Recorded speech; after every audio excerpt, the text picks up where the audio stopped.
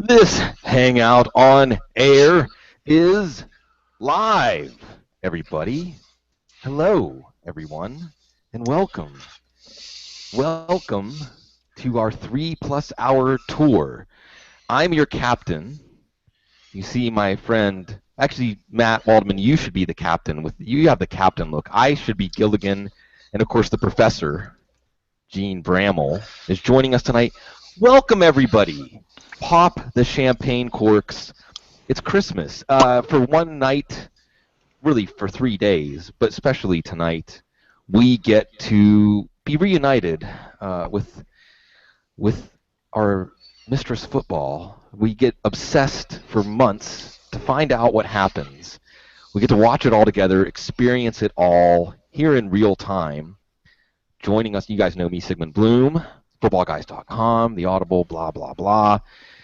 Matt Waldman, the RSP, and we'll be talking about a lot of RSP-centric things tonight, Matt Waldman.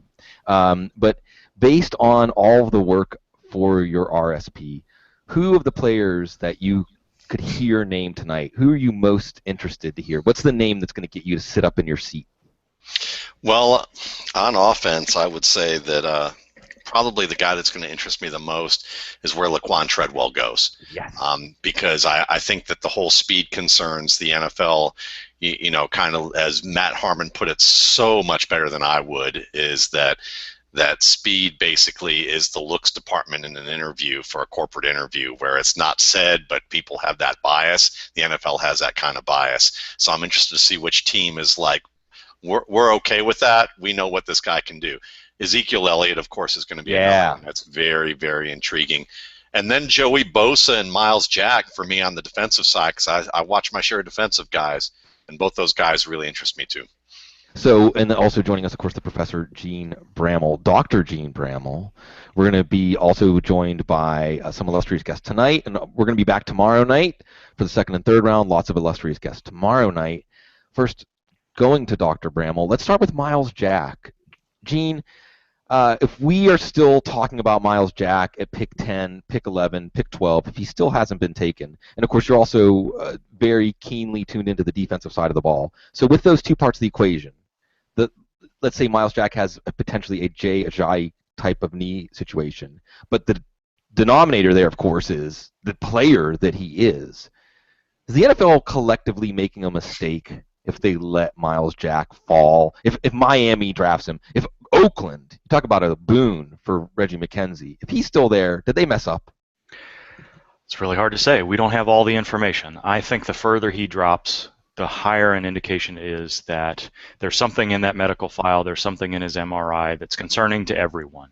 Because there's no question that when you watch him on film and how he's done over the last 2 years and all of the things that he's done from running back to safety to linebacker, every place he's played, that he's arguably the best player in this draft, the most elite athlete, the most versatile player, the best defender in this draft. So the farther he falls, you know that each team that he passes, at some point, we talk about this during the regular season. There are conservative medical staffs, there are not so conservative medical staffs, and when you start passing all of those and no one's willing to take the risk in the investment, and you're no longer having to worry about whether or not a player is going to hold out because all the draft picks are slotted, you're no longer having to worry about what to do about insurance in the beginning as we go through training camp. So all that is passed. Really what it comes down to is what is your risk-reward equation tell you on a player like Jack, and if we're getting closer to the end of the first round, or even the middle of the first round, right, then you know that there's something going on there. And ultimately, we don't know what the answer is.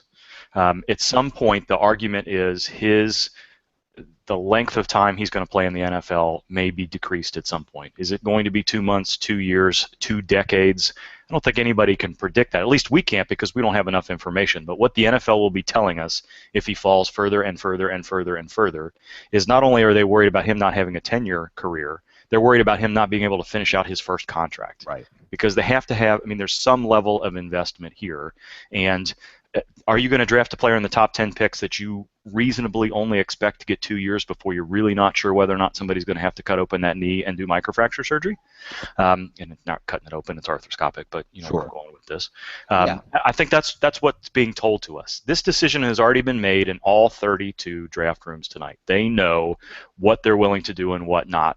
And maybe there's a team in the middle of the first round that wouldn't have considered him, except the player that they really had at the top of the draft board that they were hoping to fall to them went unexpectedly, and maybe they have another discussion at that point in the war room. But all of these teams have already decided at what point they're comfortable taking a risk on Jack or not, and we're going to find out tonight. I think it's really unlikely that we do not see him drafted tonight. Yeah. Is it going to be pick 5, pick 15, pick 25? I don't know. But I think it's really hard to see 30, well, it may not be 32 teams. It may be 2 teams pass on twice, whatever. Yeah, well, that's true. Forgot about the Patriots. But we're going to get the answer to that question. It's going to be very interesting to see how things go. So let's talk about Jack the player. In the time that you've been watching draft prospects, and the time you're watching defensive football in the NFL, Gene, have you seen a player like Jack? Is there somebody we can even really compare him to right now? Yes and no. I don't think we've ever seen a 245-pound player move laterally and cover as well as he does at this point in his career. Thomas Davis put on 15 pounds. Is he Thomas Davis? I don't know. I would argue that Myles Jack is a little bit more athletic than Thomas Davis. Well, and speaking of knee problems, speaking of overcoming knee issues.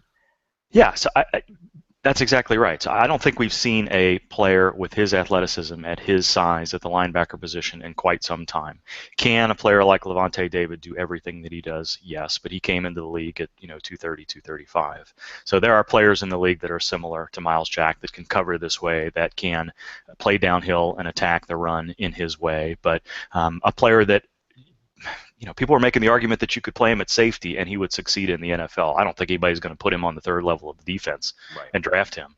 But he's the type of player that you can do that. When's the last time we talked about a linebacker in the first round that you thought that was possible?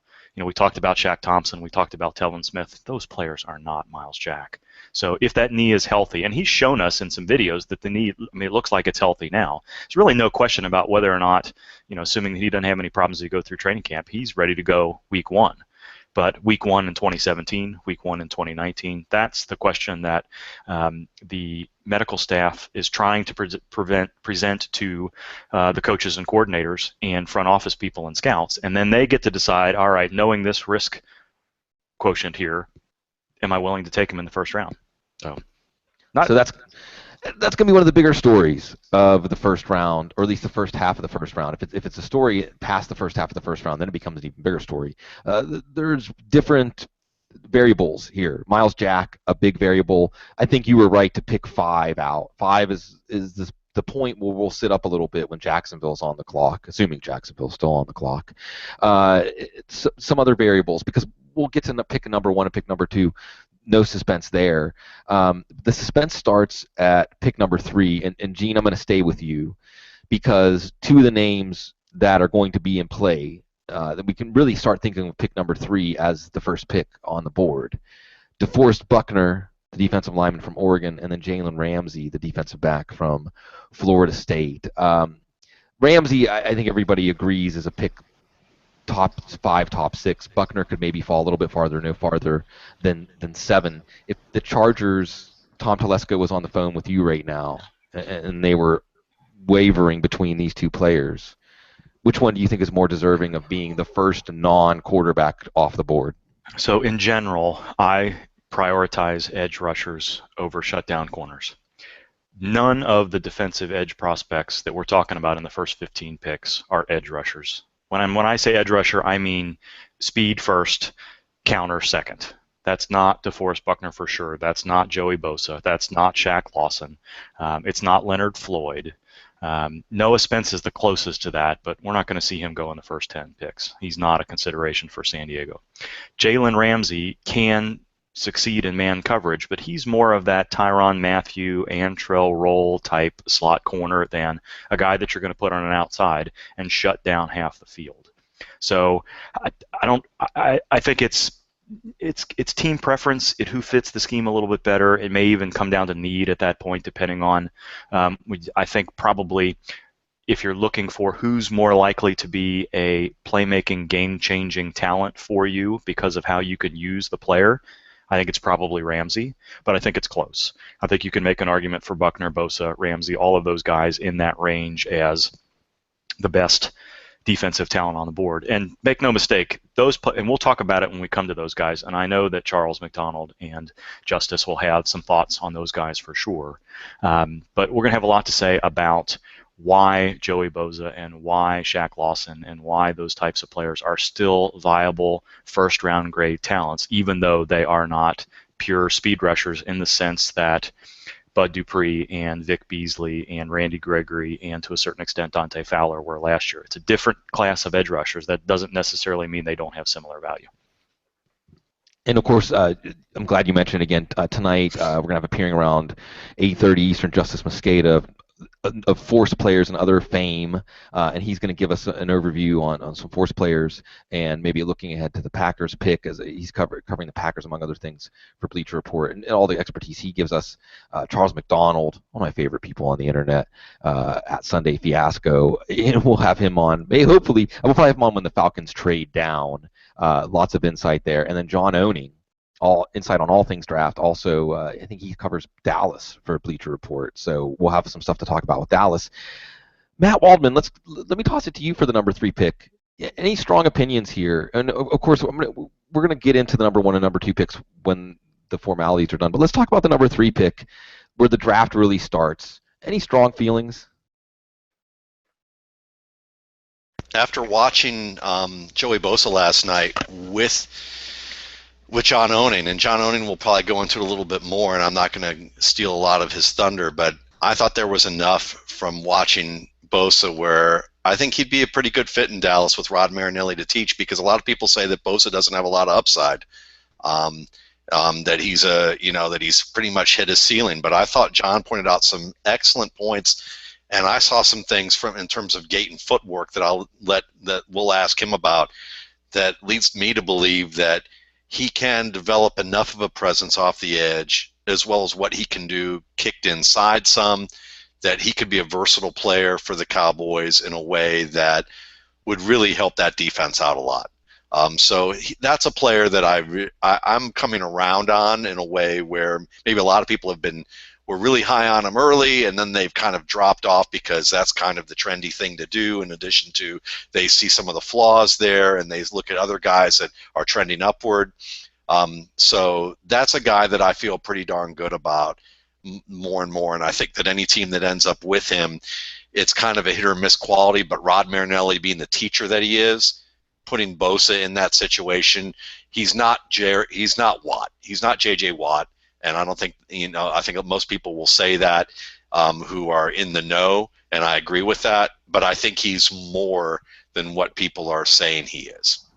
So really quickly, to touch on something that affects every player we're going to talk about tonight, Matt, you tweeted out a piece you wrote for Football Outsiders, I think it was 2-3 years ago, 6 lessons that you had learned evaluating players.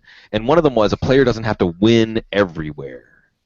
And you talked about how Joey Bosa, maybe we've been looking at him for so long and so used to his general high-level play that we start nitpicking. And I think that's what happens with a lot of these players in the top 5 or top 10.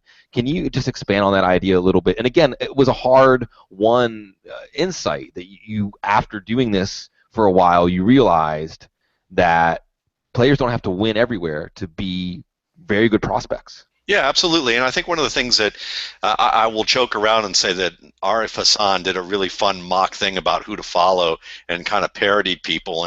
And Josh Norris, who is a very good draft analyst and his right at Roto World and who I respect a lot, the joke, though, is he loves to talk about where he wins as his mantra. And Arif was joking around that the bad side of where he wins is, basically supporting a player who isn't very good. But if you follow it in a way that's, the way that the spirit of what Josh is looking at and what we all learn as evaluators is the fact that players and how they fit into a system is very important, because a player doesn't have to be everything. Especially when it comes to analyzing players and evaluating them outside of a team, when you have draft evaluators like Mel Kiper or Mike Mayock or Justin or Galco or Norris or myself or Kyle Crabb, we're not looking for specific teams. So most of us are having to look at a broad resume of potential skills at that position.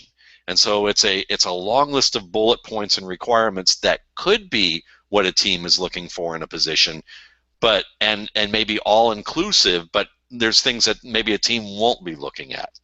So when we're evaluating players, oftentimes it's easy to fall into a trap of saying, well, he doesn't do this, he doesn't do this, he doesn't do this, he doesn't do this, and he doesn't meet all the checklists of things that you may be looking for. And I will say that a checklist is a very important thing to have. It's just important not to be a slave to every single bullet point on there. The way that you grade and evaluate should also be based on understanding that a player can meet 30 to 40% of what's on that checklist, and if they do it extremely well, they could fit into a system and play very well. So Mike Wallace is a perfect example of that when he got drafted by the Steelers.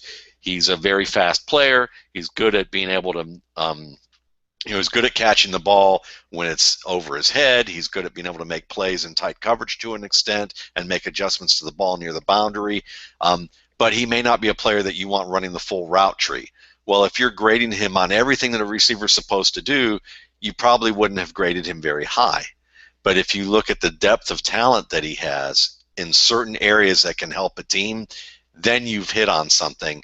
And that's why also we see players that fans complain about and say, oh, he was so good when he was with the team, with Team X. Then he moved to Team Y, and he just lost his desire to play. Or he just wasn't very good anymore. He slowed down. Or he's just, his passes don't have the zip on him anymore like they did. And then he moves to that third team where he's a good fit for that system and suddenly looks like the player he was with the first team. And a lot of that has to do with he fit better with that team. So that's exactly what it is finding where players win, and they don't have to win everywhere, matters. Well, what you're going to ask them to do, and that's the team's job, to take players to set them up to succeed by asking them to do the things that they do well and not trying to ask them to do things that they don't do well. And we'll get into this, I think, when we get to the second half of the first round and we start to see Laquon Treadwell and Corey Coleman, maybe Will Fuller, maybe Josh Doctson, of course, maybe even someone like Sterling Shepard or Michael Thomas sneaking in there, and just how different these guys are, and whether you say good pick or bad pick might be based on what they're asked to do, what wide receivers in that system are asked to do. It's just something important to remember, and I agree with you, Matt. I've been trying to campaign this year for the term fit-based drafting to replace need-based drafting. And also best player available, because best player available, like you said, as soon as that's if you're thinking about scouting for all 32 teams. If you're thinking about scouting for your team, then it becomes easier to say not just best player available, best player for what we ask players to do at that position. I'm just going to go over now. It's we're hitting 8 o'clock Eastern. I think we're about 10 minutes away from the clock starting here for the Rams. I'm just going to go over a few storylines we're going to watch here. Again, the number 3 pick tonight, owned by San Diego. Now, there was some talk earlier that perhaps they could get some suitors, but it seemed like the steam went out of that right away once the 2 quarterbacks were clearly going to be off the board. Of course, Paxton Lynch, another storyline we'll talk about. Interesting thing here, Ronnie Stanley, offensive tackle, polished offensive tackle, pass-blocking offensive tackle for Phillip Rivers. Matt, I think Phillip Rivers would appreciate that, yeah? Yeah, I mean, it would be helpful. I mean, if you like Stanley, then certainly that's a... So wait, do you like Stanley? I thought he was okay, but I don't know if he's worth that high of a pick. Not worthy. I'm not there. This was one of those late pushes where we didn't hear much about Ronnie Stanley at number 3 until this week. Probably we can just wipe that one off the board. But, of course, Ronnie Stanley going number 3 would be fascinating because Laremy Tunsil from Ole Miss, who was supposed to be the number 1 pick before all of this musical chairs happened at the top of the draft, not even the first tackle. And then, of course, that's when Ozzie Newsome is really happy, because Tunsil then falls into the Ravens' lap at number 6. Yep. Death and taxes and the Ravens getting good players to fall to them like Ed Reed. So we'll watch that. If it's not Stanley, again, we're looking at DeForest Buckner a Calais Campbell type out of Oregon fitting into that 3-4 defense in San Diego, or Jalen Ramsey. Now, Jalen Ramsey becomes an interesting domino here because, Gene, Matt, Joey Bosa, not a fit for San Diego. Do we agree there? Yeah, I don't think so. I don't think he's a player that you want to see standing up. He's definitely not got the bulk or the size to succeed in a 5 technique, even in a 1-gap 3-4. I wouldn't think that Bosa's on the a fit at all for San Diego. If we were just asking a general question, who's the best prospect in this draft, you might say Joey Bosa, but not in consideration for San Diego. Now, one other thing to watch in San Diego, just to watch, potentially a trade down again.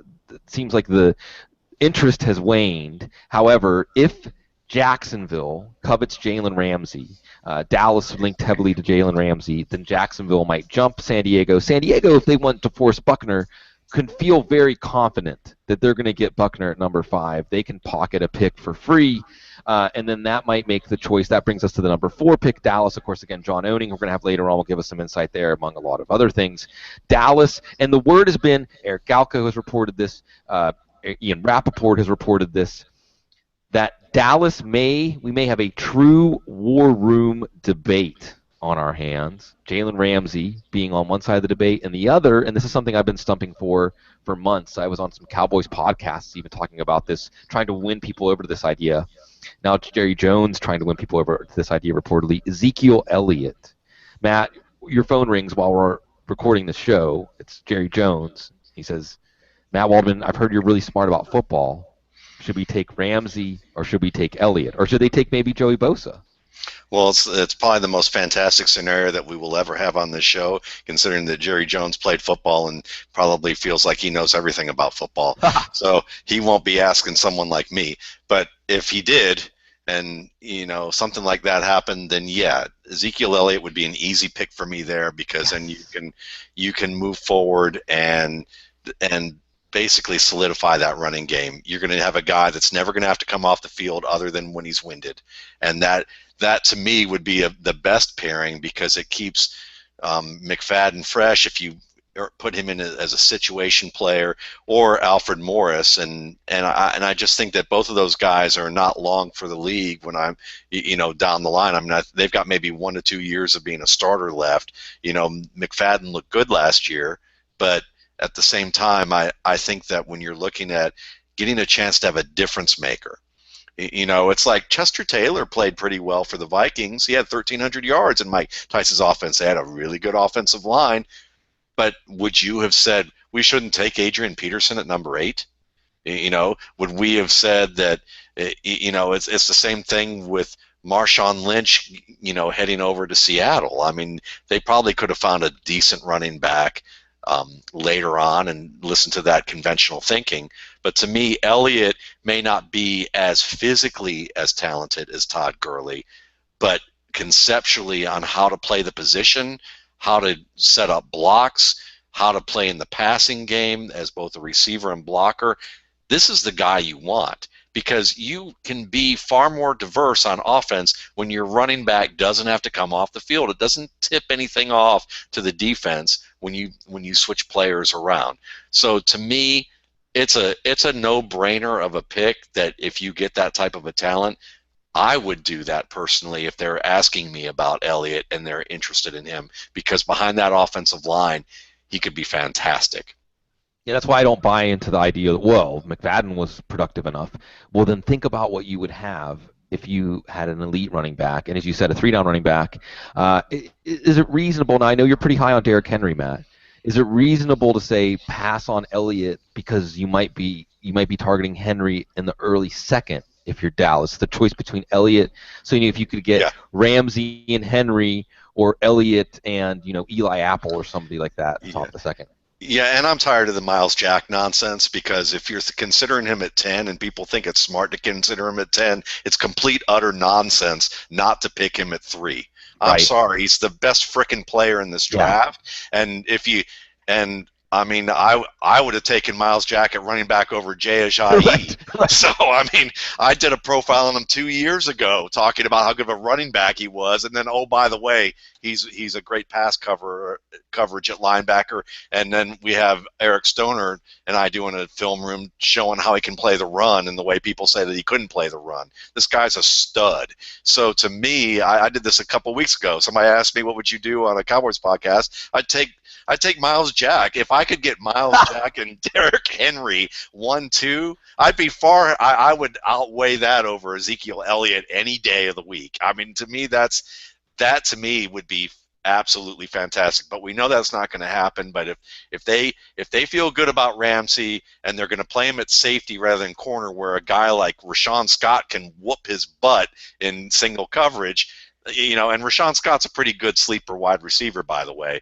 But still, you know, Ramsey's not to me, when I hear people say he was a press cover corner, I'm thinking I saw enough film that tells me he's not quite there yet. He's more of a safety in my eyes, and I would prefer him there. And if that's what they want to use him as, great, that's a decent pick.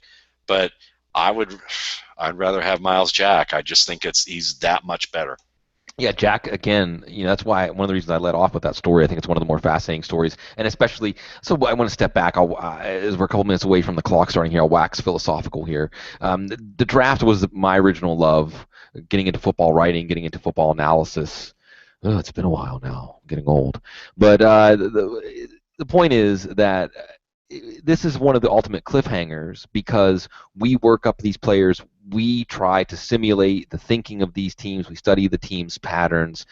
We think about fits. We think about the order players will go off the board. We try to project these butterfly wings that turn into hurricanes. And just seeing the big reveal. So it's almost like alternate universes. We get pulled into one universe or out of another universe. I'll never forget the moment in Radio City Music Hall when everybody thought Miami was going to take Brady Quinn.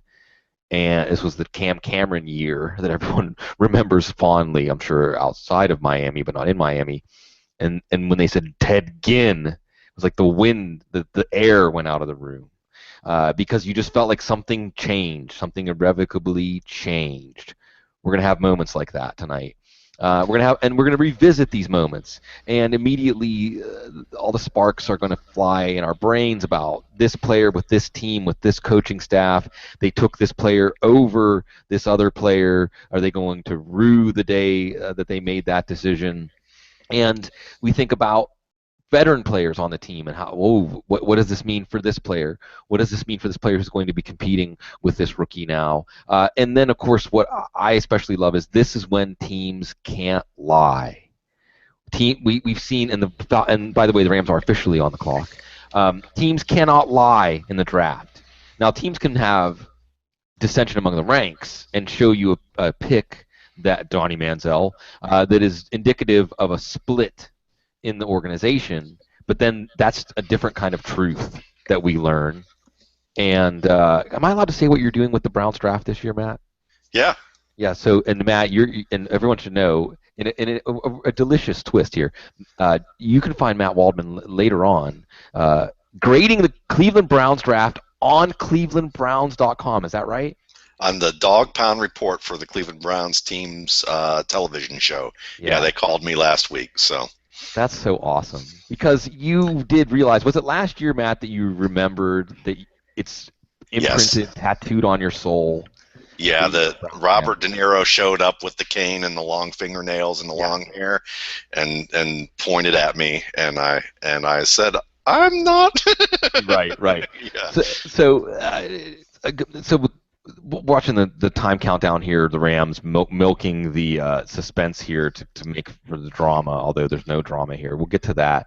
So at number 5, Jacksonville, will Jalen Ramsey potentially still be there? Will they look at Joey Bosa? Miles Jack, I think, becomes a big possibility for the first time at number 5. At number 6, Baltimore, and as a Steelers fan, as a Browns fan, you just feel like Laremy Tunsil is going to fall to them. They're going to get potentially the best player in this draft at a position of need because that's just how it goes. And then San Francisco, things become interesting. If DeForest Buckner doesn't go at number 3, he becomes a consideration there. And also, interesting that Chip Kelly is not going to have the same kind of sway he had in Philadelphia. This is going to be a Trent Baalke pick. Number 8, those Browns. and I think we're all going to sit up a little bit. I did see that Sashi Brown said today that the whole analytics thing has been overblown. However, the Browns may trade down again, and we think about these names: Bosa, Jack, Tunsil, Ronnie Stanley. There's a lot of talk that as many, as Eric Galco said, as many as 6 offensive tackles going in the top 18. So you have a offensive tackle push. Maybe you want Ronnie Stanley. You want to jump ahead of all these teams. Maybe you're a team picking around number 20. Or maybe you're Tennessee trying to get back into the top 10. Cleveland holds a lot of cards here, and they also hold the cards potentially with Paxton Lynch on the board if a team wants to get ahead, get the third quarterback after the first 2 are going off the board. So much intrigue here when we get to the Cleveland pick, and then of course they could also just keep the pick and use the pick. And if they do that, I mean, we haven't mentioned Ezekiel Elliott yet. Ezekiel Elliott in play for Dallas, and play for now Ian Rappaport saying Baltimore, and that would be another one. Matt, wouldn't that be just another Ozzie Newsome pick? Yeah, Ezekiel Elliott. Of course, and that's the one that I think would be the absolute no-brainer there, because I mean he can make a half-decent offensive line very good, and I think that's where this goes with him, and that's why he's borderline special. And we get to number 9, Tampa, and this is one of the few chalk picks we have in the top 10. Vernon Hargreaves, Florida, also position of need. I think this is one of those picks. I mean, we may go back and I may eat these words, but I think this is one of the few picks in the top 10 that we can say we have a clear player that we expect to be there and a player that we expect to be a good match. And then we get to the Giants, and the Giants, now things start to really open up. We have any number of players who could still be there. We have Laquon Treadwell. We have them in play for Ezekiel Elliott. We have them in play for Miles Jack. So let's get to the pick that's on the clock right now. And Matt, we talked about this on a show, on a Thursday night hangout earlier. Put the good spin on this. For all the good people like Ari Engel at FF Esquire, Football Guy staff, are talking about how excited he is for football to be back in L.A. Of course, we love L.A. We love the music scene in L.A. A lot of our favorite people. Matt Harmon's in L.A. Eric Stoner's in L.A. I love L.A.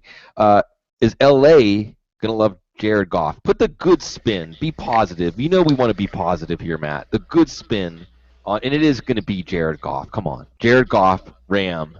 How will we look back and remember this pick? Give us the happy ending story.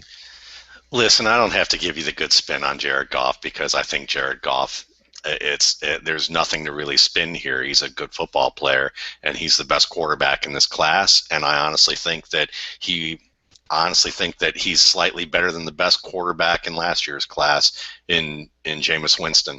And I know that some people will argue that Marcus Mariota was the best player in that class. But I think that, when you look at what Goff has available, he is a very good deep ball thrower. He processes the game extremely fast. And it's not about how complex the playbook was, or what kind of system he ran, or what calls he had at the line of scrimmage. Those are little things and layers that do add to a player. He's done enough things that make you feel good about the mental processing of the game. And really what makes me feel really strong about it is that he notices the things that other players who have more responsibilities than him and had more obvious things in front of them that the defense were dictating, they didn't notice, things that they really should notice. And I don't think it was because it was all clouded up because they were trying to adjust a pass protection, or that they had a chance to be able to change a play call. These were basic things that every quarterback should notice, such as like where, who has the single coverage on the same side of the field as their first read, and when to come off of that and make the right choice. I love his ability to make plays under pressure. He's excellent at avoiding pressure with small steps so that he can adjust and keep his frame under him to throw the ball with accuracy. And it's more important, I don't care how much you can run around, how fast you are, whether you can shrug off defenders, none of that matters if you cannot reset and throw the ball accurately after you just missed that truck from hitting you. Okay? Because There's a lot of people, it's like, the analogy is like save the baby on the highway, and you're running out on the middle of the highway and dodging 18-wheelers and doing all that. If you can't keep your water and bend down and pick up the baby after you just had a 18-wheeler brush past you, what good are you to the baby? So it's the same type of situation here where Goff is able to make people miss, reset and throw. He's a good improviser, and I think he has probably the best touch and throwing accuracy at all levels of the field of all the players that are in this draft at quarterback. And I'm very happy to see that the official pick is Goff. It's gonna help him a ton because of the fact that Todd Gurley is so skilled, and he's gonna help these receivers get better too. And I think it's something that they aren't done. I mean, they're probably gonna pick another receiver, maybe a tight end in this draft, but he'll have a player to grow with. He'll also have some players that he can do some good work with. And this is the first quarterback that I'm excited for Jeff Fisher to get his hands on since he could have had Jay Cutler. I think that there would have been a far different view of Jeff Fisher if he got his man in Cutler rather than getting force-fed Vince Young. So let me ask you, you brought up Cutler. I'm going to bring in my man Uncle Chap's point of view here. I've got to ask, because we did talk about quarterback wins when I had him on the couch, Matt. Jared Goff, what was his record at Cal? Like 13-23 or something like that. It was not good. Jay Cutler is the only other quarterback that we've looked at in this kind of, I think Drew Bledsoe was the other one. John Elway. So when you looked at Goff, you didn't see anything connected to connecting those two things together, because I think this is, I want to say really quickly, not that I don't lavish you with enough praise on this show, Matt, but I think this is incredibly validating for your quarterback evaluating skills, because you were, well, for you wouldn't take Jared Goff number one, but that has to do with larger philosophical draft question. But you said when we talked about Jared Goff a month ago that you had him actually ahead of Jameis Winston. Ahead of Marcus Mariota. And I think that this just at least validates that I would imagine that the Rams saw some of the same things that you saw. But I that will be something to watch, just that he wasn't – it's just not the norm that the highly drafted quarterbacks that hit weren't winners in college. But or you could say this. Yeah. Maybe one of the things you might want to look at with him is that he may not have been a guy that led them to multiple bowl games, but he was the guy that put out the dumpster fire that was in Cal when he took over, and actually got burned and was able to come out of that and still and end up finishing the year with a bowl game appearance, finishing his career with one. Right. So that tells me he did the dirty work that people don't appreciate, because I'm sure Matt Leinart's QB wins really mattered a whole heck of a lot with that huge team that was surrounding him, and that was so great. I think it's important of whether your player, what's more important to me is whether your quarterback keeps you in the game. Are you in the game and ready to win it, and is he in position to help you win it at the end of the game because of his play? And when I watched Jared Goff, the answer was yes. Even in his worst game, it was the first game I watched of his, was against Utah, where he threw 5 interceptions, and they were still in that game at the very end, and at least 2 of those interceptions had nothing to do with him. They were actually tip passes that were good throws that were very accurate and just not handled well by the wide receiver. And one of them was a throw that he just kind of had to, he tried to force in a situation that, the game was on the line. But when I watched the other, when I watched other games that he played, and I watched that Utah game, my highest graded game turned out to be that Utah game of his, which tells me a lot, because I not only you look at all the components of what a player does, but it's also how he integrates those things, and that's what's so important about quarterback play to me. And when you're in it at the end of the game, that answers a question to me that he's not. It's not about QB wins; it's about whether you put your team in position to win. So, Gene, you're very sober. You're very level-headed about these things. You look at these teams now. Philadelphia's on the clock, giving up these loads of picks to go up and get a quarterback. Are you more inclined to say the margin of error is too wide and it's just not justified? And I know, and we've had Matt make this speech on the show more than once. Of course, the Matt Waldman answer is don't overpay, don't force it, take the best player, and then keep trying at different avenues to get your quarterback. When you look at what the Rams and what Philadelphia did, independent of what we think of Jared Goff and Carson Wentz, the idea being that you see a quarterback that checks the boxes for you, whatever they are. Is it justified in your mind? Because it seemed like we were going towards a trend here. I know the Jags took Blake Bortles. I know that Winston and Mariota went 1 and 2 last year, but I think they were both quarterbacks that it was at least a little more apparent, a simpler scouting report to see that. We've been ping-ponging back and forth, league, overvaluing quarterbacks. Now it seems like this is an unprecedented situation. Even in the Luck RG3 year, because we saw Indy stay put. Are these teams forcing it, or is there a scenario where you say it was the right move, even if these quarterbacks don't end up being franchise quarterbacks? The idea, the philosophy behind it. I think all of it. I don't think any of those arguments are exclusive, and we talked about this on Thursday night a couple of weeks ago. That the NFL is still a quarterback-driven league. You still win games with your quarterback. You just talked about quarterback wins a little bit, and yes, we just saw a situation where, defenses pushed teams toward a championship, but Cam Newton and Russell Wilson and Peyton Manning. I mean, that's the way offenses are geared to win games, generally speaking now. So if you think Carson Wentz has the potential to be a franchise quarterback and you think it's more likely than not, then I don't think paying that capital to come up is a mistake necessarily. If you're able to put enough players around him to make that he doesn't have to carry the entire team on both sides of the ball. But you have to think that's the right player. And I don't know that. Again, you said independent of what we may think of those players. Well, I think that's an important part of the evaluation. And we're going to see it later in the first round, too. I would imagine at some point tonight, some team is going to want to come up and take a look at Paxton Lynch, take a look at one of these other quarterbacks and make a move for the same reason. And yes, the fifth-year option comes into play a little bit more with quarterbacks than other positions. But you're going to see, again, that of the 31 teams or more, whatever's going to end up picking in this first round, that's the way it's going to go. So, the evaluation is important, but I don't think any of those arguments are exclusive. And later when we get in the first round, as we start to burn into the wee hours, Christian Hackenberg, Penn State, and Connor Cook from Michigan State names with that fifth-year option in place. So it is Carson Wentz, the number 2 pick. We talked about him on the show, and Matt, you and was it Mark Schofield that broke him down with you, who will be on the show? Also mentioning Cal will have Ryan Riddle.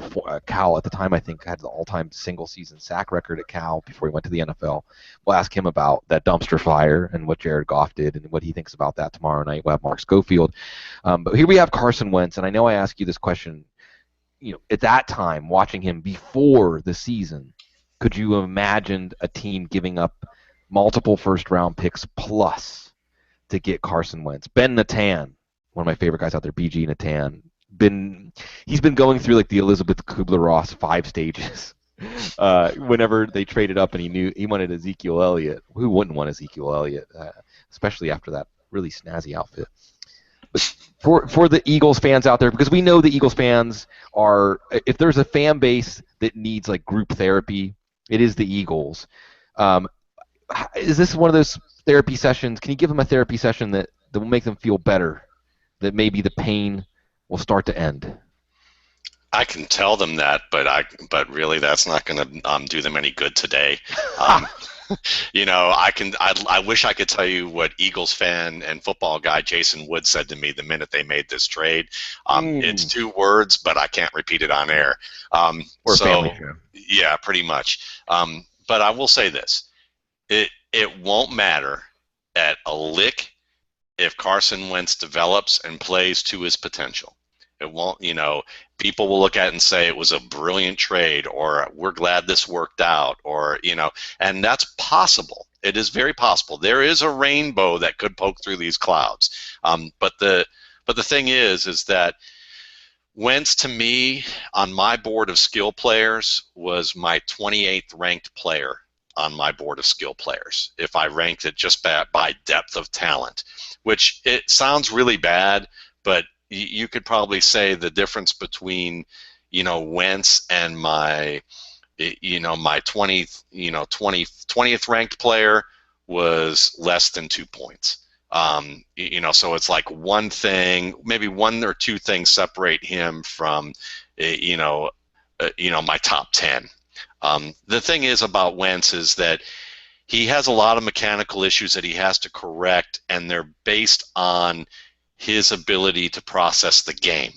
So the better he is at processing the game, the more likely those mechanical things will clear up, in addition to the work that he puts into those mechanical aspects. It's really about integrating what he sees with what he executes. And the best way to explain that is that Wentz is very slow at being able to move his feet with where his eyes are going, and that causes inaccuracies with the deep ball. It causes inaccuracies when he's moving from one read to the next. Now, if you give him one read to make and throw that ball into tight coverage within 25 yards on that one read, and do it in the traditional pro-style drop-back offense, he is very good at that. So when it comes to kind of the mundane aspects of first down, second down, where he's dropping 3 steps, 5 steps, 7 steps, throw to that first read,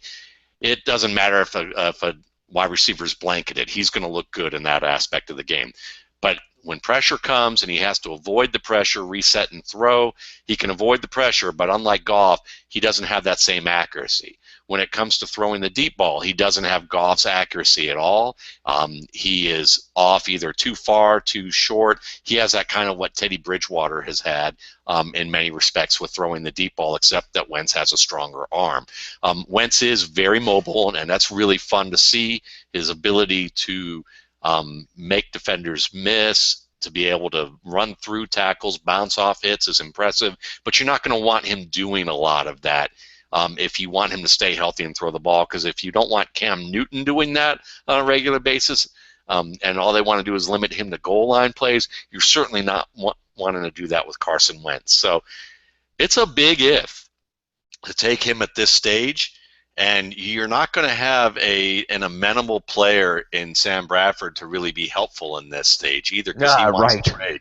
So and on top he's not of that, going to get it. Yeah. Yeah. So and I don't see Carson Wentz being the next Steve McNair in terms of being talented enough and confident enough and athletic enough and really skilled enough in terms of what he could do with baseline abilities to overcome having a Chris Chandler-like presence in his locker room, who doesn't really want to teach, thinks that he should be the starter and be kind of miffed about the whole thing, and that's going to be a struggle for him to some regards. And Carson, Bradford's probably not going to get traded because his contract is what they're going to have to pay like $13 million to deal him, or the team that gets him is going to have to pay like $13 million, where they only have to pay about $7 million next year. So Bradford's probably going to be there until at least next year. That just means to me that Wentz is a pretty big gamble at this stage. Now, if they see what they like and they think they can fix it, and he's going to put in the work, and I think he will, it'll be fine. You're going to hear things about him in the locker room, though. John Gruden alluded to this and talked about Wentz being a guy who needs to stop talking about North Dakota and what they did at North Dakota State and all of this stuff. And I equated it to kind of like Betty White's character in The Golden Girls talking about St. Olaf all the time. And he even did it in his Players Tribune or wherever it is that he wrote about the North Dakota way. And no offense to anybody in North Dakota, it's a great state, it's a beautiful place, and you should be proud of the fact that you have the 2nd overall pick in this draft, and he's a good guy. It's just the reality of the fact that if he's the guy always saying, well, this is how we did it back at North Dakota State, a lot of professional guys are going to be sick of him, and he's going to rub them the wrong way. So hopefully he gets that, and that he's only playing this part up, and he can wear that pride on his sleeve in a different way than maybe it's coming across right now. Still, it's a minor thing. He just has to work at his game, keep his mouth shut, and work at getting better, and the talent's there for it to happen. So for the record, and here we go with the Chargers selection, I'll go ahead and wait. For the record, I'm all for teams making that kind of move, 5-6 picks, bundle them up to get the quarterback, if he passes the test, and that's, of course, what we'll learn on Sundays with Goff and with Wentz. But for Doug Peterson, for Jeff Fisher, their fate. Oh, and it is Joey Bosa. I thought we said he didn't fit, guys. Well, it's not his perfect fit. I think we can say that for sure. So I think All right, so can Joey Bosa play a 3-4 outside linebacker role? Yes. Do you take a player who, if you are going to pick a player, I would guess that he would remind you of, I think you're looking at him. I don't think he's a speed rusher off the edge, so I don't know that he is your weak side 3-4 outside linebacker. So are you taking a 3-4 strong side outside linebacker with your 3-4 with your third overall pick? Okay, maybe. I see Tom Bahali here.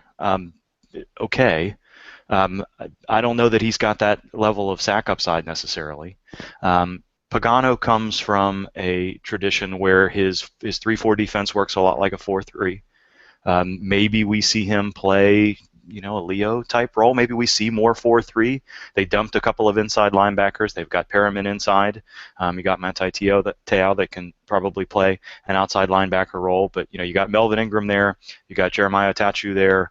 You can never have enough pass rushers or things that we say. But I think best fit wise, I would much rather have seen Joey Bosa as a 7 technique or even a 9 technique. And I don't think he's going to play 5 here. I think you're looking at an outside linebacker.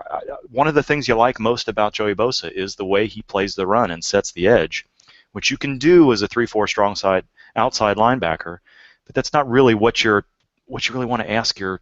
I don't know. I'm not sure I understand this. Can he do it? Yes. And I'm not saying it's a bad pick. I'm just thinking that this is. I don't necessarily agree with the fit. Knowing that for what we've said for 5 years now is that today's 3-4s look a lot like 4-3s. I would much rather see Joey Bosa play with his hands on the ground and play the run and rush the passer on every down. I just don't see this as a smooth fit for them here. It's just odd because, well, I will say one thing. Before we really ramped up in the draft season, lots of talk about Joey Bosa as the best prospect in this draft, and perhaps that's part of the thinking here. Chuck Pagano, John Pagano. You give me a good player, you find a way to use him. That's your job as a defensive coordinator, and we know this is the best prospect overall. So that's your job, and we've talked about this over the years a lot, as you mentioned. The different schemes melding so that we can't really say that there's one 3-4, 4-3, or it's more role-based. But even in that case, I'm stammering a little because this is one thing that I did not expect to be talking about tonight. Is Joey Bosa, the Charger. This is not Bjorn Werner, okay? Right. So let's put that out there. This is Joey Bosa is a Chris Long. I think. So do you see? Yeah, that's kind of Chris Long, Tom Bahali. Do you think he's Chandler Jones? No, I don't think he's that explosive off the edge. There's some explosion there, but he is not. He is not Dante Fowler. We had this argument with Dante Fowler last year. Is he that kind of explosive player? And I may be misreading him, but looking at his measurables and watching him on film, no. He is a technical player on the strong side, and he can. He can rush you off the edge, but it's not a speed rush. It's an early explosiveness. It's a technical edge rush. It is not beat an offensive tackle, especially on Sundays.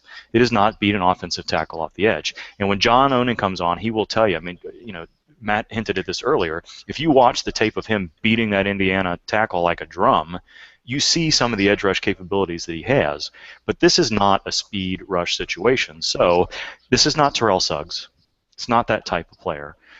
He's a lot like Melvin Ingram. Yeah. In a lot of ways. He's a very similar player. You're going to rotate those guys around. Go ahead, or Matt. you're going to teach him to be a 5 technique and let him play upfield as so many of those 3-4 defensive ends. At 6'5", 270, I just don't see that happening. So they're going to play him outside. And Matt, go ahead. Go ahead, Matt. Here's the thing. There's a couple points that I think are worth touching on. I like the idea of, I don't think it's going to happen, but the idea if they decide to do more 4-3 and put Ingram on one side and Bosa on the other, it could be interesting. But I will give away a little bit of what Onen's going to talk about in more detail. But one of the things that we saw with Bosa that really does add to the idea that he could be developed more to become better off the edge is if you look at his feet are often not pointed in the direction of the quarterback as he's turning the corner, and that oftentimes creates an issue where that he's not able to. That he's got enough quickness to get the corner, but he's not getting his feet in the direction to where that he can use his leverage well enough to get that corner as he should be capable. And one of the things that we saw was with his stride. Normally they talk about you want to have shorter strides, or you want to have bigger strides earlier and shorter strides as you're making that contact to get around that corner until you can get that corner. And he didn't really do that, but when you see, and that, he kind of did the opposite in that respect, and with his feet kind of being off kilter, it was because his stride length seemed a little bit messed up heading into that engagement with his edge opponent. So I think there's some of that can be fixed. It's just as a matter of whether the Chargers have someone capable enough to do that, or whether he's going to find someone to work with on his own to really make that difference. But Gene touched on it really well. He's very technical, and he's good at holding up the edge. One guy that I know in the league mentioned that he'll probably be a 5-tech, as we're all kind of talking about here, and compared him to the hope is that he can get things straightened out in enough regards that he can do what Justin Smith did during his career, and that he can be that kind of a player. So that's enough for me talking about it. We've got Justin Mosqueda on. Yeah. That's much better. That's guy to talk about this. So it's perfect timing. So those of you who don't know Justice Mosqueda, at JUMOSQ, force players. If you don't know the term, we're going to talk about force players. We're going to talk about edge rushers. We're going to talk about football. Justice working hard. Bleacher Report. Playmaker mentality. Draft breakdown. Long napper. Naps are very important for your constitution and your health. Extremely important. So let's start with this. And the Dallas pick is in. We're going to see who the Cowboys took here in a second. Joey Bosa to San Diego. First, is Joey Bosa a force player? Joey Bosa is not a force player, and that's totally okay. So what do you think San Diego was thinking making this pick? Because we talked about this before the draft started and said not a good fit, probably earliest he goes off the board is number 4. What was San Diego thinking here? I'm not totally sure because Melvin Ingram just got his Melvin Ingram's still on that first contract 5th-year option portion of his deal with San Diego, and they just got 10 sacks out of him. So I can't really see San Diego just completely leaving him, just not pursuing him to be their pass rusher in the future. And the other guy that they have opposite of him is Jeremiah Taucho, who was drafted 2 drafts ago, but was very young. He played this entire year as a 22-year-old. He just turned 23 in January. So cutting ties with him that early doesn't really make sense either. I don't know if they want to play him at end. That never really made that much sense to me, but I guess if they want to try to play him at end, maybe that's the move that they're going to do. But if not, then they have just 3 really... Because Jeremiah Taucho's not bad. I think Jeremiah Taucho had 6 sacks last year or something. Yeah, it showed some explosive on the edge. Cowboys pick coming in here, and we'll get back to this. It's Ezekiel Elliott! Ezekiel Elliott to the Cowboys. Beautiful. My neighbor is probably celebrating. He is the biggest Cowboys fan I have ever seen, and I'm not surprised if his whole house has a flag draped over it right now. Beautiful. Standing ovation. Look, I don't care how we're devaluing running backs. This team is built around the running back position. No team is set up better to leverage what Ezekiel Elliott brings to the field than the Dallas Cowboys. I don't care that they can get production out of mediocre running backs. If they can get production out of mediocre running backs, imagine how much the value of an elite running back will be magnified by that offensive line. By the way, that team, 2 years ago, remember, they shorten games. They boa constrictor the life out of you. That's what Ezekiel Elliott does. Beautiful pick. He's good. Go ahead. He has the potential in that offense to get 1,500 yards as a rookie. And I don't think that's... And 2,000 total yards, or 1,900 total yards. And more importantly, he's a signature player that you look at your team blueprint. This makes me so happy to so many people out there, the Blogging the Boys podcast that I appeared on to try to get everyone fired up about this, Katie Drummond, for Cowboys Nation. This, to me, shows that a team has a clear grasp of what they are about, of how they win games. And this is a completing the circuit. This is the player that really activates everything that they've been building over the last few years. And it's truly a win-now player. So this is beautiful. This is a time that I think we can say, chalk one up for clarity. Ezekiel Elliott. I mean, Matt, we've talked about him a ton on this show, but if there's a Cowboys fan out there saying running back, just really quickly tell them why they're going to be happy once they see him suit up. Because you get a tough player who can get yards after contact. He can also make you miss, and he's someone that's going to be able to get into the secondary and rake off 30, 40, 50-yard gains. He has enough speed to do that. He's also going to wear you down. He can run in any type of scheme that you want him to run out of and do it effectively, and he's going to be able to get on the field and stay on the field on third down because he's a heck of a blocker. He's going to help Tony Romo out a good bit with his ability to pass protect, and he's a good receiver out of the backfield. So you get a three-down player that makes this scheme much harder to predict based on personnel changes, and he's someone that allows the team a little bit more of a breathing room to be balanced. And when you can be balanced in the NFL, that's what teams strive for. They don't always get it, and they always know. Sometimes they know that they're not going to be able to do a lot with it, and they'll try to fake the funk a little bit when it comes to being balanced, with a little bit of smoke and mirrors with their scheme.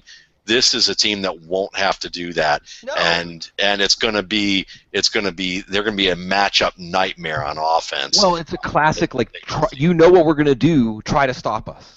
It's like putting you in one of the. So you fine. You want to put 8 or 9 in the box. Now Des Bryant is going to be one-on-one outside.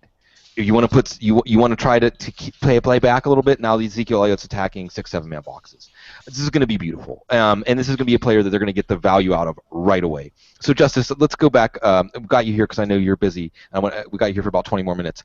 Who are the force players that we should look for tonight, and give us the force players. Or first, actually, let me step back. For people who might not be familiar with force players, a little bit of background on the idea of force players, and then tell us about the force players in the 2016 class. Yeah, basically, so my eyes were open in 2011 by some research that a guy did on a football forum by the name of Waldo, and he basically he was a Packers fan too. We both posted on Football's Future, and he was looking at using athletic measurements to test how well 3-4 outside linebackers would be. Because this was right around when Dom Capers had just taken over in Green Bay, right? So there was a lot of fans trying to look, what would we look for in this system type of stuff when looking at the draft. And his numbers were pretty clear, but I took it a couple other steps. And basically, what was it? Force players are 12 times more likely than non-force players to still be in the league by their 6th year. And they're 8 times more likely to still be on the same team that drafted them by their 6th year in the NFL. And when you look at the splits of who are and who aren't force players, and you look at sack rate and things like that, when you look at the best way I found was looking at the peak sacks of a player's career, but their best 3 and averaging them. Because you have some players like Michael Johnson who had crazy numbers, but it was for 1 year, and it's not consistent. I don't think that would be suggestive of a great player. But yeah, basically, you could use athletic measurements to pretty much tell how good a guy's going to be. And I just came up with this new thing where basically at the age of 23, you could tell who is and isn't going to make it in the league. So the only force player in this class, at least at the top, is Shaq Lawson. A day 3 guy you guys need to watch is Tyrone Holmes from Montana. He's a guy that me and Matt and I watched for the film room. He's really fun, and he's a developmental guy. Like I was telling Matt, Everson Griffin is kind of the comparison that's been thrown out there because Minnesota's defensive line coach, who has 4 different force players as pass rushers, 5 because they have Anthony Barr at linebacker. Basically, like, they are the force player team, and he went on, the defensive line coach from Minnesota went on record and saying, like, yeah, this is kind of like the dude. Like, he reminds me of Everson Griffin, who, again, was a day 3 guy. You can make the case that Minnesota's defensive ends right now, Brian Robeson and Everson Griffin, are the best day 3 pass rushers in the league and in the past decade, and both of them were force players. So you put interior defensive lineman through the force player filter too, right? I do, but it doesn't necessarily work the same way. Like, it makes a lot of sense for guys who are 3 techniques. That's what I'll say. Like if a guy's a Sheldon nose tackle or Rankins. if he's a 5, yeah, guys like that. Sheldon Rankins passes. Guys like Chris Jones. Jonathan Buller's kind of a hybrid edge defensive tackle. He reminds me a lot of like Michael Bennett. Like a lot of people throw out that Michael Bennett comparison for other players, but he's the one guy who it actually makes sense for. And I know some people have said that he's a guy that maybe we should be looking at the end of the first round as his like sleeper pick. But I'm not sure. I mean, every mock that I've ever seen has him in the second round since like October. But we'll figure it out. The Jags get Jalen Ramsey, and this is best case scenario, I think, for the Jags going into tonight. Would you agree? I know, Justice, you were looking at like top 7 scenarios, and of course we love Jags Twitter. We can run everybody down: Uncle Chaps, Hank Jones, Alfie, Eric Stoner, Dilla, all of our favorites out there. You get Jalen Ramsey. Your thoughts, Justice, on Jalen Ramsey? Do you think he was another player talked about as potentially the best prospect in this entire draft? Was it warranted? I think Jaguars Twitter's probably gonna be happy about this, and they should be happy. Yeah. I think once the Miles Jack stuff started to come out, they were like, "Oh, okay, best case scenario is Ramsey or Joey Bosa." And when Bosa went 3, I went in. We have a group chat with a couple of Jaguars fans, and I was like, "Uh-oh, nightmare scenario." Because if Dallas would have gone Jalen Ramsey 4, are you taking Leonard Floyd 5? Like that ends up being a really bad spot for him. But I think Jalen Ramsey will suffocate you on the edge. And people talk about him like he's a safety, and I know there's a lot of those takes out there. I think that gets negated a little bit when you go into the NFL and the hashes are different, because a lot of what he did was he dropped down and then he ended up blitzing from the boundary side.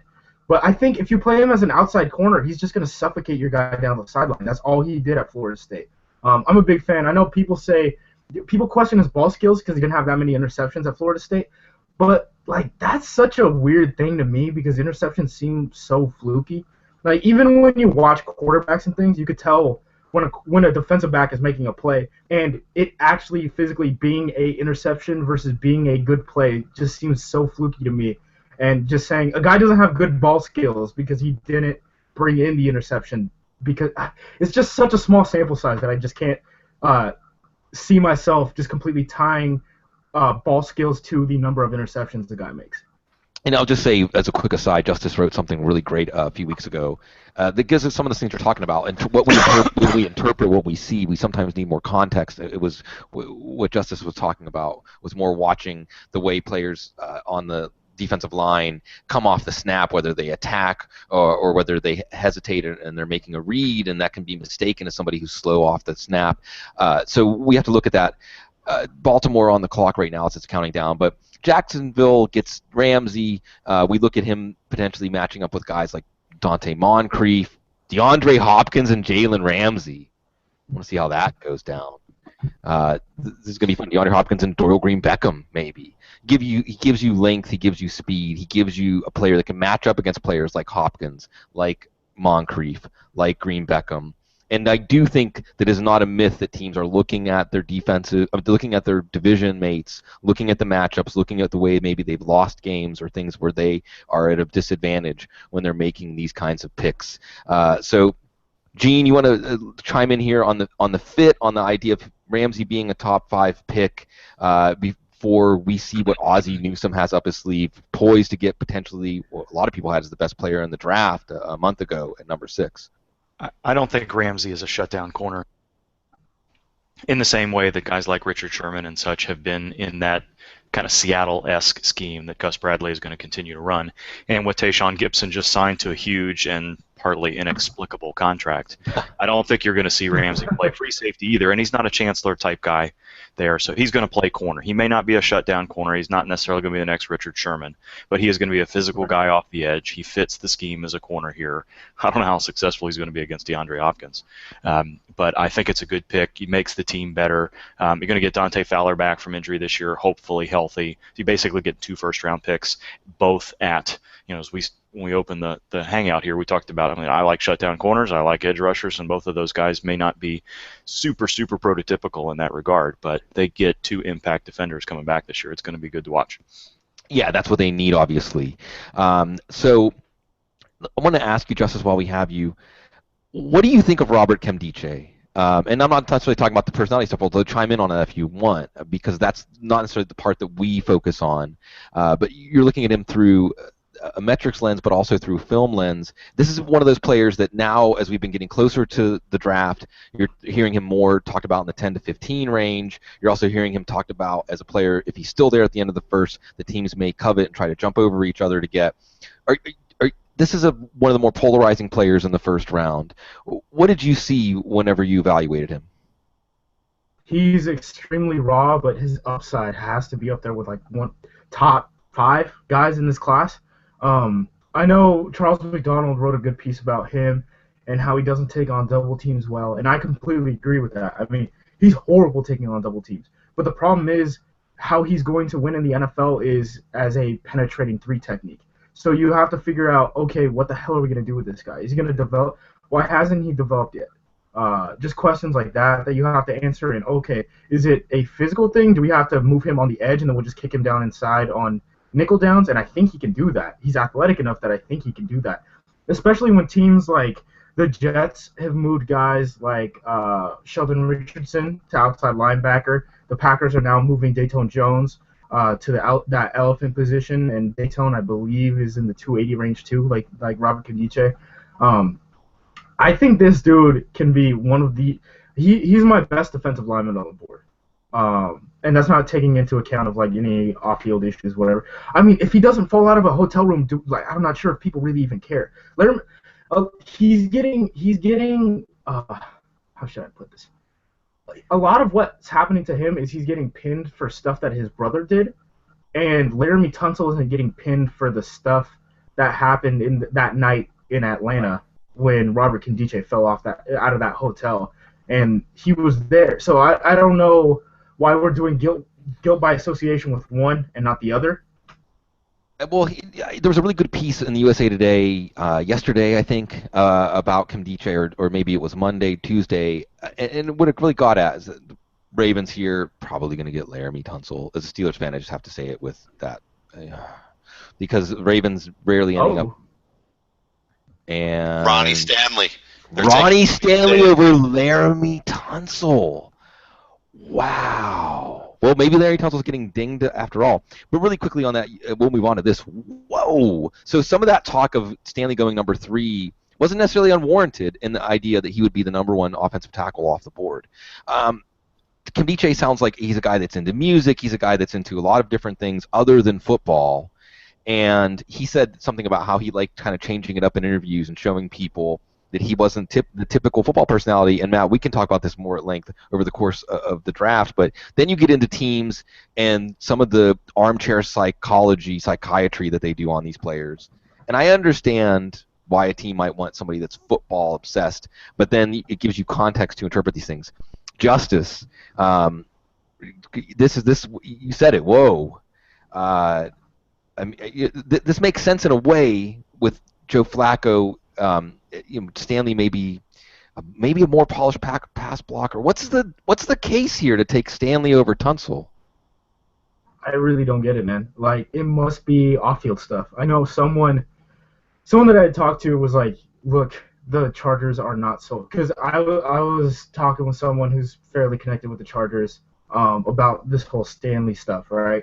And they were like, they are scared to death of Laremy Tunsil. I was like, I don't know what's really happening here. Because there were opportunities for us to fire off the whole off-field concern stuff to Laremy Tunsil like this entire offseason. It hasn't really happened. I don't know if the narrative is going to be that he's falling because of what may have happened on Twitter earlier, or did happen on Twitter by all accounts. But, man, I don't get it. Because Ronnie Stanley, even when you look at him sinking his hips, like even in like combine drills and things like that, when they're doing the offensive line specific drills, he looks different than Laremy Tunsil. And then we've had like even like when we talk about personality concerns and things like that, people have been talking about Ronnie Stanley as a guy who maybe like his first love was basketball and things like that, right? And he might not be totally into the game. I remember last year, an agent was telling me he was talking to his parents and was like, hey, is your son going to end up declaring? Because he could be like a top 10 pick. And his son like had no spectrum of like what an NFL, like what the NFL would even think of him, because he doesn't really think of the NFL like that. So I really have no idea what the heck is going on with this one. I would have taken Tunsil if we're talking pure talent. Oh, sure. And this is one now we start to look at Tunsil. I mean, you look at San Francisco. I mean, Right. Were they even expecting him to be there? DeForest Buckner was, I think, the player they had. San Fran, yeah, it's got to be Buckner, an offensive tackle. That's So then if it's not Tunsil here, Cleveland and the Joe Thomas situation now, and they were even linked to Stanley. And then of course at some point, remember again, I'll go back to Eric Galko saying that 6 offensive tackles could go in the first 18 picks. Is there a point when guys like Conklin go ahead of Decker go ahead of Tunsil, because this could be one of those things where, as you alluded to, there might be something that we don't know about. We don't know about, because that's the only way you can start to explain this. Go ahead. Right. I'm not a Conklin guy. You don't want to talk to me about Conklin, because Conklin to me is not even a top 50 guy. Right. Yeah. Right. But I'm not a Conklin guy. But yeah, that would make sense. If we see any other offensive tackle go ahead of Tunsil, then it has to be off-field concern. There's no other excuse. If any other player other than like DeForest Buckner, I think that's the only. If it's not DeForest Buckner or Miles Jack, right. If any other player goes ahead of him than those two, then I'd start being like, right. "Ooh, this could be a drop," because those were the only guys who were even in your spectrum. Right. So maybe if Cleveland stays home and takes Jack, or even takes Paxton Lynch, which they probably wouldn't, or they trade down. But again, you look at Tennessee. If it is Buckner here, and you see Tennessee be able to move up from 15 to 8 and get Tunsil, and give up maybe one of the extra second or thirds they acquired to do that, what a coup for Tennessee for John Robinson in his first draft. We're waiting to see what the San Francisco pick is. Got just for a couple more. Go ahead. Yeah, one thing I'll mention is I'm talking with someone inside the league who's just kind of talking about this mask picture of Laremy Tunsil with the gas mask smoking a quote unknown substance, which I joked with them and I said, well, if I were to partake and I was trying to hide it, that seems to me like a really good ploy to be able to do that. And I said, but obviously that's kind of silly. And he said, yeah. He said teams probably can handle to some degree some recreational use or understanding that that's happened. I mean, we've seen that with, Calvin Johnson dropping back in the day a little bit, but still being a first-round player. But he said the idea of, someone showing that much poor judgment to have a video taken of them and letting that come out, that's just too big of a deal, and we're going to probably see him drop because they're going to look at him as really dumb.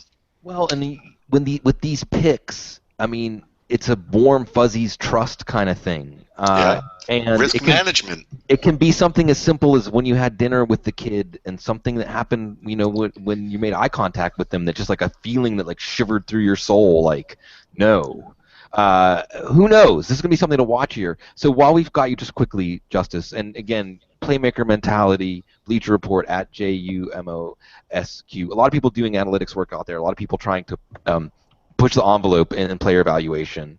Justice is the guy. We can't give him enough. And again, check out the Hangout that he did with Matt Waldman when they broke down Tyrone Holmes, who you'll be hearing a name that you'll hear later on this weekend. The Packers. You're in tune with the Packers. Right. Reggie Ragland, a name that has come up, defensive lineman coming up a lot. And I also want to give me an idea of some names that we should be listening for when the Packers are on the clock later on tonight. I think the two names that stick out to me, they might look outside receiver, just because if you look at what Jordy Nelson's contract looks like as a 31 and 32-year-old in the next 2 years, and all of the free agents that they're going to have, and the fact that they have no real outside receiver if they don't trust Devontae Adams, I could totally see them going with an outside receiver, but it has to be like Will Fuller or Josh Doctson. I don't know if either one of those guys are going to be on the board at 27. Reggie Ragland makes a lot of sense just because the Packers are so piss poor at inside linebacker. But other than that, defensive line's probably the way that they're going to go. And if you look at the type of guys that they've drafted in the past, they like explosive guys under Dom Capers, because Dom Capers is just going to play these guys in one-gap systems, and he's going to drop them back into coverage on these fire stunts and all sorts of things. So the three guys that I would say that make a lot of sense are Robert Nkemdiche, who I don't even know if he's going to be on their board. Chris Jones from Mississippi State, who a lot of people compare to like a Muhammad Wilkerson if Muhammad Wilkerson had like effort issues. And then Kenny Clark, who's this big, explosive defensive lineman from California who could play either. He's like a 3 technique in a nose's body, and he's a 20-year-old. That is like super high up on like Ted Thompson things. It's like taking a fat, explosive young person. So I want to get your take on this before I let you go, and we're going to get Charles McDonald in here. Let me see what we get the 49ers selection here from DeForest Buckner, as expected there. My Ducks. Let's go Ducks. Yeah, well, and you're up there in Oregon, and this Right. was really quickly, Justice, before I ask you this one last thing. In Hawaii, they had the number 2 pick last year coming from the state of Hawaii, now the number 7 pick this year. Love to do my radio spots with Bobby Kerr in there. And if I can't be in Hawaii, at least my voice can be there. DeForest Buckner, you know him, you watched him. This is like what in your wet dream about Eric Armstead. Well, DeForest Buckner is already that guy. Now they can play together. Right. Yeah. And Coach Az, who recruited both of these kids to the University of Oregon as their defensive line coach in San Francisco. He used to be the defensive line coach in Philadelphia with Chip. I believe he's the only guy that they brought in from Oregon staff into the NFL. So to see like all three, like these 4 guys being collected again is pretty cool. DeForest Buckner by far better than Eric Armstead. I think Eric Armstead provides. If one of these guys is going to be Calais Campbell, it's going to be Eric Armstead. That's what I'll say. But DeForest Buckner, he's consistent, and he's just going to stuff you in the face in the run game every single play. Yeah, it's going to be good, and we'll get some more. I want to get some thoughts from Gene on Buckner, but really quickly, just because you're in tune with the Packers, I saw something in Bob McGinn. You know, if you know, those of you who aren't, we miss, we certainly, the sage old writers that have been around and know people. Bob McGinn's one of those, giving us a lot of those, and I think that Bob McGinn knew what he was. Oh, and here's your trade. Cleveland's on the clock, and there's a trade already. So we're going to see what's going on here. And there it is. So here's take your notes Jack, for Cleveland. Jack. Please be Miles Jack. I know it won't be, but please be Miles Jack. Well, so Cleveland's trading down again, and this was something that a lot of people anticipated. But really quick, Bob McGinn in his last mock, Justice, said that Ted Thompson, even in the room, nobody knows Yes, who they're going to take. That's a fact. No, I've heard stories where Ted Thompson legitimately picks up a nameplate and then like looks at the rest of the guys and then is like, we're taking this other guy, and then just like makes that decision like instantly. So whenever anyone hears about anything Packers related and they're like, we think the Packers are going this way or we think the Packers are going this way in like January, I'm like, you guys are either full of crud. Yeah. Or you are hearing things and it's going to be completely irrelevant. Yeah, I promise. you're being used. Yeah, Ted Thompson's out here being a lone wolf by himself. He's going to do what he wants to do anyway. So Justice, thank you so much for taking time out tonight. I mean, this just insight, and we always look forward to any interactions we have with Justice. Again, check out everything he does. He's going to be working hard all weekend covering the draft, Bleacher Report, Playmaker Mentality, and always look forward to everything we get from him. I'm going to get Charles McDonald in here. But Gene. Mi hermano chucks this. Yeah. So Tennessee's on the clock, and the pick is in. So Tennessee pulls off the coup here, by the way. This is Laremy Tunsil, right, guys? Laremy Tunsil. It has to be. Has to be. So, Gene, DeForest Buckner. What did San Francisco get when they got Buckner? They get a very good and very versatile football player. They need lots of players, and they get a player that can fill lots of roles for them along that front. No matter what they do, both in the base and the sub packages. I think I agree with Justice that you're not looking at Calais Campbell here, but for a 6'7" frame, this guy, he doesn't look 6'7" on tape because he plays with such good leverage. He locks out, he stacks and sheds well. He is able to get off quickly enough to impact the pocket as well, so you can see him move inside the 3 technique on passing downs. He's going to impact the pocket from 5 technique and the base defense too. High ceiling guy, pretty high floor too. So, Tennessee, again, John Robinson, his first draft from the New England pipeline. In addition to the bevy of picks they got for trading down, if indeed they get the player they were going to take number 1 overall, and that was the strong connection by giving up first and a second, so they get the player they wanted anyway, plus 4 or 5 premium picks. I was on a radio spot earlier today, and they said, who of all the teams is this a draft that they must hit? I think that because of the number of picks Tennessee had, that this was that team, and here we are. Wow. So we bring in one of my favorite people, and somebody that I've bonded with over many things. At Sunday Fiasco, Charles McDonald, and we bring you in, and oh my God, it's Jack Conklin! Oh my God! Here. That's like the most tiny. Wow! I didn't see it. I was looking down. So I'll ask you, Charles, at Sunday Fiasco. Thanks for coming. What's going on here with Laremy? Why? What? If I wish Justice was still here, man, I let him go just like a minute too early because he said if Jack Conklin. Oh, what's going on here, Charles? What's going on, man? Welcome. Oh, thanks for having me. 10 minutes. We all saw that picture like 10 minutes before the draft of Tunsil hitting the gas mask bong, and I'm sure that's like maybe the worst timing of anything I've ever seen in my entire life.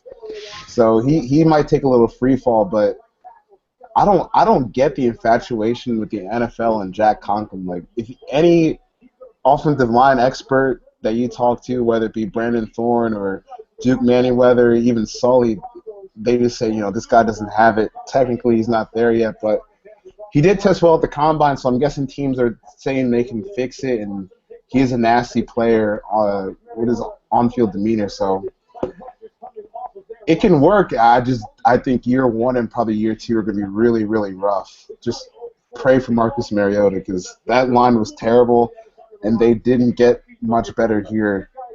If they did at all. Well, they traded up for him too. I haven't seen the terms of the trade yet. Trading not just Conklin and your thoughts of him as a first round pick, but trading up for him. Matt, you're amused.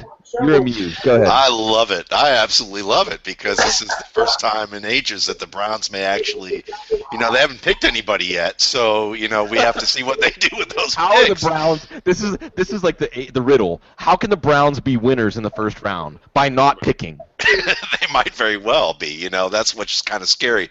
But, Lance Zierlein put it out there on Twitter just a few moments ago saying that they're probably going wide receiver at this spot. And the Lions have shown, at least from what we're hearing on the rumor mill, they're interested in Laquon Treadwell.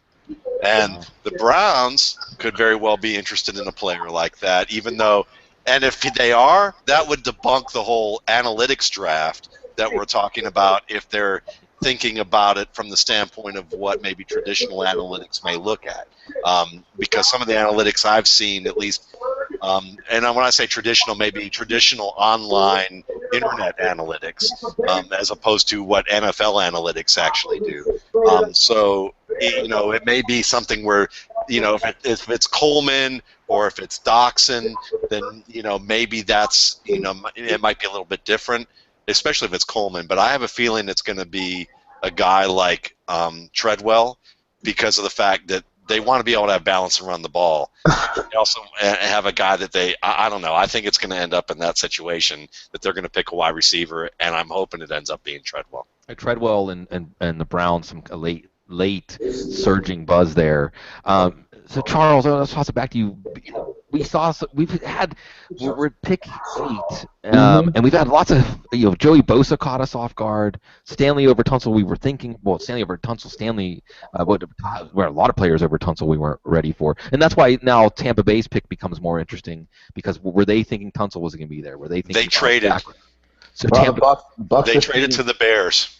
The Bears. Ooh. Okay. So now, go ahead.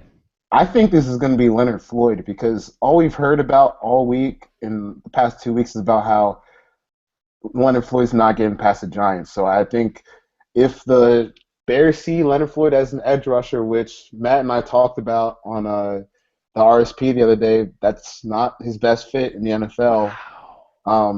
I think this is going to be the pick. But on the bright side, it does mean we are one pick closer to my Falcons landing Miles Jack, the best player in the draft. Yeah, the Falcons sitting at 17. That they're talking about, unless someone that they don't expect to be there is there, they would trade down. So really quick, those Brownies, Matt, get they get number 76 and the second round pick for the Titans next year, just to move down from 8 to 15. So the Titans, I know you got a pocket full of money, but spending it on Jack Conklin. Ooh. Man, I'm, hey, look, I mean, this is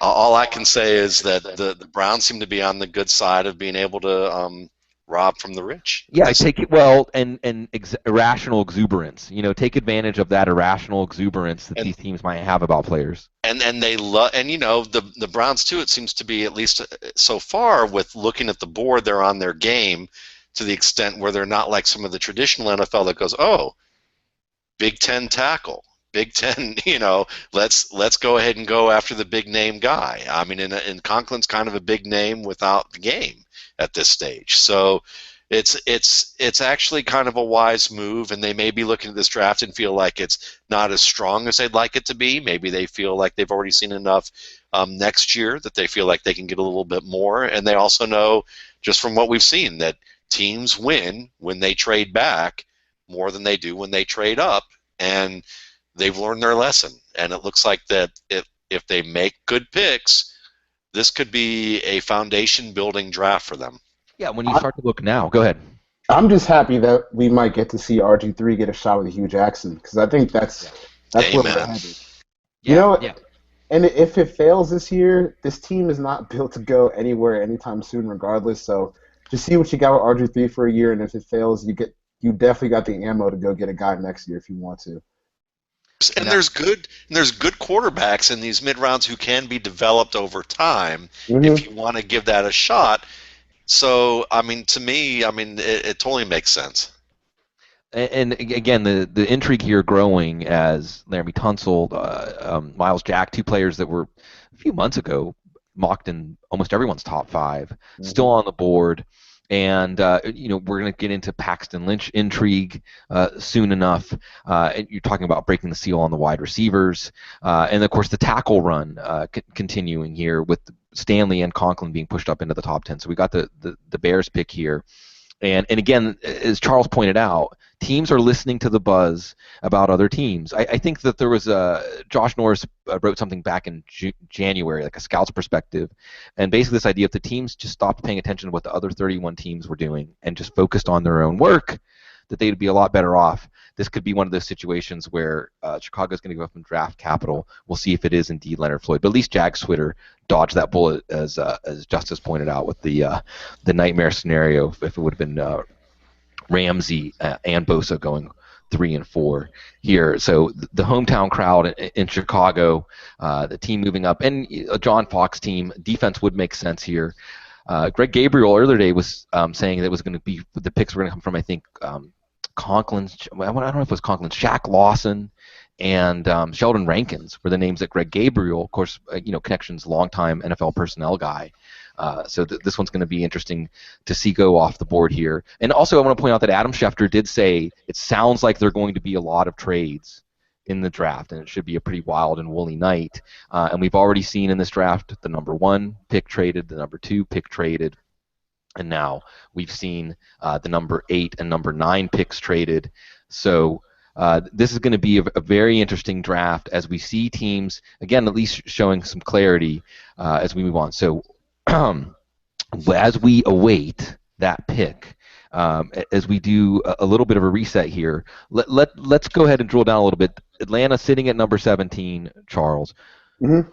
Do you buy the narrative, basically, that unless somebody they don't expect to be there is there, they're that prime spot for a team to jump ahead of the Bills and the Jets for Paxton Lynch, maybe a prime spot for anybody looking to move up because they're a team that's going to be willing to trade down? Yeah, I think they definitely are going to be willing to trade down. If Paxton Lynch starts to fall, which it looks like it might be happening right now, and maybe you get Doctson and Treadwell or even Will Fuller based on the buzz that we've heard, if those guys start to fall, I think 17 could really be a hot spot in this draft. And I know the Falcons, if they get an offer where they're getting hit with a second or third round pick, they're probably going to move down, and their main goal right now is to try to get Keanu Neal as safety from Florida. But I know if Miles Jack is there at 17, he's not there at 18. I know if Shaq Lawson's there at 17, he's probably not there at 18. There goes Leonard Floyd. There it is. Bears. So yeah, I think they're going to end up with Keanu Neal in a trade down, or maybe Miles Jack at 17. Maybe, yeah. Would they take Darren Lee? Would they take Darren Lee? That was a popular pick up until a few days ago when it started to come out that Dan Quinn wasn't a big fan of Lee's game, and it makes sense because Quinn preaches about physicality, and you just don't. That's just not there in Darren Lee's game. So I think at this point, since they missed out on Danny Trevathan and Jarrell Freeman in free agency, they're not trying to force it in the draft, and they're kind of okay with punting that to next year. Can I make a point about Laremy Tunsil that I just saw on Twitter that might be interesting for us to talk about? According to Kyle Krabs, that photo of the gas mask is 4 years old. So that may give us some idea of how skittish teams are about and how much they can react to information in the draft. Because again, a 4-year-old picture of a guy as a freshman doing that versus what he may be for the past 2 to 3 years could be dramatically different. And for this to just come out like that, that may also tell you that this was so new that it wasn't investigated and people don't really understand the context of that photo. Well, it's all voodoo. I mean, it's all, you've called it armchair psychiatry, Matt. It's all guessing and whispers and gossip. And as it is, as you've written about, Matt, the idea of that great emotional divide and how players are going to translate to the NFL, even players that we know everything about, is unknown. And then we can start getting into a larger discussion of how many players in the league smoke marijuana or synthetic marijuana, like Chandler Jones. That was speculated to contribute to New England being ready to just deal him for a second-round pick to Arizona. Moving as a society towards a time when hopefully soon, because of the addictive nature of opiates and the way that they, liver damage and things like that, where it can become a permitted painkiller for players in the NFL because it's something, Josh Gordon comes to mind. This is going to be something really interesting to watch. And remember that this can change, whatever Tunsil was going to be. If he falls, then this changes his destiny in a way because it gives a different narrative and maybe something for him to prove the doubters wrong or whatever's going on. This is going to be a really interesting story to watch. Leonard Floyd, Gene. Leonard Floyd, we all remember Let's Make a Deal and the Zonk. If there was a player that we would have done a poll around draft Twitter, who's the first round Zonk, Leonard Floyd would have got some votes in that. Do you see the Zonk? Do you see the upside? Jamie Collins is a name that is thrown around with Leonard Floyd. No. Go ahead. No. So I don't see what people are seeing in Leonard Floyd. I see the upside. I see the ceiling. I think there's some explosiveness. I don't really see a whole lot of change of direction. I think he can probably drop back and cover. I didn't buy any of the arguments that he was an off-ball linebacker. He goes in there, he will attempt to set the edge, but he's getting crumpled more often than not. So I think of all the possibilities, places he could have landed, I like weak side edge rushing role in a 3-4 defense, whether it be in a situational role or not. I think there's I think he easily beats out Willie Young in the base defensive role there. And I do think he's athletic enough to come back and cover, and I do like him in pursuit.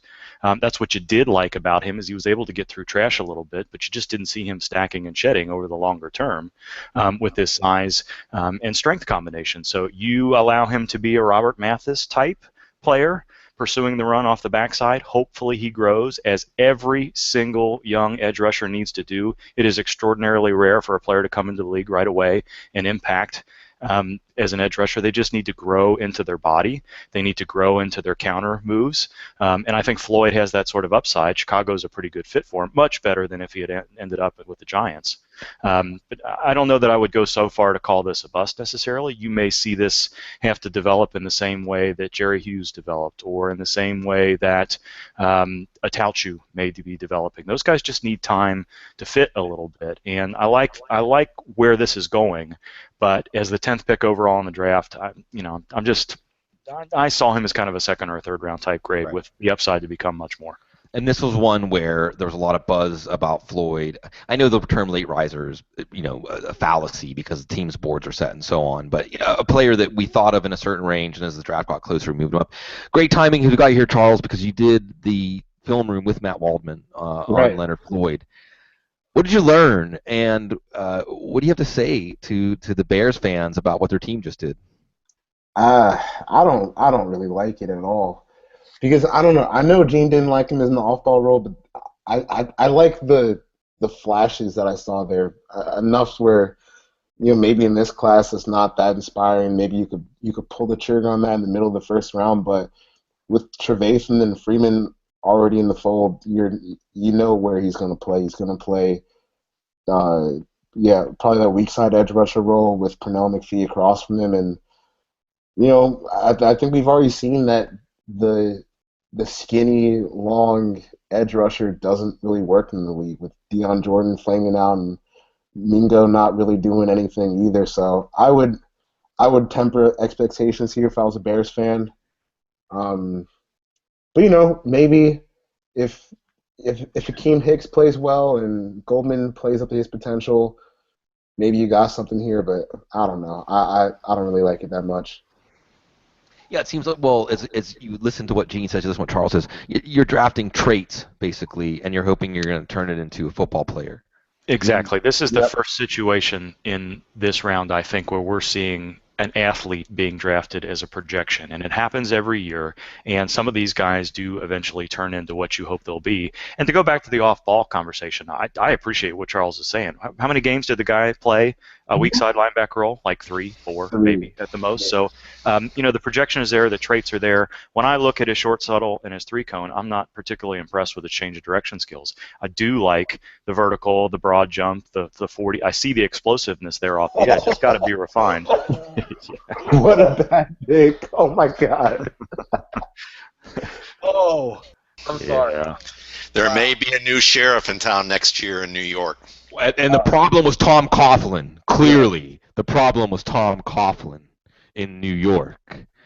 Wow. First of all, I want to say, on behalf of Steelers Nation out there, Eli Apple's not going to be a Pittsburgh Steeler. He's going to be a New York Giant. Could this be the Giants thinking they had Floyd in the bag because Tampa was going to take Vernon Hargreaves? And they panicked. Is that what happened? Yeah. I think that's exactly what happened. I think they're in a similar situation last year where they panicked and took Eric Flowers with whenever La'el Collins stuff off the board. Right. Wow. So how can you? So Eli Apple, how does he go ahead of William Jackson? How does he go ahead of Vernon Hargreaves? How does this happen, Gene? Yeah, and we watched Vernon Hargreaves together too. Charles and I. So that's another good guy to talk about. Let's go ahead, Charles. We can talk about Apple in terms of the guys that he's not, but it doesn't make any sense because we're talking about a guy who didn't even go through the draft process really, because he didn't do all the drills at the combine. He didn't do all the drills at his pro day. I get that the NFL is moving towards that prototype of the big long corner, but his game is really, really spotty. My comp for him during the draft season has been Jalen Collins from last year, where you see the length and the raw physicality or raw physical traits, but that's really all you got. And I think the Falcons saw last year with Jalen Collins that those type of guys aren't really ready, and they need to be eased into higher playing time.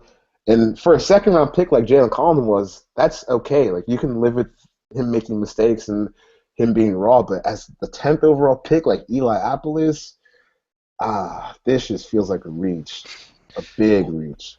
It's interesting that it was told to me by someone in the scouting arena saying that of the top 10, there were 7 4-star high school athletes, 1 5-star player athlete, and 2 totally unranked players if you look at the Rivals database. So it's just kind of an interesting look at what, from that safety aspect, what teams look for. So what is there to even sell a team on? I mean, I was definitely afraid because the word was that the Steelers were between William Jackson the third. We'll see if Jackson takes. Maybe I would love. I mean, I still want Karl Joseph, but an Apple, and I was afraid Apple was just because the pessimist in me would say whoever I don't want the pick to be, that's who's the pick. Charles, how do you even sell this pick? Is it length? I mean, what's projectable? How is Eli Apple the first true? I mean, Jalen Ramsey the first defensive back. How's he the second corner? How does he go off the board ahead of Jackson? How does he go off the board ahead of Hargreaves? I think it's the same thing we're doing with Leonard Floyd. It's the flashes. It's the few flashes of brilliance that you see, and if you're comfortable taking that this high, good for you. But this is going to be a rough rookie year, probably going to be a rough second year, and on the other side you got Janoris Jenkins, who's solid, but he's prone to bite on anything at any given time. So Landon Collins better be ready, and whoever the other safety is, they got to be ready to make some plays next year. Hey guys, Browns. Did you mention, Bloom, that the Browns also got the 3rd round pick this year? Yeah, they got the number 76 overall pick plus the 2nd round next year, and I'm guessing that they probably might have had Treadwell or whoever it is they take at number 15, number in the top 3 on their board at number 8 anyway.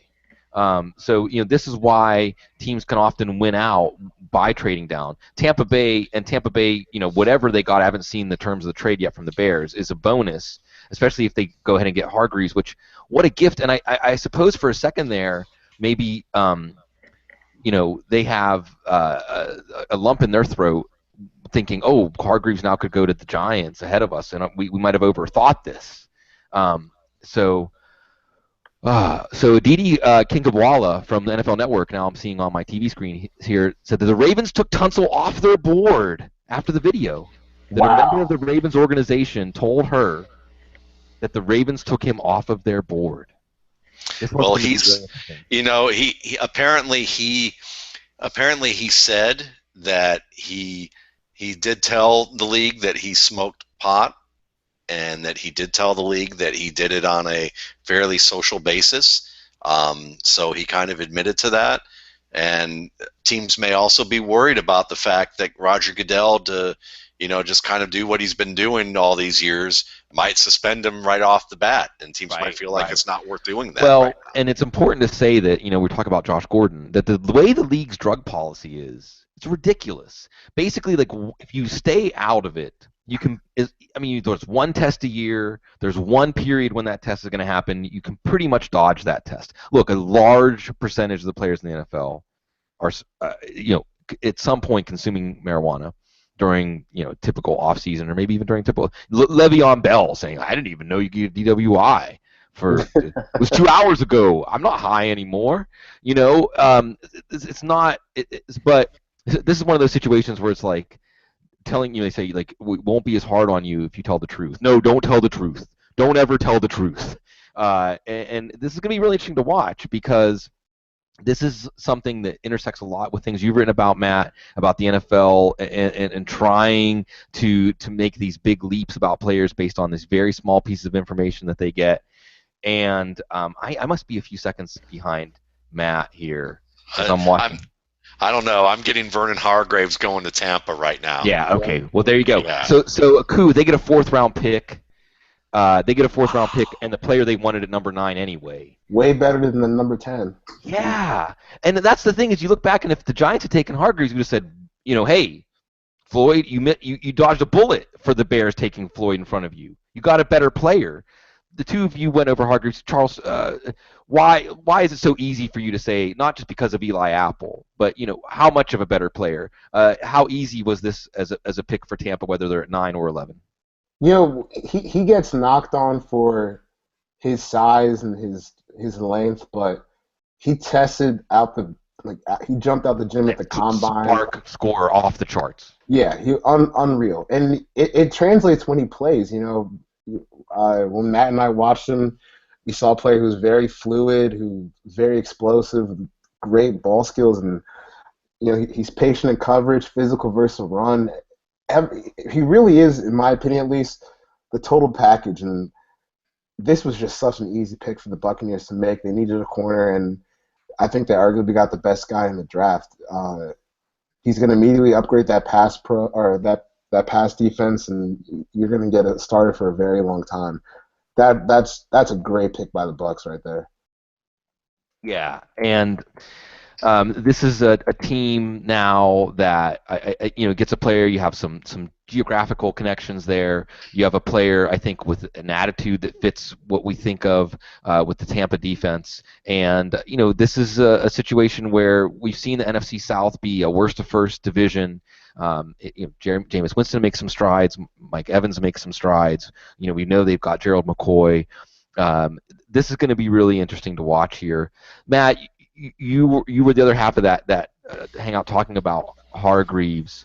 What did Tampa get here? And this is a player that I think, kind of like Joey Bosa, people were so used to seeing his name at the top of the draft that we got to that flip in the draft process where maybe you're looking too hard for negatives, where you see a good football player. Yeah, I mean, to me, the idea of if your thing is that inconsistent effort is your issue, which I'm seeing ESPN talk about, I'm also seeing a player that, that Charles did such a great job of showing how patient he is, how he moves so well, and he reads what's in front of him and understands how to process information. And to me, that's probably one of the most important things about football is how fast and how accurately you process without with keeping your body in position to react to what's going on in front of you. And he does that very well. So, to me, that's a great key. And this is a team that is, got a high-end prospect who is I think is going to help their team. I thought he was a pretty good tackler. So I'm pretty happy about this pick. The Buccaneers seem to be making some decisions that are moving in a good direction. They're getting guys. Even I'm still a Kenny Bell fan, and I think about Kenny Bell coming back this year, and that's another player who processes things well. So however they're scouting here, it seems to be towards players who actually play the game intelligently, and I'm a big fan of that. Yeah, I think if you look back at what the Bucs have done in the past two drafts, they've gotten cornerstones at key positions. Quarterback, they got Mark Pett and Donovan Smith, who really, really played well towards the end of the year. Quan Alexander, who was one of the best rookie linebackers last year, if not the best. And then you just added another guy who's going to step in right away and just will get better, and Vernon Hargreaves. That team is going to be really good, really quick, I think. Yeah, and they can rally around Winston. I mean, we talked about Jared Goff and Carson Wentz at the top of the draft, and your team is going to take on the personality of your quarterback. And when you think about that, and you look, they were starting Brent Grimes, and I'm not really sure who they were going to start at the other cornerback position. So again, Hargreaves is going to start in now. So now we get to the Myles Jack strike zone. Are you nervous? I know, Charles, you would be pretty happy if Jack falls to. Are you nervous about him ending up in the division, seeing him twice a year here with the Saints? Yeah, seeing Myles Jack next to Stephon Anthony would not be fun for the next however many years. But I would be ecstatic if Jack just keeps falling. I mean, it sucks for him, but I know the Falcons are going to take him to 17. That's Quinn's guy. That's the defensive coordinator was UCLA's linebacker coach when Jack got recruited there, so I know there's another connection there. I'm getting a little anxious right now because last week I didn't see this scenario happening. And another example of Now, look, we say it's a lying season. We say ignore everything you hear in April, ignore everything you hear the week of the draft. But this late talk you heard really getting louder this week that Miles Jack was going to fall out of the top 10, coming true here. And now we're in that 12 to 17 strike zone where it could be Miami, who lost out on Ezekiel Elliott. It could be the Raiders having him fall into their laps. Again, a team that, like we're talking about with Tampa Bay, that has been able to turn things around. Gene, you want to chime in on these cornerbacks and just your general thought, seeing Eli Apple, Vernon Hargreaves go off the board in the order that I don't think you would have found one person in draft Twitter, in the draft world, that could have predicted this. Yeah, I think you're seeing a little bit of some drafting of measurables again with the Giants. The book on Apple is long, physical. The Giants like to use some of those players, but inconsistent. If you look at the depth chart, you sort of see him as a slot corner this year, a physical slot corner, and we've seen lots of those guys come into the league with the advent of sub-packages and only having 6 front 7 folks in the box in those sub-packages, and you like your slot corner or one of your safeties to be able to impact the run game. Apple can probably do that, but I do think there's really good reason to be concerned that there's going to be issues with him as an outside corner over time, but they have some time to maybe clean up some of his technical issues and work from there. There's everything to like about Hargreaves. It's a good fit. It's a good situation. He should come in and have an impact right away. We need to see what's going to go on with Miles Jack here. I think you could make an argument that Miami, Oakland, Cleveland, Atlanta, and all of these teams that are coming up in this 12 to 15 to 20 range could use a player of Jack's caliber. Everybody could, but they have an obvious fit for that sort of player. So we are going to find out in the next hour just how red his flag is for medical team. And that's what we said at 7:30. This is where the rubber is going to meet the road on Miles Jack. If he gets drafted here, he fell a little bit, but not everybody was too worried about him. If he falls into the 20s and beyond, we know exactly what's going on. Well, at a certain point, you have to say, there are many people, you would just say, like Josh Norris, for instance, he had a number 1 on his board. This is the best football player in this draft. So what we don't know is there are certain parts of the cartilage areas of the knee that are much more likely to be problems later than not. And it may not be a problem now, but we have this conversation all through the regular season. Such and such has his practice reps monitored. He's dealing with swelling. There's some pain. Is he going to be able to practice? Is he going to be able to play? And if you're worried about that in week 1 of a player's career, there's reason for concern. If you are not convinced that you're going to get at least half of the rookie contract out of this guy because you don't know what's going to happen with his cartilage in the long term, then teams aren't going to make that investment no matter how good a player it is. And that's why I say until we see what happens here, we really don't know what the situation is. There was never any reason to be concerned about that meniscus surgery. It was sewed back together. That's better for the long term.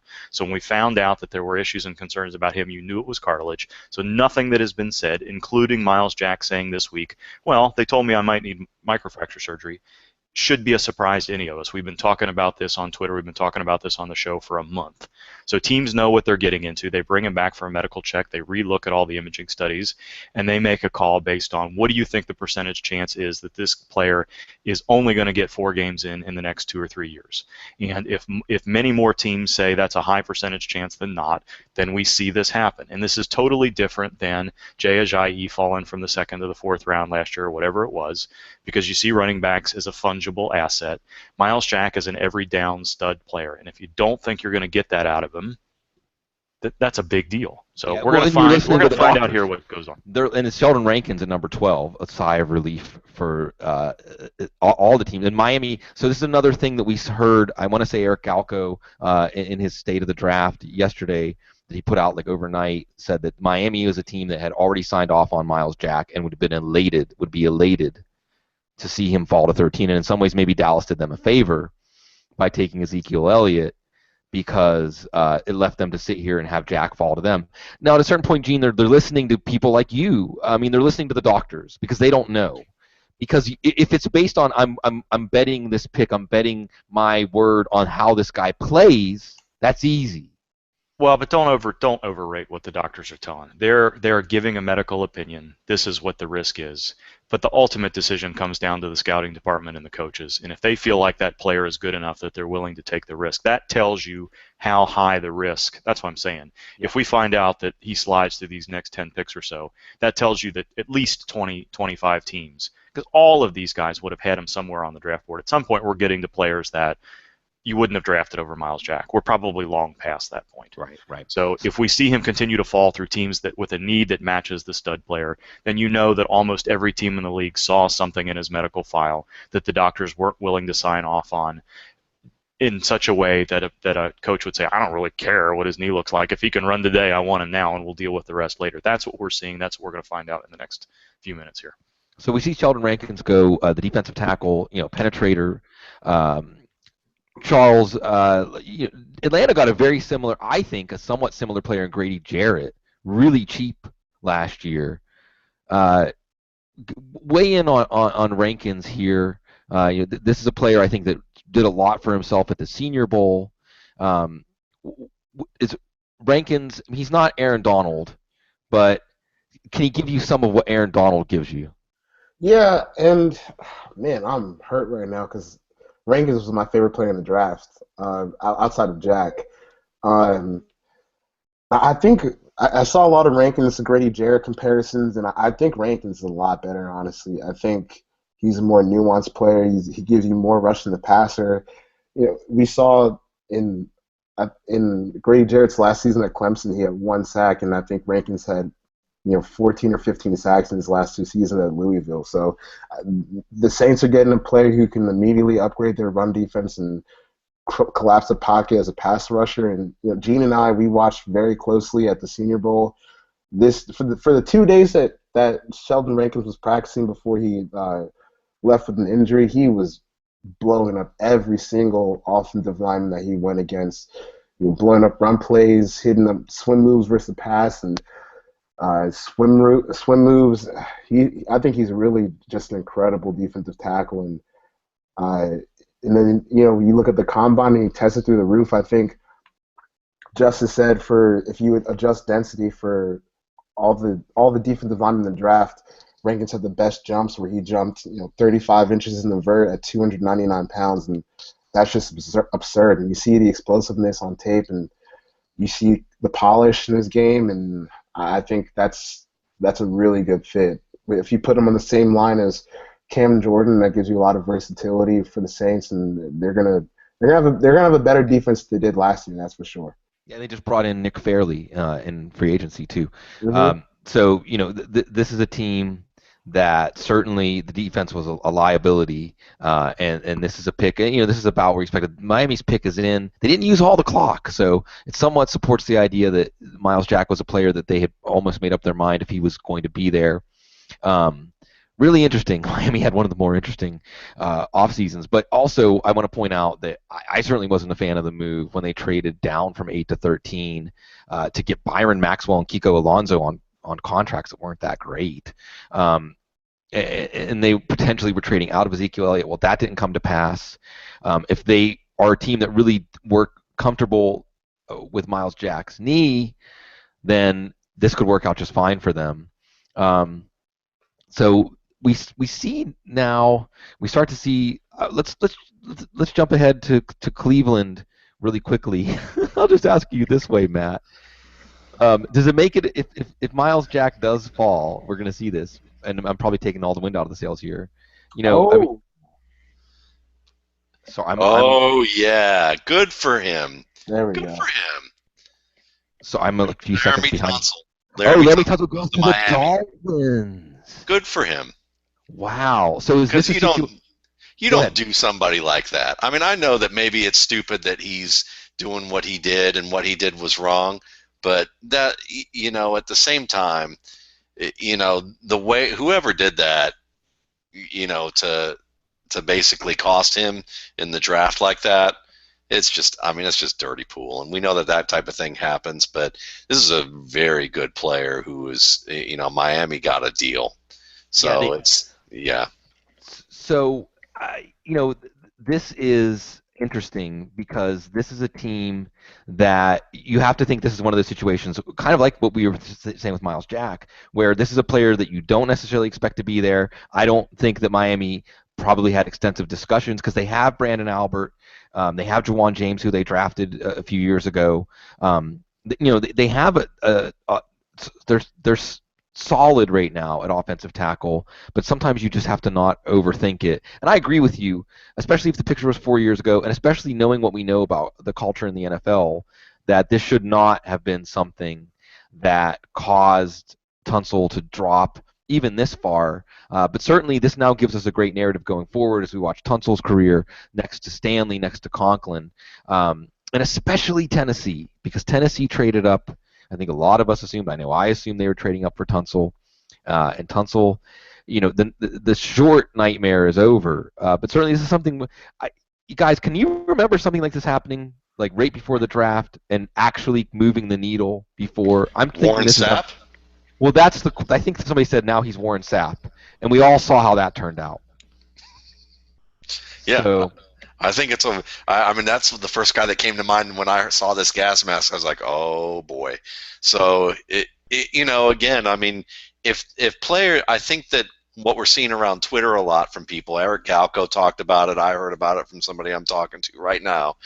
That these NFL teams are realistic, even though they may not say it, to the media. They're realistic about the idea that these players are going to smoke and do it socially on some level, and there's some level of tolerance with that if there's intelligence about how you handle it. And certainly he's had a lot of guilt by association issues, as Charles brought up. But for something to be 4 years old like this and brought up in this way, it just tells you what a cutthroat business this is, and how much each of these players have to deal with, heading into this process. It's not just, oh, I'm about to get a lot of money. It's, oh, my whole life is about to change, and the way people are going to regard me is going to change, and the way that the media is going to deal with me. So this is a really, it's nice to see that he didn't fall as far as he did. And even if, oh no, he takes a suspension this year and he's got to be in a drug program and he's got to deal with some of the pressures of that, better earlier now than later. And if he's truly been clean for as long as that's being implied here, or at least cleaner, I don't think this is going to be an issue down the line. No, and again, this could change his narrative. This gives his career, this gives him something to prove wrong. Really interesting here, and Charles, we're one pick closer to We're getting closer. Miles Jack being there for Atlanta is now, and again, I think this is a coup for Oakland, the Las Vegas Raiders. Miles Jack potentially being a player that maybe they weren't contemplating. This is going to be really interesting as we watch this. Gene, you're back. Sheldon Rankins. I mean, this is it. Would you rather have Miles Jack or Ben Heaney? Would you rather have Miles Jack or Christian Kirksey? Right. Would you rather have Miles Jack or anybody that Detroit is going to play in the middle? Would you rather have Miles Jack or anybody that Atlanta is going to play at linebacker? These next four picks are going to tell you exactly what's going on with Miles Jack. I love Sheldon Rankins. I like New Orleans has sort of slowly been remaking their front.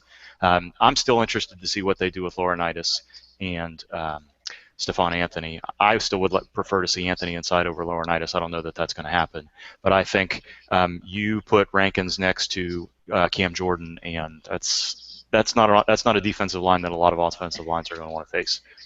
Yeah, and if you can get Nick Fairley motivated to come in and kick some ass every once in a while, that can be a scary front. Mm-hmm. Yeah, and Ryan, when we get Ryan Riddle on tomorrow, he was all over Haloi Kikaha, and I think that's another player that you like in the front. There's lots to like with how New Orleans is remaking that defense over time. Here we go. Raiders pick is in. So this is fantastic as we see. And again, you're wondering about Carolina. I want to say that Gene Fournette said that Dave Caldwell muttered under his breath something about good thing we didn't pay Josh Norman. But you're thinking about Carolina, and you're looking at two of the teams I think we can say early on Tampa Bay and New Orleans. These teams, these take these players that fit. These are players that improve their defenses immediately, and as we see the pick is in. I think I'm a couple of seconds behind you guys, so feel free to steal my thunder if you're already seeing what When it comes up, I'll mention it if I'm still on a little ahead, but. So, and again, talking about turning around the narratives, the Raiders, a team that was really stuck in the doldrums, started to move out the second-round quarterback pick, and otherwise, these teams that are making smart moves with their picks, and the Raiders, I think, are a team. This pick, I think, can show us a lot. If it is Miles Jack, this is a pick that shows this is a team that is, looking to it now, and also looking at making picks, making moves. You look at the moves they made in free agency, Kelechi Osemele, making moves, Bruce Irvin, to be competitive now and to really send a message to the entire team that we're not settling for just being in games this year. Here comes Goodell. So this one's going to be interesting. Oh, buddy.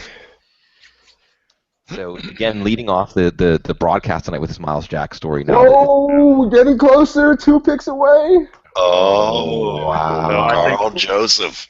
Oh, no. That was red, unfortunately. Well. So, That's I'm a little great pick for the Raiders. Yeah, well, that's why I wanted for the Steelers. So, oh, man. Al Now, Davis's revenge. No, but this is a great pick. Gene, Back in the day. Everybody, I mean, Gene, great pick. Great. I mean, okay, torn ACL. So tell us how a player with a torn ACL in October can still be the number 14 pick. I just, we've seen time and time again that torn ACLs are not limiting to players. Repeat torn ACLs. Tom and Davis has had, 15 torn ACLs at this point?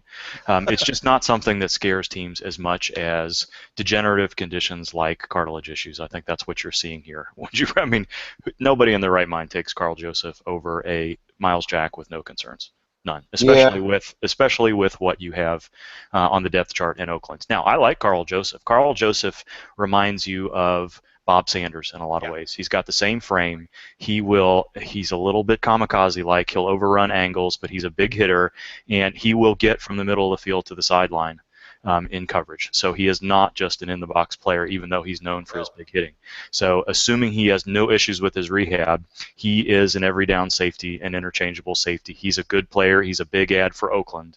But again, I think this is important just as much for what it means for the other players on the board as anything else. Yeah. Go ahead, Charles. I'm kind of surprised that we haven't seen one of the Clemson defensive ends come off the board yet.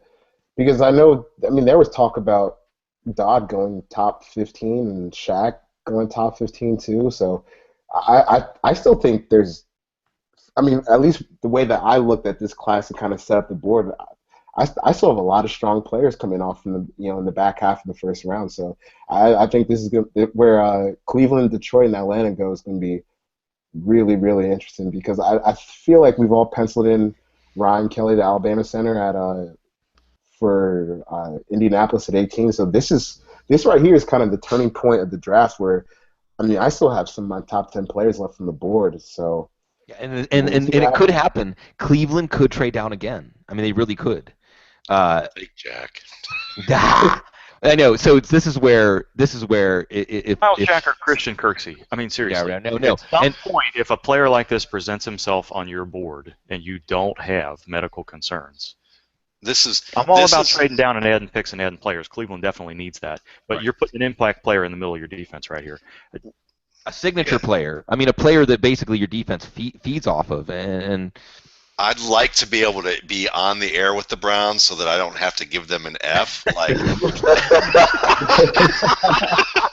Because I will tell this story. They called me up, and I may not be on the air after I tell this story. They called me up and go, this is the person from the Cleveland Browns. So how'd you like our moves with Carson Wentz? I said, the moves are great. Hopefully you guys make the right picks. And, I knew they were calling for a reason, but I don't care. So it was one of those deals.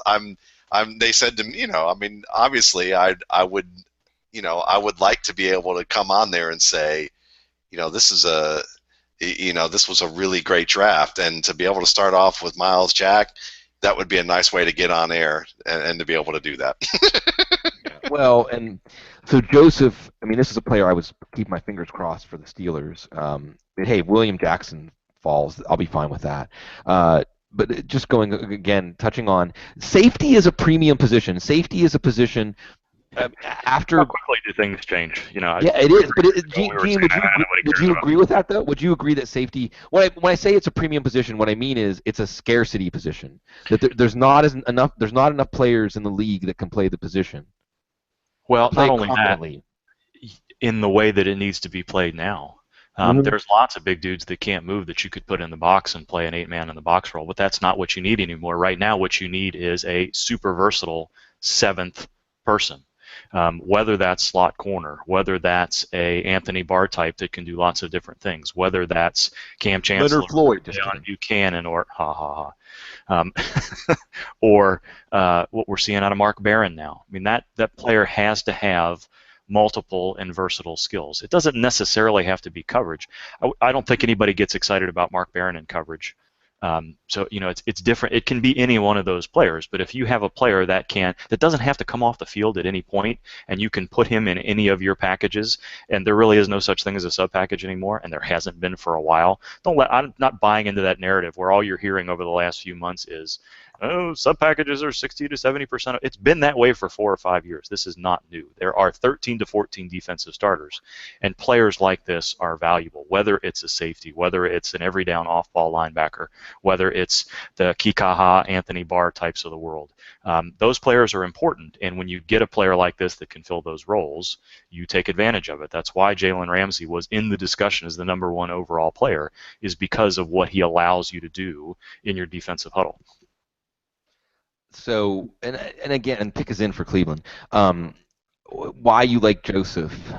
This is a player, and I understand, and I do agree with what Gene is saying, where a potentially, if you're talking about knee concerns, for a potentially degenerative knee condition to trump an actual torn ACL, you start to get into the realm of some absurdity.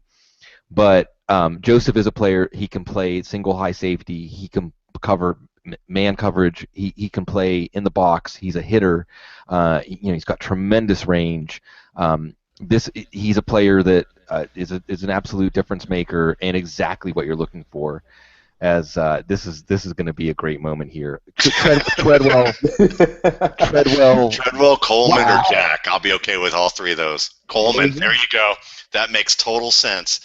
That I would have preferred Treadwell, but Coleman in this case paired with RG3.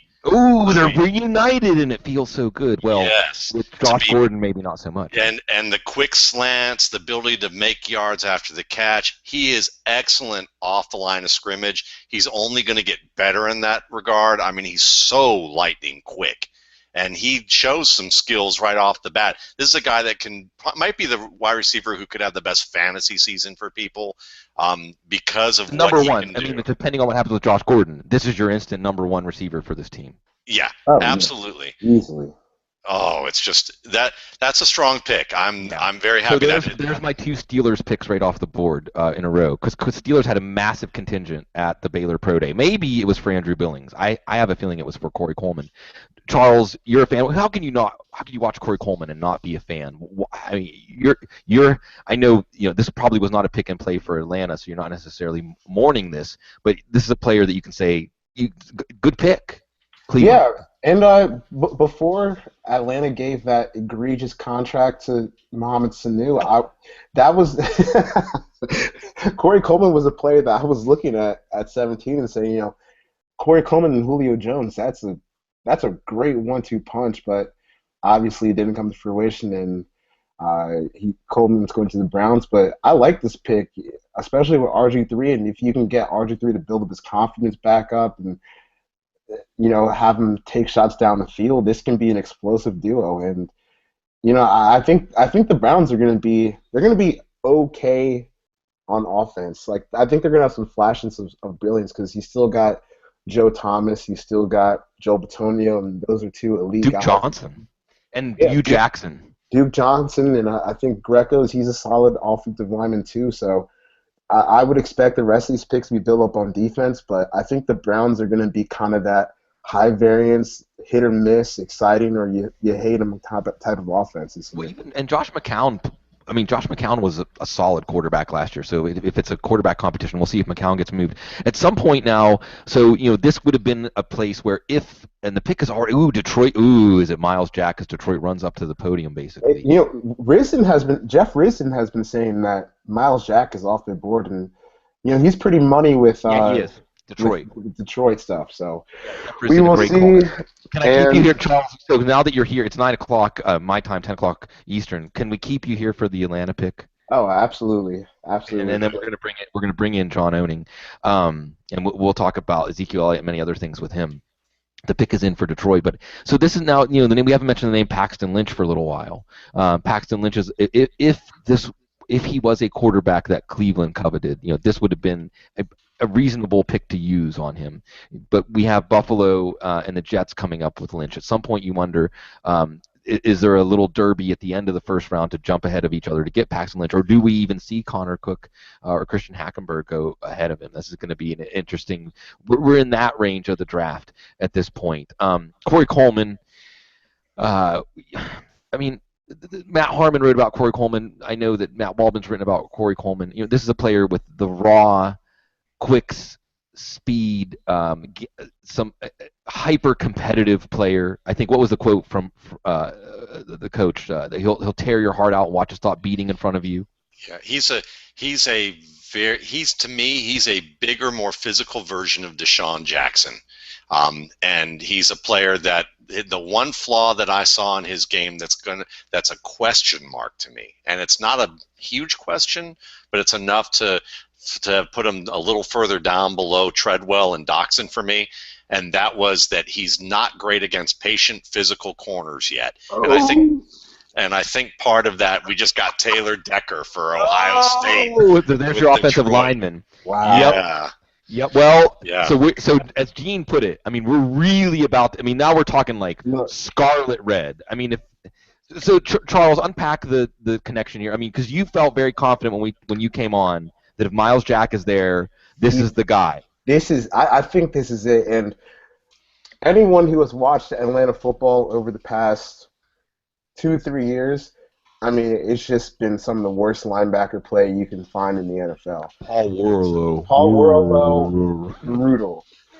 Sean Weatherspoon has played like 2 games his entire career. Justin Weatherspoon was bad last year, and behind that is you got like middle schoolers playing. So if Atlanta, with that huge hole at linebacker, if they don't take Miles Jack here, it's not looking good for him at all. Because this is a guy that they can definitely take a risk on. If the Falcons feel like he can give them 3 good years, they gotta pull the trigger here. They have to.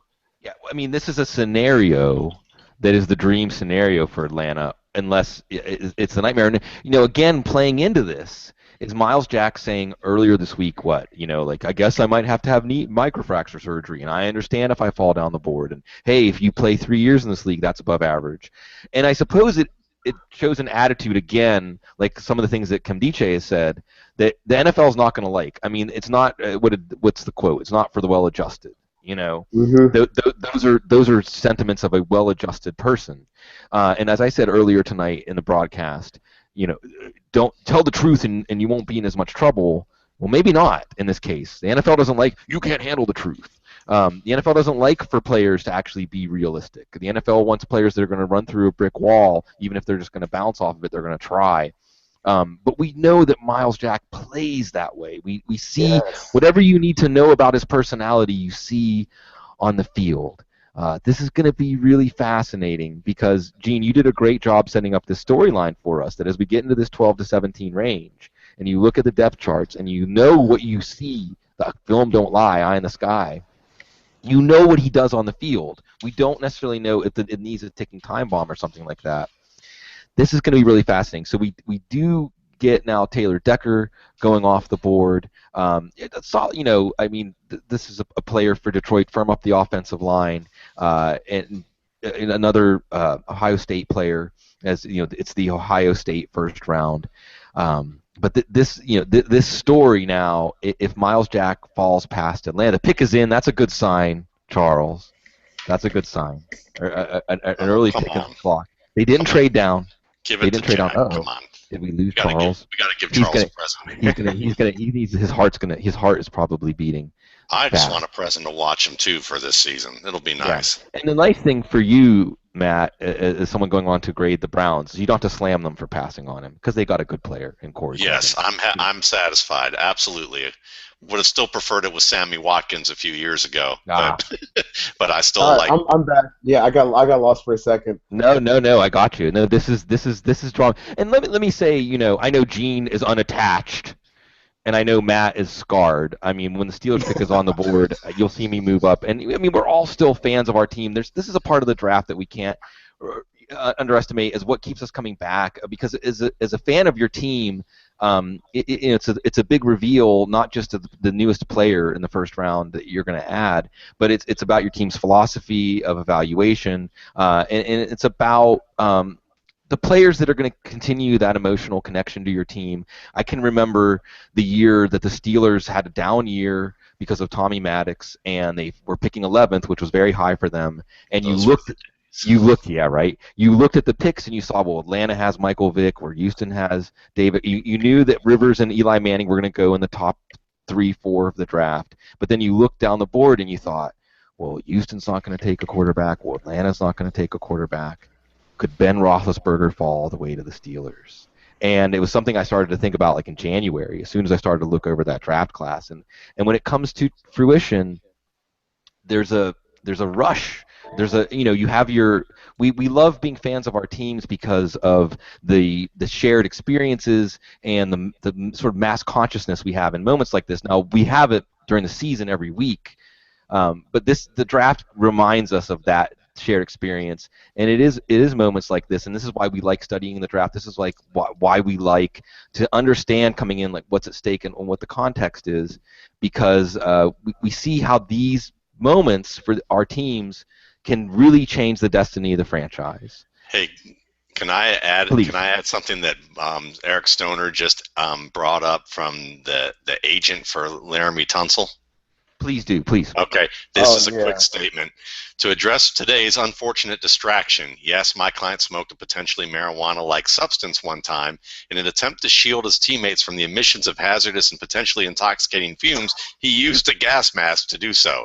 This was an isolated incident that occurred at an undetermined time. After the incident, my client sought treatment and in the process found God. The real issue at hand is not what a pre-born again embodiment of Laremy Tunsil did or did not do with a gas mask. The issue at hand is Silicon Valley's refusal to rein in the unmitigated open source hacking and the United States government's inability to enact and enforce legitimate cybersecurity administration. My client is proud to have brought these shortcomings to light in front of a larger platform. And oh boy, I just saw the pic. Well, it's Keanu Neal. You nailed it, Charles. Yeah. I mean, I thought Neal was the fallback plan, but I guess this is where they want to go. I mean, I like Neal as a player. I think he's pretty good, but the thought of getting Jack there almost made me want to puke. So, in a good way. As much as making you want to puke in a good way is. But Neal, so why was that an obvious connection for this team? And even if it's a round earlier or whatever, picks earlier because you're looking at him in a trade down. And then again, safety inflation here is Joseph goes up the board, Neal falls off the board. Leaving the Jack question aside, why was this an obvious fit for this team? Okay. Well, first of all, Dan Quinn was at Florida for just a little bit when Keanu Neal, maybe his freshman season, or maybe he recruited him there before he went off to Seattle. But if you just look at the prototypical strong safety for this scheme, a guy who's going to spend most of his time in the box and enforce first and run and just be a physical monster. It's the guys like Cam Chancellor. It's guys in that Keanu Neal mold who are just fearless, and they're going to be battering rams. And I can see why Quinn falls in love with that, because he's always preaching fast and physical, fast and physical. And Keanu Neal is definitely a physical player, and he tested well at the combine, so the fit makes sense. I'm still a little bit disappointed it's not Jack, but Keanu Neal feels a huge need, and now they can go get a linebacker on day 2. And who knows? Maybe Jack will still be there at pick 50. So yeah, I don't hate this pick at all. So again, I want to say thank you, Charles, at Sunday Fiasco. As you all can tell, tremendous football mind. But also, we've had some moments. We've had the feels before, Charles, over music. What are you listening to right now? Tell me what you're listening to right now. Right now, I'm listening to a lot of old stuff. Like, I don't know, like Mary J. Blige I'm listening to that old Mary J. Blige stuff. I'm still bumping Ego Death on a pretty regular basis. The internet. Everybody, if you don't know the internet, know the internet. Anderson .Paak too. I still can't get enough of Malibu. It's funny that you say that because I just went on a kick last night of trying to put together an old school slow jams set playlist like Jodeci and Babyface, like Whip Appeal, and some of that stuff from whenever I was in high school that I would stay up and listen to the Quiet Storm. But thank you so much for taking time out with us, for sticking around with us for the Atlanta pick at Sunday Fiasco. Everybody, make sure you follow Charles. Check out everything he's doing. And man, I'm sorry, but at the same time, this was Dan Quinn's guy for like day 1. So if Quinn feels confident, I kind of trust what Quinn did with that defense with the same talent that was the worst defense in the league the year before. So I'm ready to rock and roll. Yeah, and we continue to be ready to rock and roll, and definitely it's been a fantastic night here as we've been on our toes all night. I guess the question now is, who's the team that we look at and say, Gene, who's a team that we look at and say the Jack falls into their lap now? I mean, this is who's the team that's like the laughing heir that says, okay, hey, I'll take him. No, I think the question for me now is not so much that as is if you look at the talent at this position, it's not like there's 3 or 4 players that you might like there. I mean, what I want to know at this point is, are we going to see Darren Lee come off the board before Myles Jack? Oh, right. So that's what may be interesting about this. But any of these teams, I mean, still you look down the list, the Jets, Washington, Houston, Cincinnati. That's the all kind of these talent, guys. That's the talent we're talking about here. That's the kind of talent. So because Darren Lee is Charles brought up that this was a player talked about in connection with Atlanta, but then there was some physicality. Like, what are the big differences? Like, why would it be shocking to see Lee go ahead of Jack when you just watch the two of them play? Because I think you can put Myles Jack at arguably 5 or 6 different positions, and he would survive. I don't see Darren Lee as much more than a flow and chase outside linebacker. It's not that he's not physical, but he's not nearly the same type of player as far as stack and shed goes. He is not close to Myles Jack equal in coverage. Maybe they both have enough straight line speed that you could see similar blitz capabilities from both, but not that Darren Lee is not going to be an every down linebacker in the league. I think he will be. He projects to that, but I think you don't see him as a middle linebacker. You don't see him as a 3-4 inside linebacker. But I think you could play Myles Jack at arguably any linebacker position and strong safety if you wanted to. Again, I don't think there's any reason to do that, but Darren Lee isn't going to survive in that situation. He's flat-footed in coverage. His reactions are a little bit shaky. He is not a downhill thumper. And Jack fills all of those roles. So if you see, there's no reason to take Darren Lee over Myles Jack if you want a flow and chase linebacker. Myles Jack can play that role. So it really all at this point, it all comes down to what the medicals are like. And maybe you like Josh Perry, maybe you like Sua Cravens, maybe you like some of these other players. But Darren Lee and Cravens maybe are arguably the only players that you might consider between picks 20 and 50. To play that sort of role for you, and you're talking about Myles Jack if there was no issue with the knee being probably a top 5 to 10 pick without any question. And I guess you could say the same thing for Reggie Ragland. I really like what Ragland does between the tackles, but he doesn't offer you much more than that.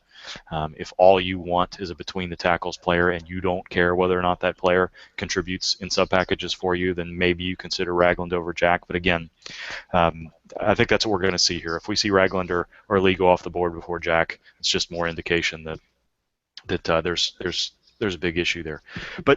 And that doesn't really change things, honestly. It just tells you that the league is worried about it.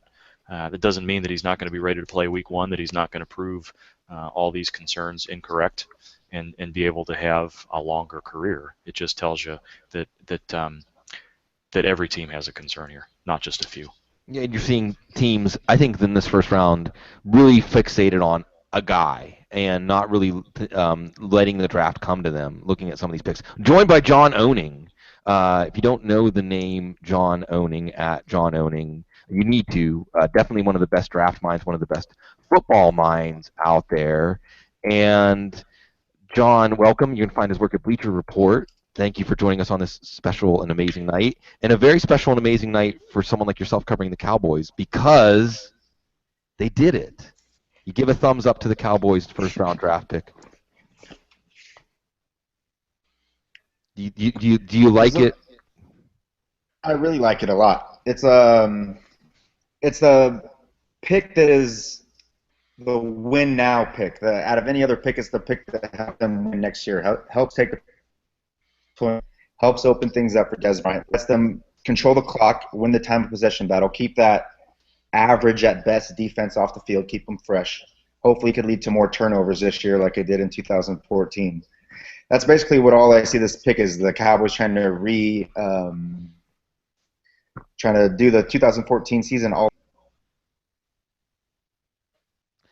So we'll see now is the pick is in for Buffalo. And Indy takes the pick, and Charles pointed this out.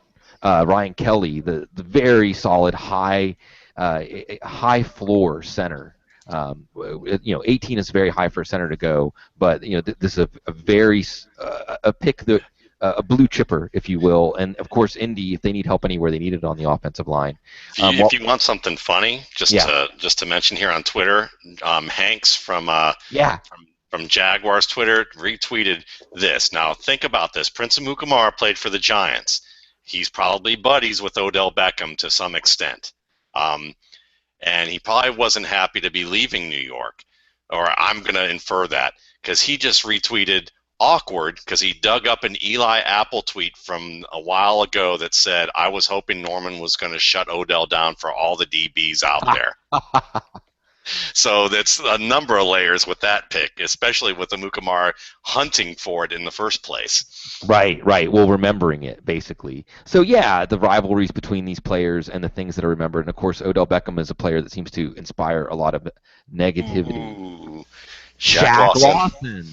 So, Shaq Lawson, this is a player that a lot of people had earlier on. Go ahead, Matt. You had an audible reaction to that one. What are you thinking here? Well, Shaq Lawson, John Justice, and Scott Bischoff of GM Junior and I all did kind of a roundtable on Shaq Lawson to a degree where I just kind of asked these guys questions about him a little bit, and it kind of evolved from doing a film session with Bischoff on Lawson. Bischoff was the lowest on him, kind of compared him to Courtney Upshaw as more of a player who can't bend, who gets off the line slowly. And then after I did that session, John DM'd me and let me know, hey, this is comparable to Bob Stoops' scheme, and also some of the things that we're seeing with how they use Randy Gregory at times, and it was more about snap reads. And then you had Justice Mosqueda, who did just a phenomenal job in his force players, and also talking about how he thinks that Lawson is the only force player of this group and can bend and has the speed to be the athletic ability that compares to Ezekiel Ansah. So we kind of profiled all this.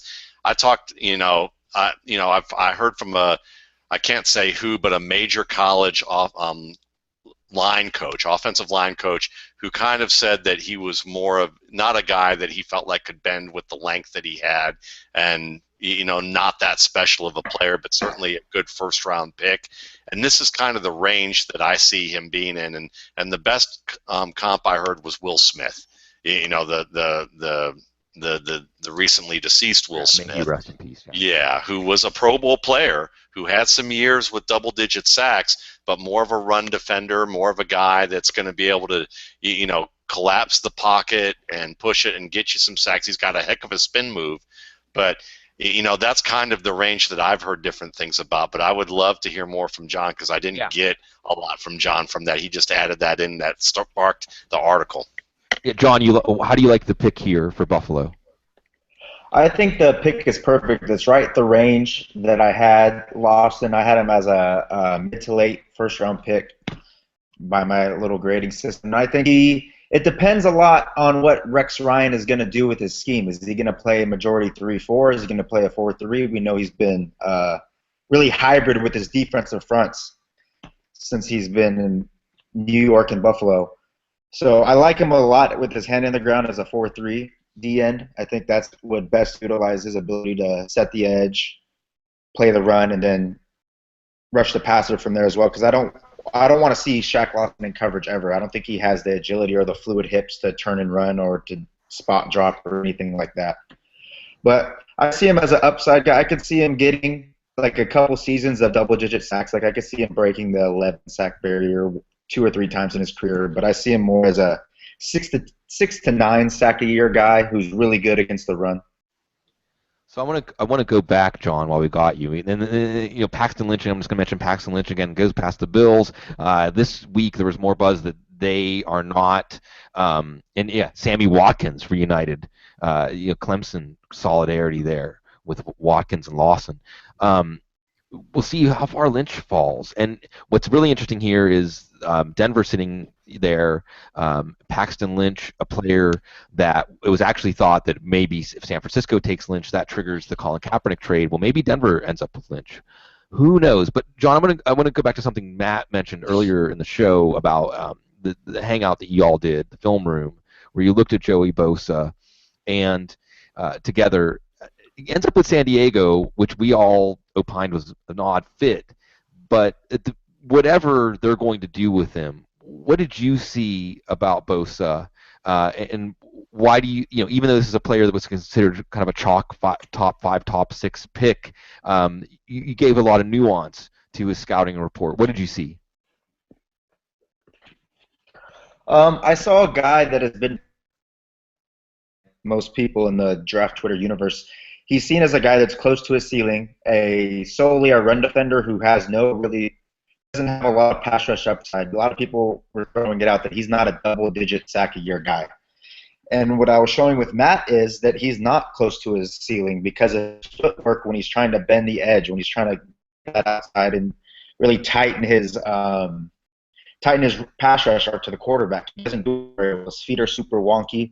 As we saw with Matt, his stride length is messed up, and the way his feet are positioned are all messed up, and it really puts a lot of stress on his ankles and hips, which allows offensive tackles to push him by the quarterback, and he can't really make that corner. He can't really bend towards the quarterback. And a lot of people attributed that to, they said he had tightness in the hips or he had tight knees. He couldn't physically do the bend around the edge. But his 3-cone drill time, what it was like a 6, 8, 9 second 3-cone, which is excellent, especially for his size, shows that he has the flexibility to be able to turn, to be able to tighten his pass rush arc if he can fix those footwork things. Now with San Diego, I think it's a good fit if I'm not too in tune with San Diego's scheme, but if they can underfront and have them just attack that C gap all game, I think they'll be fine. But if they're having him 2-gap a lot, I think it's going to really limit what he can do as a run defender and as a pass rusher. It's going to be interesting to see how that works out. Definitely caught us off guard. The Jets are using up all their time here. We've been seeing some picks going off the board pretty quickly. And again, we're looking the top players left. I don't know if the Jets would look at a wide receiver with Brandon Marshall, getting towards the late autumn of his career. But wide receiver is still a premium position right now. We see one Clemson end off the board. Do we see another one go off the board? This is that range now for Robert Nkemdiche. Speaking of players who became a bit radioactive for one reason or another, we're shifting here in the first round now as we get into the playoff teams. Once we get past the New York Jets, the pick is now in for the Jets. We'll see. Gene, do you want to chime in on Shaq Lawson while we're still waiting to see the the Jets pick and what you like. Go ahead. You're not going to like the Jets pick. Shaq Lawson is very similar to Joey Bosa for me in that I worry about people overvaluing speed off the edge. It's very important, but that does not mean that players can't be successful with an edge rush without pure speed. And Shaq Lawson has shown some counter moves already. He will play the run.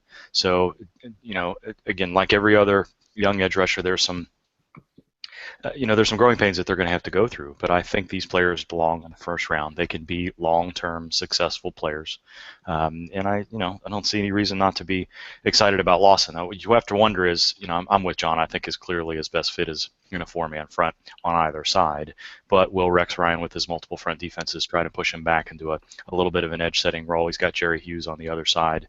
Maybe he uses him in a strong outside linebacker type role in a 3-4. So we could see that too, but I like the pick with Lawson. I think he's going to be a good player. So I just want to tell you, John, by the way, we discussed this on Twitter DMs before the show. And SiriusXM sources telling NFL and Fox that the Dallas Cowboys are currently trying to trade back into the first round. So we may lose John here as with his duties. So the Cowboys may not be done here, and the New York Jets. So you guys Darren Lee. There's Darren Lee ahead of Miles Jack. So, wow. Like I said, there's the question you have to ask yourself. So I think that answers the question there. So, does a team want to come back up and take a shot on Jack at the end of the first round? I don't know, but I think at this point it's pretty clear that. Would that be the Cowboys, John? Would that be the Cowboys? Could the Cowboys be trying to get back in the first round? From what I heard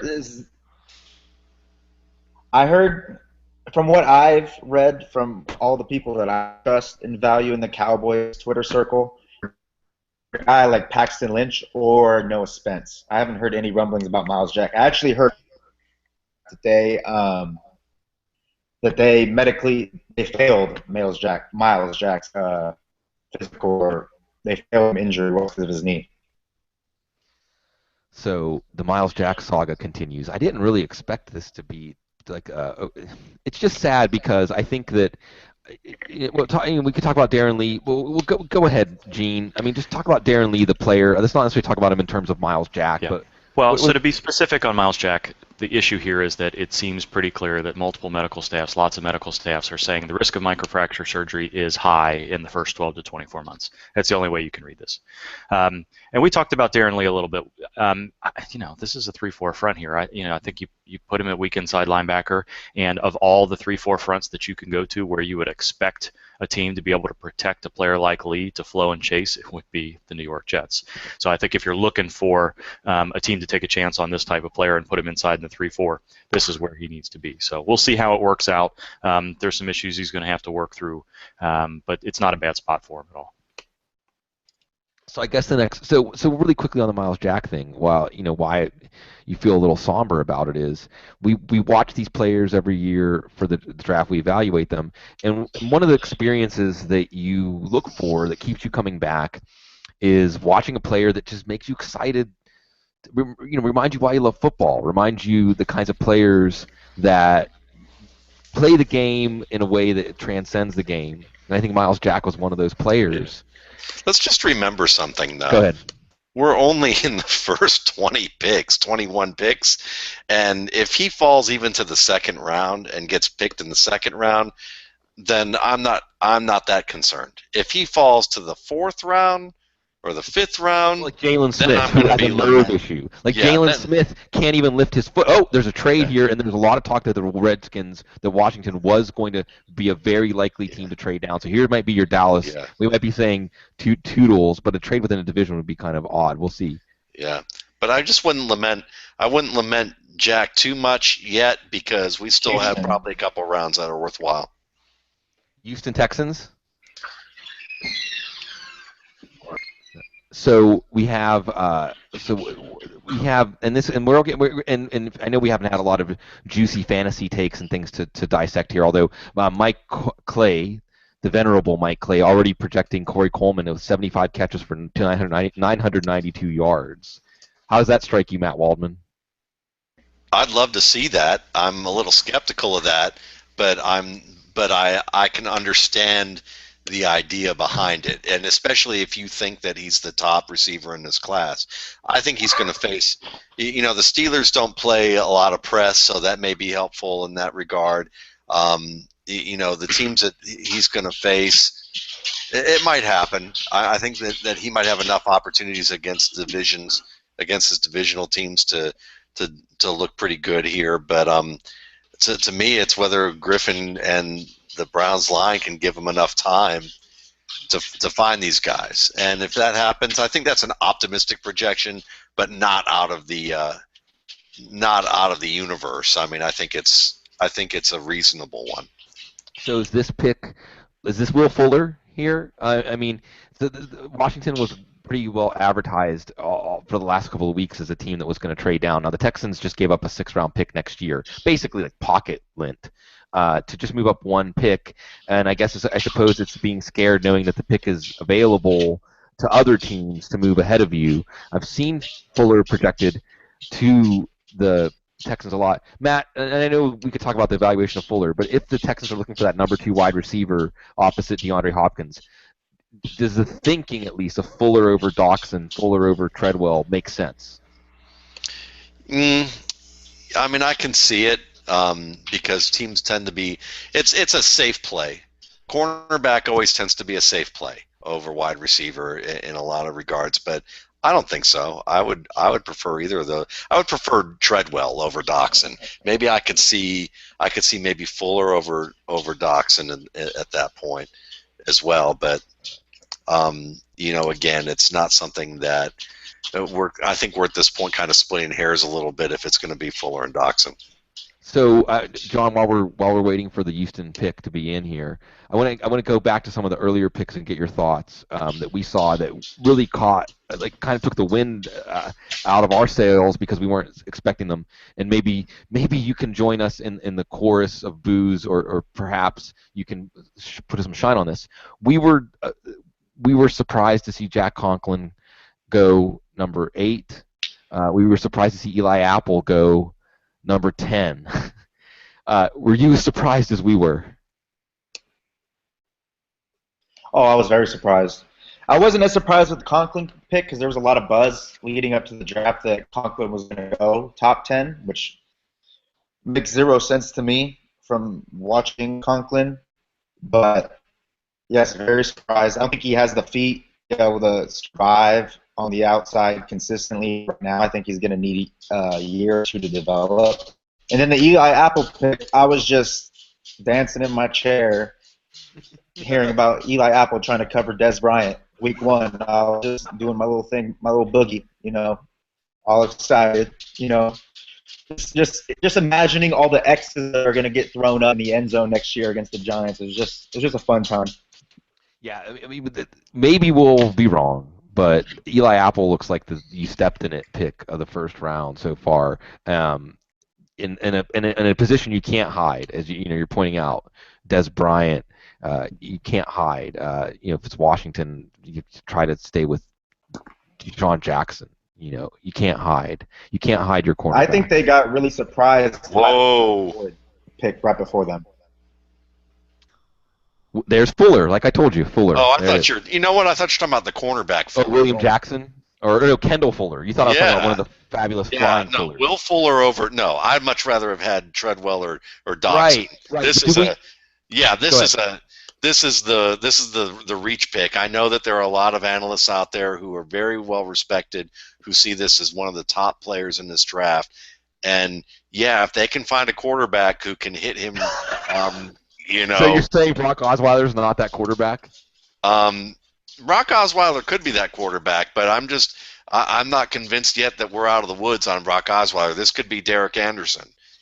This could be Scott Mitchell. We don't know what we have in Brock Osweiler yet, even though he looked good at parts of this season, because defenses still haven't caught up to what he does and does well and doesn't do well. It takes a number of games.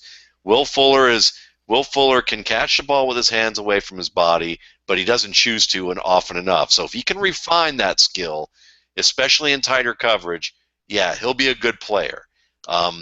But this is a player that, by and large, his first instinct is, let me keep it close to my body and catch the ball close to my body unless you're absolutely going to make me.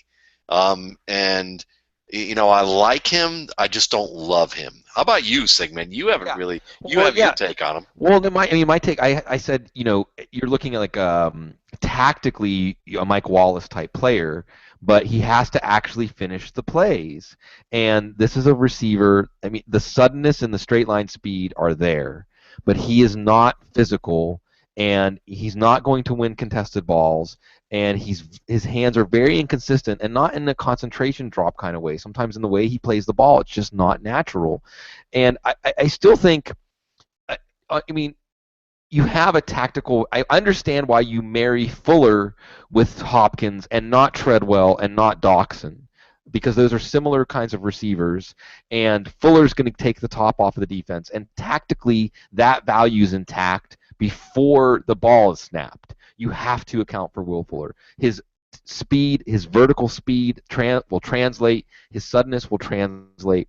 But I would be worried that his number is called so few times a game that if the drops, like Lima Swede had, Troy Williamson was a name that was brought up, where the way he plays the ball sometimes is so, like you said, Matt, it's unnatural at times. Where like he to play the ball naturally away from his body is just not something that is his first instinct.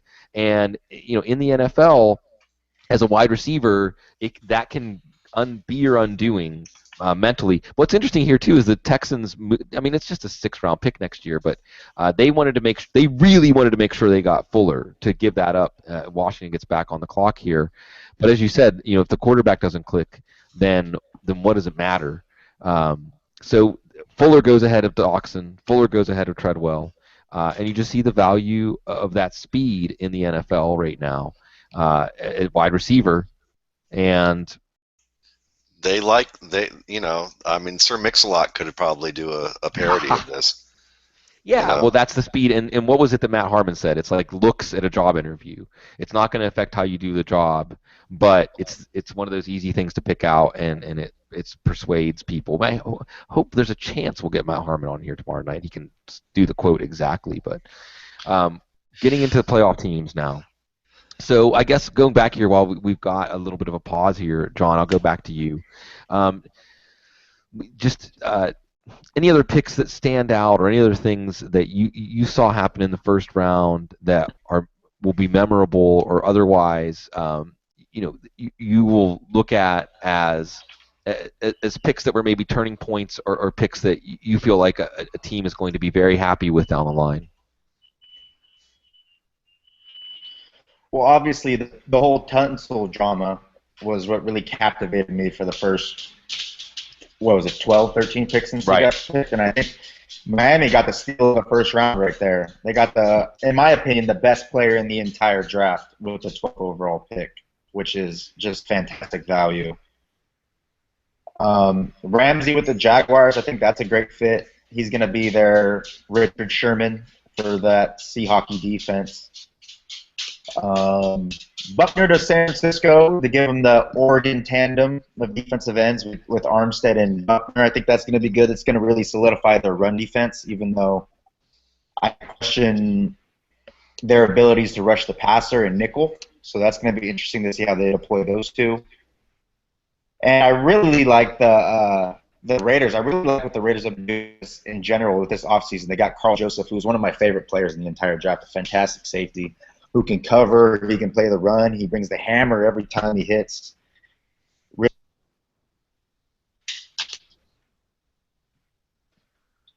So, Gene, we're talking on Twitter behind the scenes. I'm just catching up, Matt, Gene. Matt, are we seeing Laremy Tunsil change the conversation tonight of what we're thinking about and talking about right now? Gene, you go. All right, so we're apparently in his introductory press conference, somebody asked him about his Instagram post that said that hinted that he was taking money for payment of bills, of his family's bills, and his coach was one of the coaches was back and forth about, well, you've changed your mind a couple times on how much money you're asking for, which is it? And they asked him about it in the press conference, and he denied it. And they asked him about it again. He said, well, yeah, it happened. And then they pulled him out of the press conference right away. And he's since been back on Twitter saying that the statement that we just talked about from his agent was true and accurate. So I don't know. At minimum, you have to wonder why the Dolphins put him out there at this point, given everything that happened. I mean, I guess you have to, but you almost feel like somebody's got to be sitting right next to him and helping to screen questions a little bit. I don't know. That's something. I don't know, Matt. You probably have a better perspective on it than I did. I think you're just left shaking your head at what's happened in his life over the last 3 hours and how it's all been handled. Go ahead, Matt. I mean, because this is actually one of the more fascinating. I can't think of another draft night story like this. Nothing even remotely like this. I mean, we had Warren Sapp, but now we're off. We're well into like something that nobody could have anticipated.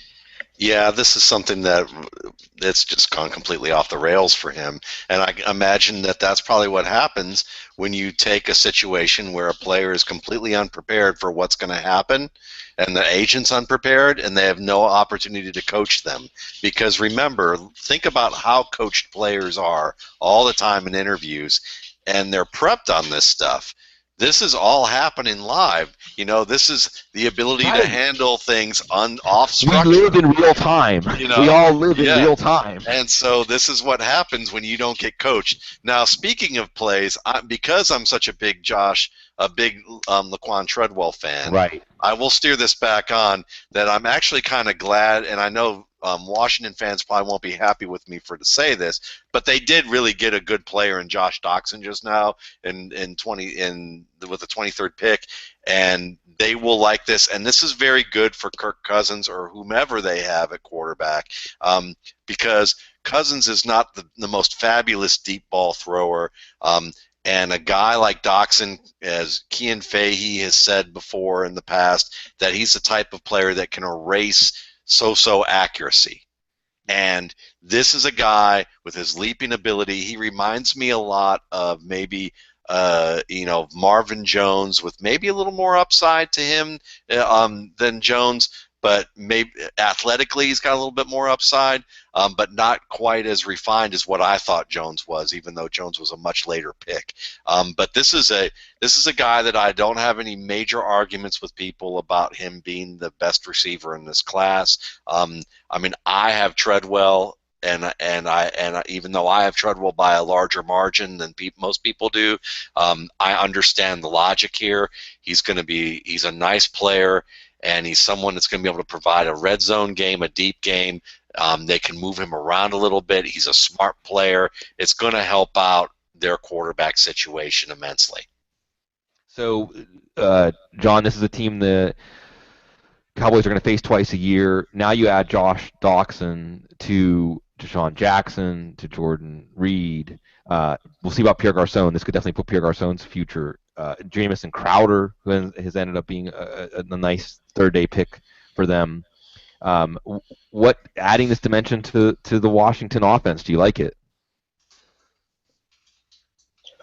Yeah, that little shimmy dance move I was doing when Eli Apple was picked, I'm not doing that dance here. I'm kind of that as a Cowboys fan.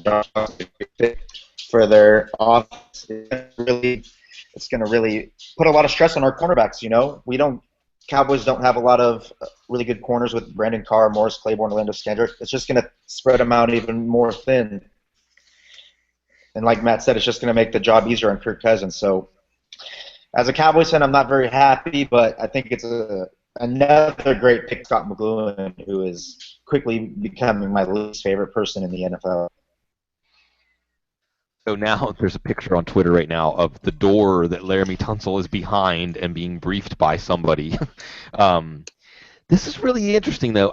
So Matt, you know I'm going to zero in on this, and I don't want to make this overshadow the. Well, I don't want this to overshadow the draft, because the draft belongs to these kids. I'm saying kids because I'm 40 years old, but the draft belongs to these players who have put it all on the line to get to this point, and their families, and again, all the people they're standing on the shoulders of that have helped them get there. But Matt, you and I talk a lot. I think we've tweeted a lot. We've posted things on Facebook a lot. There's questions about the state of college athletics. There's questions about things that everybody knows happens, whether it's players smoking marijuana or players taking money from coaches. That nobody, there's a code, right? You know, Laremy Tunsil already fell in the draft a little bit, maybe because he's, and you have to wonder. So is the experience of that video getting out tonight, and then watching him drop? I mean, if Aditi Kim Kabwala is reporting that a Ravens official told her that they skipped him because of that video, does that kind of put him on tilt? Yeah. And I mean, this is the moment where you know, and I'm not excusing Laremy Tunsil, okay? Because Laremy Tunsil, you know, certainly he had to understand that these are possible things that can come back and bite him. And good for the Minnesota Vikings. I have a feeling we know who this is going to be. But I will say that Laremy Tunsil, obviously, you know, he's to blame for a lot of this, but at the same time, they lifted up the rock and all the worms started crawling out. And you know, this is college football and the way that they are in terms of how they have this very hypocritical stance about, you know, we're doing this for academia, we're doing this for, this is about the love of the game, you know, it's all innocent and everything, when we know that these players get paid. They get paid under the table. They also get steered towards majors that aren't really going to be helpful to them. There's tests that are involved for these players who shouldn't be able to, you know, don't have the academic standards to actually get into school by comparison to people who are non-athletes at times, and they can take, like, you know, 6-week tests that are put out by BYU. Of all places, to be able to take courses that give them enough credits to get into school. That's what happened with Michael Oher in the past. So, you know, when you look at all this stuff, it's getting uncovered and showing how that's working out. And you know, it's sad, but it's people are getting mad and the teams are getting mad because they don't want their free meal ticket of developmental leagues in college, you know, hurting them in the NFL. And they also have these tacit agreements. And look at that. Laquon Treadwell falls to Minnesota. So you're the Teddy. Your team, Teddy. You're driving the train. How ideal is this pick for Teddy? I told Paul Charchian on KFan that this is the guy they wanted. This is the guy that Adrian Peterson right now is probably through the roof, because this guy is an unbelievable blocker. He is the best blocker I have seen as a wide receiver since I've been doing this. I mean, he is going to, and then on top of it, his separation within the first 15 yards is fantastic. What he does with his hands, and they're showing it. He uses a variety of moves. He knows how to win in tight coverage. He can bang you. He can finesse you. And when he gets the ball, he can just run over you, bounce off of you, make a move to make you miss. He basically played on one leg for a little while too, so he's a tough SOB on top of it. And he's gonna help. He's going to help Teddy Bridgewater, because Bridgewater loves to throw the fades in the end zone. He loves to be able to, you know, he doesn't have to be unbelievably accurate with the deeper passes. And I'm telling you right now, he's gonna open up bigger runs for Adrian Peterson or Jerick McKinnon down the stretch here. This is a fantastic pick. This guy, to me, is, I mean, I don't like to compare players directly, but to me, this player is the closest thing I've seen to Michael Irvin. Yeah, well, and don't you think he fits, like, the attitude, like the Mike Zimmer team attitude? If I wasn't, you know, if I wasn't going to go back to being a Browns fan, I've been saying that when they hired Mike Zimmer and they got Bridgewater, that this was a team that I would love to follow. This is the type of team that would be my unofficial. And look at him posing there, you know, with the little girl. I don't know who is, whether that's a younger sister or a daughter. I don't know who that is, but that's his daughter. It's his daughter. Okay, so you know, it's just cool. You know, this is the team that, I mean, the Vikings are a team that I'd love to adopt as my NFC team. You know, as just one to follow. and it just fits. It fits Zimmer's hard-nosed mentality, and they're going to talk about some drop passes here and there, which is what they're showing here. But I got to tell you, a lot of this is more focus drops more than anything else, and I would much rather have. I would much rather have this guy. I mean, it's, T.O. had drop passes. Chad Johnson had drop passes. Jerry Rice early on in his career had drop passes. Brandon Marshall. Exactly. And all those guys know how to separate early and often, in the first 10 to 15 yards. All I know is that the Texans, outside of what they did with the Clemson wide receiver, since then they haven't been able to pick a wide receiver. Before that, between that time and Andre Johnson, they haven't been able to pick a wide receiver. I think I just feel bad for NFC. I feel bad for the NFC East opponents because NFC Central North opponents because. This is the piece they were missing. This was the piece that they were missing. And I think we can agree that from a dynasty perspective, I know, but by the way, you're going to get your post-draft RSP update for everybody if you don't have your RSP. Treadwell, the Viking, greater than Doctson, the Redskin, and Coleman, the Brown. Knee-jerk reaction, Matt. Is Treadwell better than all that? No, for fantasy, like long-term fantasy outlook. Long-term fantasy, I'd say Treadwell and Coleman seem a little bit better off for me right off the bat. It's still a very crowded situation in Washington. I mean, you still have got Pierre Garçon, who's getting older, but you still got Deshaun Jackson. Those two guys are in front a little bit right now. Jordan Reed, Vernon Davis. I'm here. Right. So there's still some opportunities here that are kind of interesting to me that we'll see, and also. I'm waiting to see if Washington has really dug out of the hole or Daniel Snyder's going to continue to pour vanilla ice cream into it. Right. So there's that issue. But Coleman I like, but again, how strong can the Browns build around them? That's possible. I think as far as a team, this is and what they need and what fulfills that need and the strength of where they're heading already. Laquon Treadwell is a fantastic option, and I would definitely he's still one of my top three guys post-draft. So, and with their Paxton Lynch, by the way, I want to bring that name up. The Bengals get caught on the wrong side of a wide receiver run here. As Doctson or Treadwell, I think either one they would have been happy with. Go right in front of them.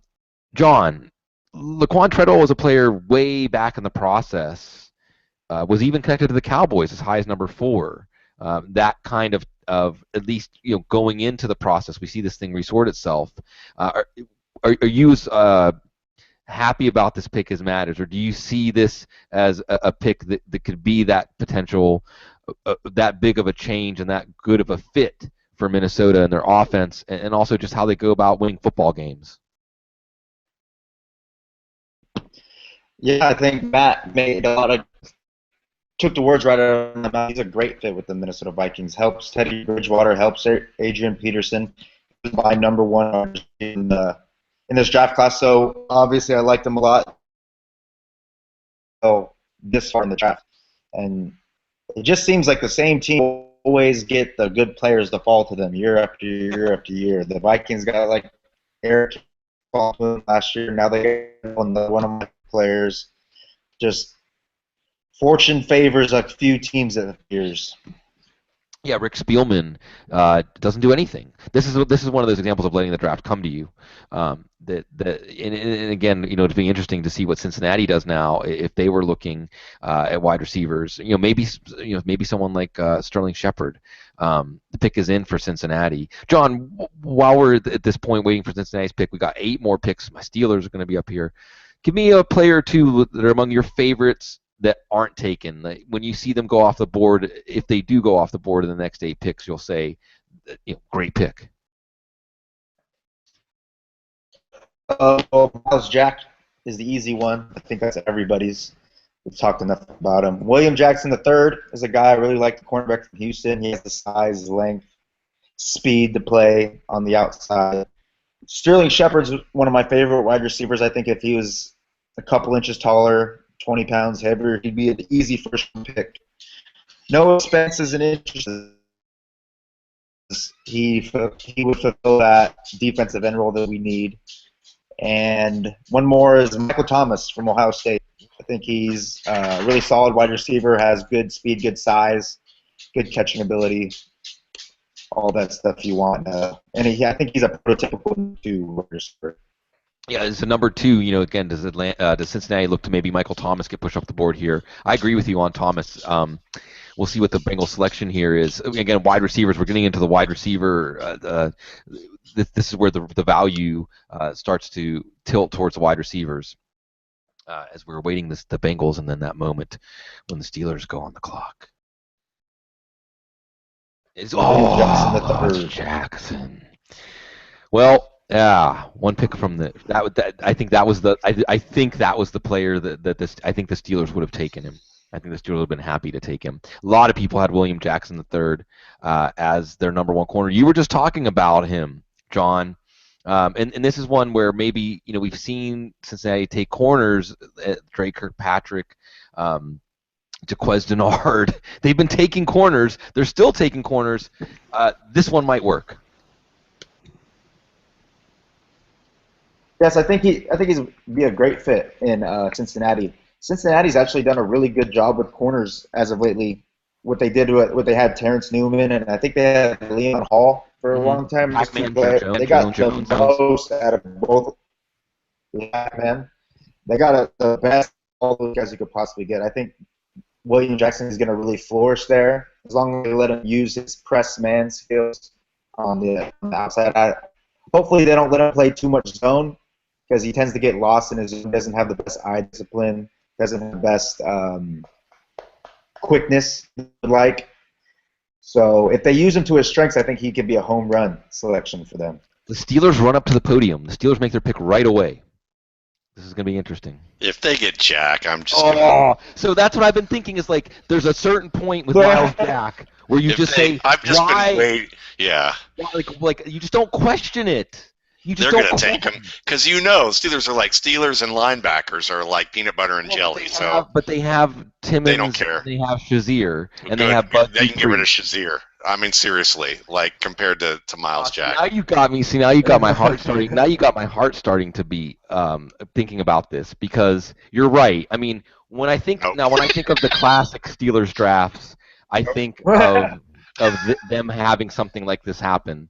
This is an interesting pick. They pick Artie Burns, the cornerback out of Miami, who's a very good athlete and shows some skill as a press corner, but he's raw, and he had some real family concerns with a parent dying, and he had to take care of the kids during all this, but he's got the length. He's kind of that pick where, he's more the athlete than he is the refined player at this stage, but it's a decent pick at this stage, and he definitely, you're seeing here, he can hit, he can tackle, he's a Steeler in that regard, so you got to like that. And what's interesting here is this is more like the Eli Apple. Why, it's more of a projection where I think that I can say this: the Steelers worked up a ton of cornerbacks during the draft process, and it almost feels like they were just dead set on taking a corner. What are you smiling about, Matt? The Seahawks just traded their pick to the Broncos. Ooh, Broncos take Paxton Lynch? Oh, that would be fun. I hope so. As a non-Broncos fan, I hope so. John, who's your guess here? Who's Denver trading up for? I would guess Paxton Lynch. That's unless they like Miles Jack a lot, because they lost. What was their inside linebacker to Chicago, I believe, right? Yeah. Trevathan? Yeah. So maybe they're trading up for Miles Jack. You never know. Well, and wouldn't a team in the Super Bowl window make sense to just say, whatever's going to happen with Miles Jack, we don't care. We want to win another Super Bowl. This is going to be interesting. Mm-hmm. So we had a bit of we had a minor trade with Houston and Washington, but a bit of a lull here. So anticlimactic Steelers pick, but it did seem like they were dead set on taking a corner. And there was some talk that the Steelers thought that cornerbacks, they can find the guys with toughness and tackling, but whether it was Eli Apple or now Artie Burns, they were looking at guys maybe that are more projectable, but didn't have those traits. So I still think the Steelers don't have the clarity. I know Matt Williamson, we were going back and forth last night, and he was saying that they're becoming more spark-oriented. This is going to be interesting, though, and you like the aggressiveness. We got like 5 picks left here after this one, and you like Denver, you like Elway making a move here, and if it is Paxton Lynch, then now we set in motion a chain of events where Colin Kaepernick remains a San Francisco 49er, Sam Bradford remains a Philadelphia Eagle, and Ryan Fitzpatrick's deciding whether he's going to play for the paltry sum of $7 or $8 million. He's worse than a golfer. Gene, you have any gut feeling here on who Denver's trading up for? You're muted. I think they almost have to get a quarterback here. I don't see any other reason to give Is up there a any chance? additional picks to Is there a them. chance, Matt? Is there a chance it's not Paxton Lynch? Is there a chance it's Connor Cook? There is a chance it's Connor Cook, though I think Lee Steinberg might blow a fuse if that happens at this stage, because, man, it was very uncharacteristic of him to go after a guy like Todd McShay pre-draft the way that he did. It was kind of un-Maguire-like, I thought, or maybe it's very Jerry Maguire-like. I don't know, but it was. I didn't expect that. I will say that Lynch certainly is the most projectable quarterback of this class, not named Cardale Jones. And I would love to see if it was Cardale Jones instead, but I think the draft cognoscity of big media draft has pretty much told us that he's probably more of a 3rd or 4th or 5th round pick. When you hear Mike Mayock talk about how much of a mess he is, though I don't agree with that at all. So it looks like probably the best bet is probably that it would be a guy like Lynch, but I would say Connor Cook is probably the more developed player. I do love what I see from Lynch as a person and what he shows with his arm strength, but if you're looking to like win now, they're probably I don't know if they feel like they can win now and try and do it again. If they do, then no quarterback that they get right now is going to be that guy. So they're going to be going with who, Mark Sanchez. That's who they're probably going with at this stage. So the Seahawks got a 3rd round pick, the 94th pick, just from moving down from 26 to 31. And the Seahawks are probably going to take some like spark offensive lineman or something. Like they're going to take somebody that like Patriot style. Like they're going to take somebody that nobody was going to take in the 1st round anyway. So they pick up a 3rd round pick basically for nothing. Twitter doesn't like the Artie Burns pick. He was, and so this is the thing. Like, so Matt Williamson said that they changed to. He told me that they maybe were changing to a spark-based, more of a spark-based, but drafting. But Zach Whitman, the spark guru, at ZJ Whitman, said that he's only 28th percentile spark, the corner. So lots of people lampooning that pick a bit. I think the one of the draftniks, who was it, said, "There's my first." Jonah Tolles says, or who was it? No, sorry. My first 4th round pick. Yeah, my first 4th round grade went off the board. We'll see what Denver does here as we're starting. What if they take Hackenberg? Well, Hackenberg and Cook. So we had something here where Hackenberg, Cook, and Lynch maybe were not in the order on some teams' boards as we would put them. And quarterback quarterback scouting is very fickle. So, Gene, I want to ask you while we have a little bit of a lull here. We're going to see what this pick is. A'Shawn Robinson was a player that many people had mocked in the top 10 or 15 pretty consistently, but there was an early split, like where draft Twitter says we don't see it. Did you watch Robinson? Did you have a sense? Does this surprise you that he's still there this late in the 1st round? No, I didn't watch him that much. I'm not too surprised by that, mostly because it's such a deep position at this point. Teams are going to come up. If you're looking at a defensive tackle at this point, teams are looking to come up like the Broncos and make a move. So I think since we saw the wide receivers go, since we saw the cornerbacks go, and Alexander is still on the board too. Right. I think it just makes more sense that we're going to see the defensive tackle run in the 2nd round. Jerron Reed. Some of these guys, Vernon Butler. Who I'm not a huge fan of, but there's lots and lots and lots of tackles. There's arguably 10 tackles that belong between 20 and 60. In that range, and if you took him at 20, I don't think anybody would be upset if a couple of them went after Rankins there. But it doesn't surprise me that these guys are going to end up. You're ahead of me, Matt. I feel like I'm left out here. I like to be the first one to know these things. it's fun turnabout. It's like the Browns getting a chance to trade back and winning this draft. It's like turnabout fair play this year. So it's Paxton Lynch. Okay, yes. So give us the rundown here. Okay. Paxton Lynch. Here's the deal about Paxton Lynch. You have a very athletic quarterback in terms of his arm talent. He's not a great runner. He sees himself as Cam Newton in terms of the player he likes to style himself after, and I love his moxie for that. Maybe short yardage, yes, but he looked like he had a gentleman's agreement with his quarterback coach and his offensive coach that if he had to run more than 4 or 5 yards, he was probably going to drop to the ground. And this is a guy where, you know, he's going to have to learn how to read a little bit better in terms of reading the field. His decision-making needs to get faster. His decision-making in feet, much like Carson Wentz, is a little bit slow moving from progression to progression, but he knows how to improvise fairly well, and man, does this guy have a gun. This is a guy that can throw the ball about 60, 65 yards on a line with pinpoint accuracy on some throws. So, you know, you look at that. He also was a guy that, you know, wasn't really a big-time high school guy because he was about 165 pounds, even at 6'6", early on, you know, in his high school career. But what you're seeing is someone who's a developmental guy, and he doesn't have nearly as many flaws that Brock Osweiler did heading into the league. So this is where, you know, when people said, oh, Brock Osweiler was a developmental guy and he could be good in a few years, this is the guy I think they were actually trying to talk about. I'm not sure about Osweiler just yet.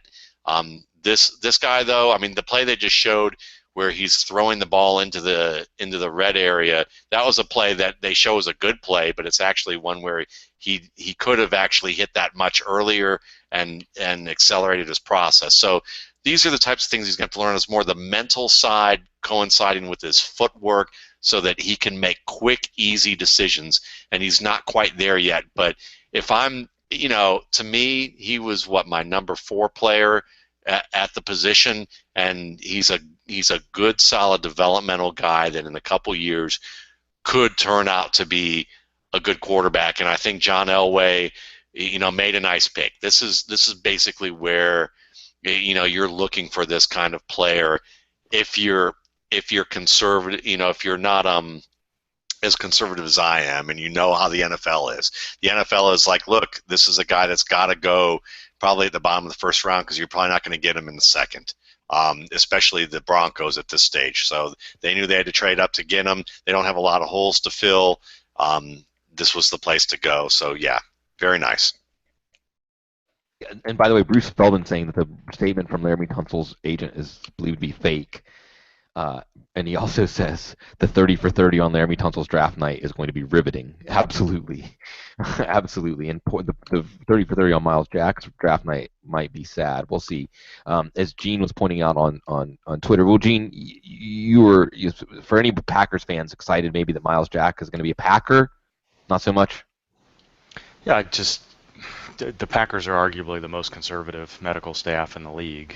Ted Thompson likes best player available. You can see the push and pull that might be coming here, but from Aaron Rodgers to so many other players, they tend to be very conservative in returning players. They tend to be very conservative with how they elect to do things. If anybody was going to put a flag on Miles Jack's knee, you could see it being the Packers. So not to say that's an impossibility here, but we haven't seen the Packers take an inside linebacker in a while.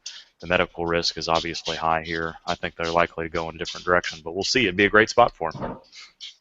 John, I want to go back to you on Paxton Lynch. What did you think of Paxton Lynch when you watch him? You know, do you think can he be as good as Peyton Manning with one foot in the grave? I don't see why not. I mean, Peyton Manning was really bad last year. I thought he was one of the worst quarterbacks in the NFL. But you know, Paxton Lynch, he has all the arm talent, the size, the athleticism you want. You wonder about his ability to process information. You wonder about his ability to take a drop from center and read a defense as he's dropping back instead of from a shotgun. But I think for the Broncos, who are trying to find a quarterback for the future who can be their next starting quarterback for years to come, I think it's a good pick as long as they're willing to let him sit for a year or two. and that's going to be the interesting question here with Mark Sanchez as the other one. Again, with Bruce Feldman. I think Bruce Feldman might have also have a podcast called The Audible. He said Paxton Lynch is now out of the 8 quarterbacks to go in the first round in the last 3 years, 5 of them were 3-star recruits or lower. So again, it even shows at the college level, it's in a very very inexact position to scout. We're winding down here on the Packers pick again. I just want to reemphasize that point that Bob McGinn brought up that Justice Mosqueda confirmed for us, that often in the Packers war room, I should say often in the Packers war room, until they are on the clock, except for Ted Thompson, nobody knows who the pick is going to be. They learn who the pick is going to be when Ted Thompson tells them who the pick is going to be, which means it's other than the Patriots. These are the hardest picks to project. Couple other fun things I saw when Paxton Lynch was taken. Bruce Irvin, now Raider Bruce Irvin, just posted fork and knife. Time to eat. Yeah. So you gotta love that. You gotta love that for Oakland. I mean, adding a player like Karl Joseph, and what they see, where they see themselves rising in this division. Again, we talked about Green Bay as a team. The receivers, as Justice said, gone. Potentially, linebacker Reggie Ragland picks us in for Green Bay now, as we're winding down here to the end of the first round. I guess I'll toss it back to you just as a preview, and I'll be doing the second round mock, the live second round mock tomorrow at some point. I've been doing this for a few years now with NFL Draft Guru, and we have other people join us sometimes. So that's always fun to reset the board. NFL Draft Geek, Nolan Hassan. John, Cowboys will be one of the first teams on the board tomorrow. Give me a name or two that you for the Cowboys that would be a bit of a disappointment to see them go. Who are the Cowboys going to be looking at? A player that we should go off the board in the first few picks tomorrow. The player I'd be disappointed in is that they picked Connor Cook, who I heard they really like. I'd be really saddened if that's the direction they decided to go.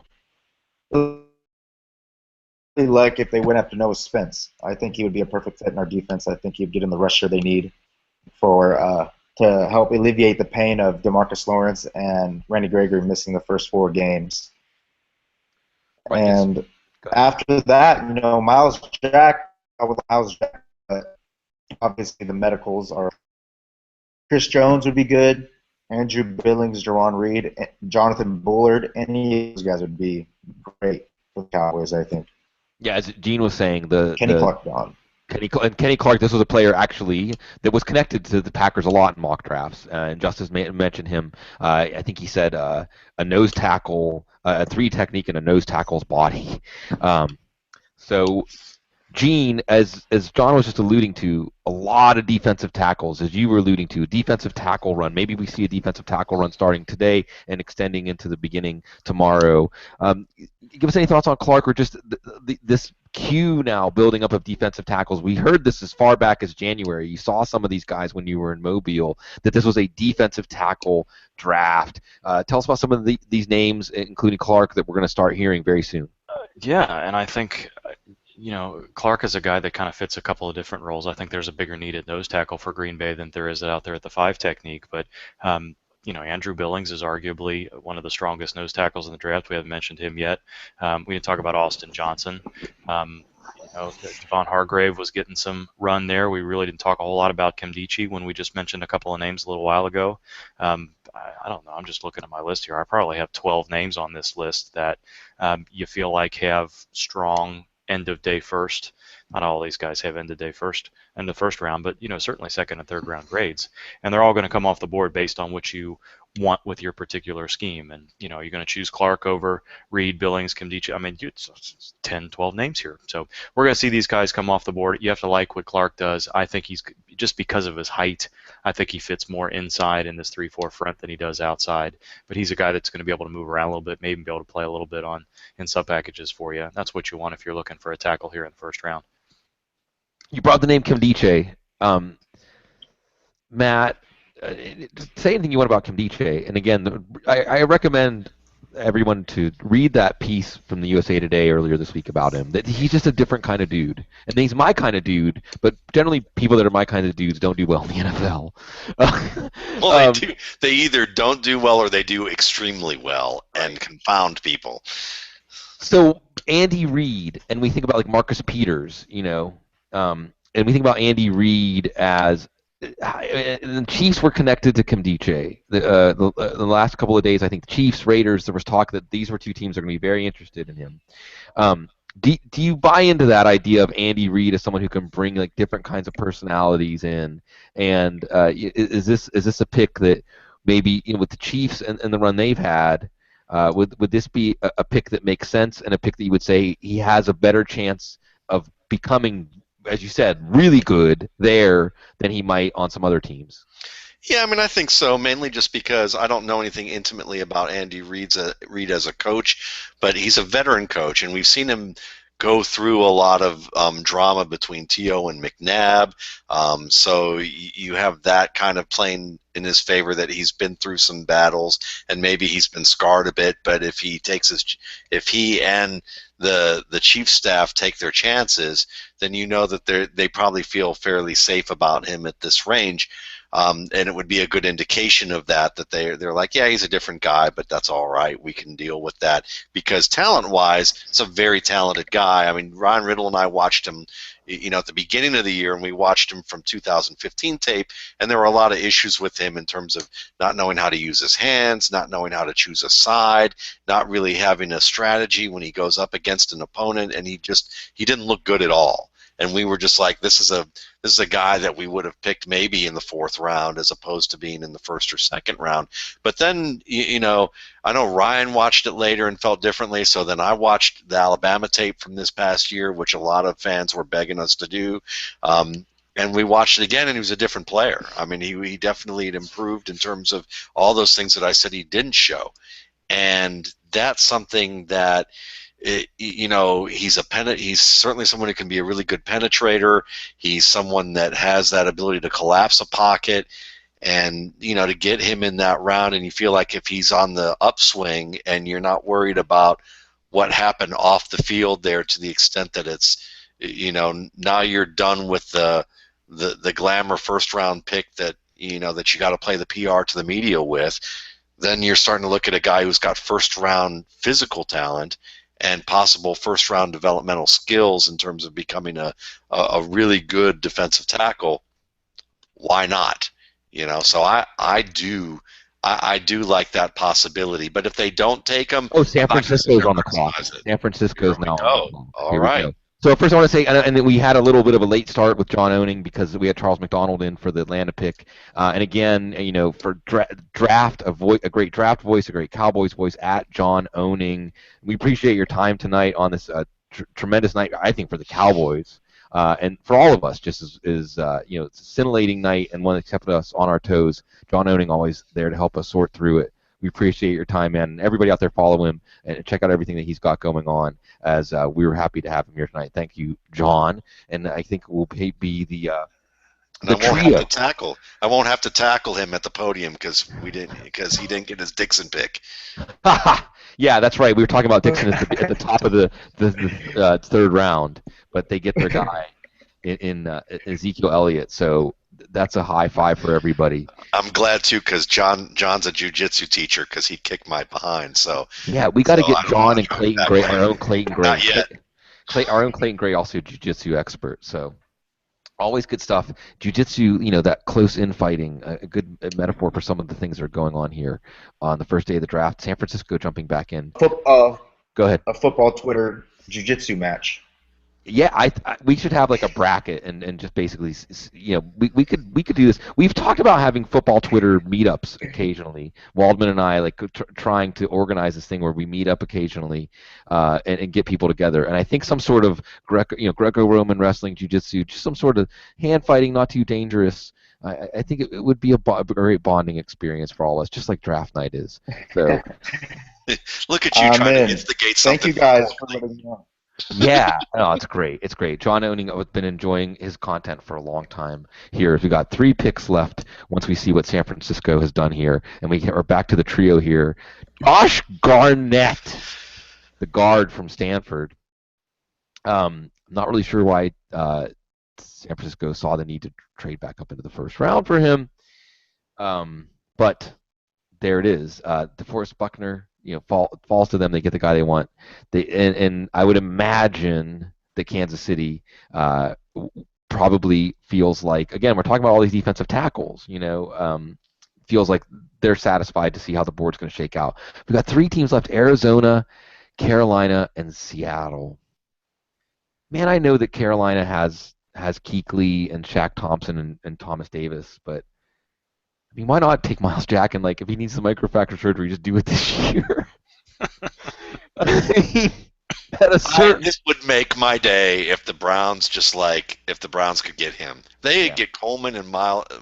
Any team. I mean, if the Cowboys get if the Cowboys get Ezekiel Elliott and Miles Jack. Oh my Lord! I'm gonna just. I mean, I might have to end my just knee-jerk reaction to not liking the Cowboys to ending being a fan. My father-in-law will be over the moon. Right. Oh my gosh.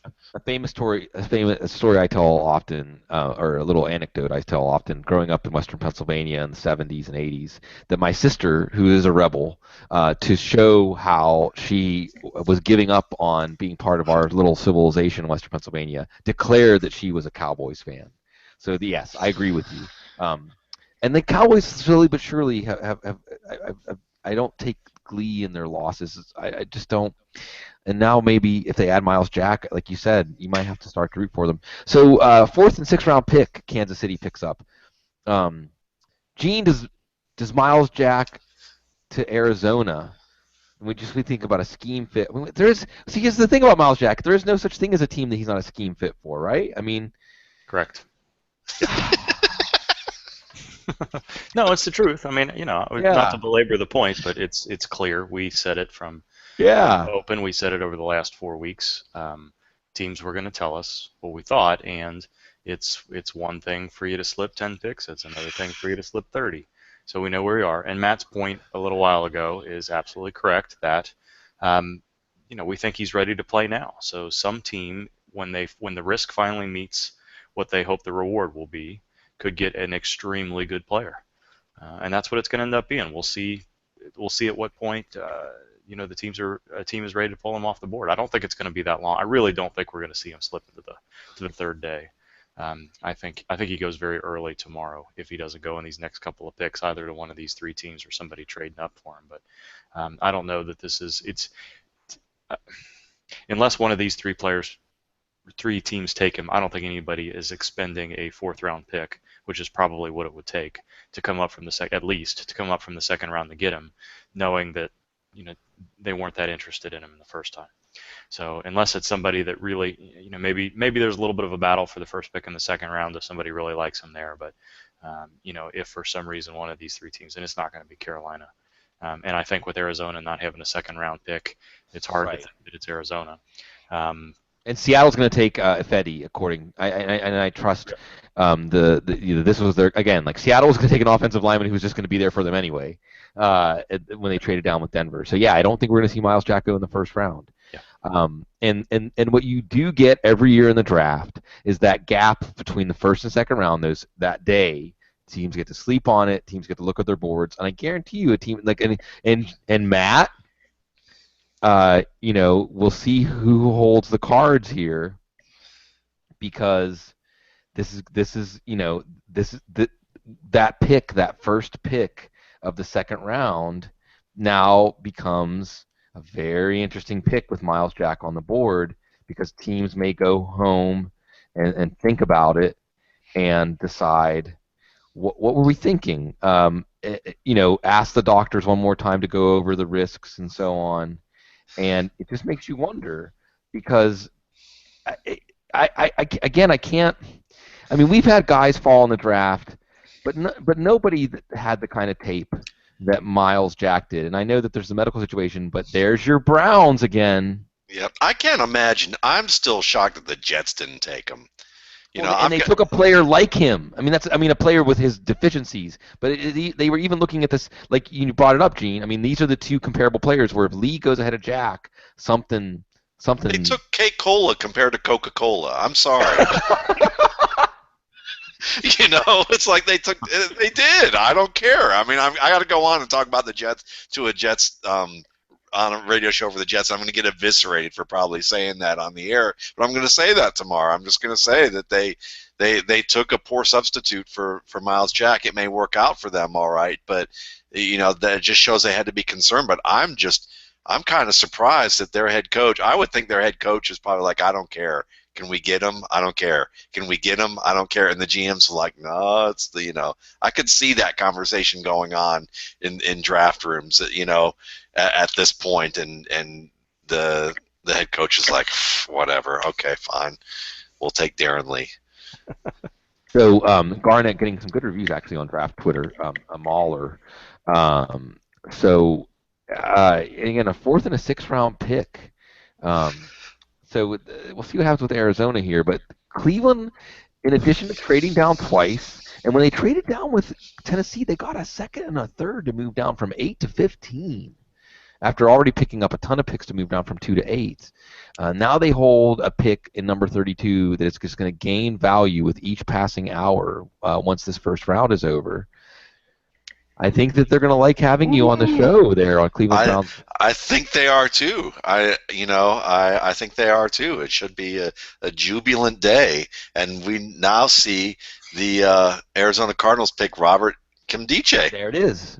And now I will say this: for a head coach, and I talked about Andy Reid as the match, but do we like the Bruce Arians Nkemdiche match? Gene. Yeah, I think so. It's going to be what it's going to be. I think Arians is a good coach for him. I think it's a good scheme for him. I don't think he plays tackle here. I think he's more likely to play end, given what his skill set is like. And he may be, in the beginning, more of a sub-package player anyhow. But I think it's a good match. Well, playmakers are what this Arizona defense wants. I mean, we saw Todd Bowles go to the Jets, but Betcher, the defensive coordinator they have there, they're still looking for a playmaking, aggressive defense, and he's the sort of player that fits that up front. And I just see Bruce Arians as kind of a straight shooter, and I see, this is a situation he can come into, a winning team, a winning culture, and I think this is going to work. I think this is an excellent marriage. This is exactly where we expected him to go, like late first round to a team that I think that you can give him more of a wide berth, and I think the fit is good. I think this is a solid pick. I think this is a pick that when we think about risk reward, when we think about now there are parts of it that we don't know. Like when we don't know exactly, and teams don't know either, even though they have more information, but the ceiling that we've seen, again, Justice Mosqueda, who is maybe the best, if not is clearly one of the best 3 or 5 gurus on not just scores in a metric, but actually scouting these players and understanding what they bring to the table in terms of ceiling, in terms of functional abilities. He was a big Nkemdiche fan. So, as you said, no second-round pick for Arizona. They turned their first and second round picks into Nkemdiche and Chandler Jones. It's fantastic for them. I mean, and it certainly is a sign of like we're not going to sit back after getting thumped in Carolina. We're going to reload and reload in a way that I think gives them. Go ahead. There's a time where you play the draft game, and there's a time where you take the game and you throw it in the trash because it's just like it's going to kill you if you play the game too much. It's like it's like a good example is I think it's some of these finance guys I know that people deal with in the corporate world. And sorry, I'm gonna get on your case a little bit, but some folks are a little too black and white about how they look at life and the world, and they're a little afraid to take a chance about everything. And this is a great opportunity for them to take a chance. I mean, this is essentially a good kid, and he's just someone that made some mistakes that you would say, wow, he's just unbelievably stupid for doing that. But you know what? I can think of situations that are far out of the spotlight, where future, a lot of successful guys I've met have done things just as stupid, if not more stupid, than what Nkemdiche did.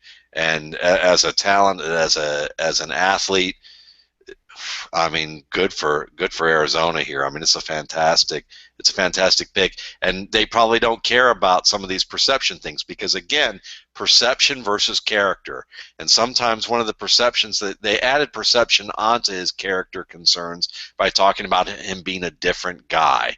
And I've written about this and talked about how I've had a few people in the NFL say to me that he is a guy, that sometimes teams will go into bars and ask bartenders about players, and if the player goes in and he doesn't drink, but he's dressed up in a way that maybe his gear looks like the latest hip hop fashion, and he's with with his guys, and they're out, and maybe they just want to dance with women, and that's what they're doing, and they go to bars and they don't drink. Even then, the perception is that they're a carouser, or that there's someone that they don't, that they add that on there and say that he's a partier or something that's more negative. And there are teams that have overreacted to that kind of stuff. So, the same thing goes for philosophy majors or guys who, hey, the recent. I'm a philosophy major. What are you saying? Exactly. Or, so was Arian Foster. Or the fact that Josh Dobbs, the Tennessee quarterback, who's a heck of an athlete, is an aerospace engineering major. He's somehow not serious enough about the game, but we ignore Andrew Luck for being an architecture major. Right, so right. There's this whole editorializing and pop psychology that goes into it from team to team, that if you don't have good security who gets to run all this and really filter this information, it can go out of control badly, and these teams make bad picks as a result. So, Carolina's picking it. Is this Sterling Shepard? Is this where Sterling Shepard goes off the board, Matt? Wow, that would be interesting if it did. I know that Matt Harmon would Matt Harmon will be strutting his stuff all day tomorrow. He will be peacocking around. He and I talked about Sterling Shepard to the Panthers today. I talked to him on the phone and interrupted his run. He's such a fitness buff. We talked about Sterling Shepard to the Panthers. Could it be Jack? Could it be Jack maybe eventually replacing Davis? Well, that's what I said. I said Jack is a perfect fit. Whether it's Davis or Shaq Thompson, who they took last year, this is exactly the kind of player that they thrive with, and they're in a position to take him and say, whatever, have the microfracture surgery tomorrow. We'll call it a redshirt year. You know? To me, Sterling Shepard, I like Sterling Shepard a lot, and I appreciate what John Oning said about he'd be a much better pick if he was a little bit bigger, heavier guy with the same types of quicks. Perfectly fine pick the way he is. Yeah, and to me he's Steve Smith of the Giants, which was a really good player before he had the microfracture surgery. Very polished wide receiver. It would be a nice pick for Cam Newton to finally have a route runner in the mix too. Yeah, exactly. I mean, this is what they're missing with the big guys, Benjamin and Funchess. So we'll see. We're going to have the Seattle pick again. I think it'll be anticlimactic. Ifedi, the offensive lineman from Texas A&M, seems to be the word out there. I want to remind everybody, I'm not going to turn off the switch right away, but we're going to be back tomorrow night. Me and Gene and Matt, and again, a cavalcade of stars. It's so excellent that so many great minds always are so generous with their time and insight here on the show. And then on Saturday, at some point, Gene and Matt, I'm going to be out for Saturday, but Gene and Matt are going to resume this. We love this. I mean, we just love sharing all this with y'all. The thrills and chills, getting caught up in the moment, the way that makes the wheels in our head turn, and just what we learn. And this has been a night. I don't even know how you start to untangle all the different things there have been to think about. And certainly, whenever I led off the show with the Miles Jack story, the last thing I expected was we would be getting close to signing off, and he would still be on the board. Because, again, this is one of those players, I don't know that much about knees and degenerative conditions and things like that, but I do know what good football players look like. And then we're going to get the 32 pick, and again, setting the scene for that. And already, by the way, Matt, this is where, if the pick is Connor Cook, when you go on that Cleveland Browns show, are you going to be reassuring, or are you going to say, I'm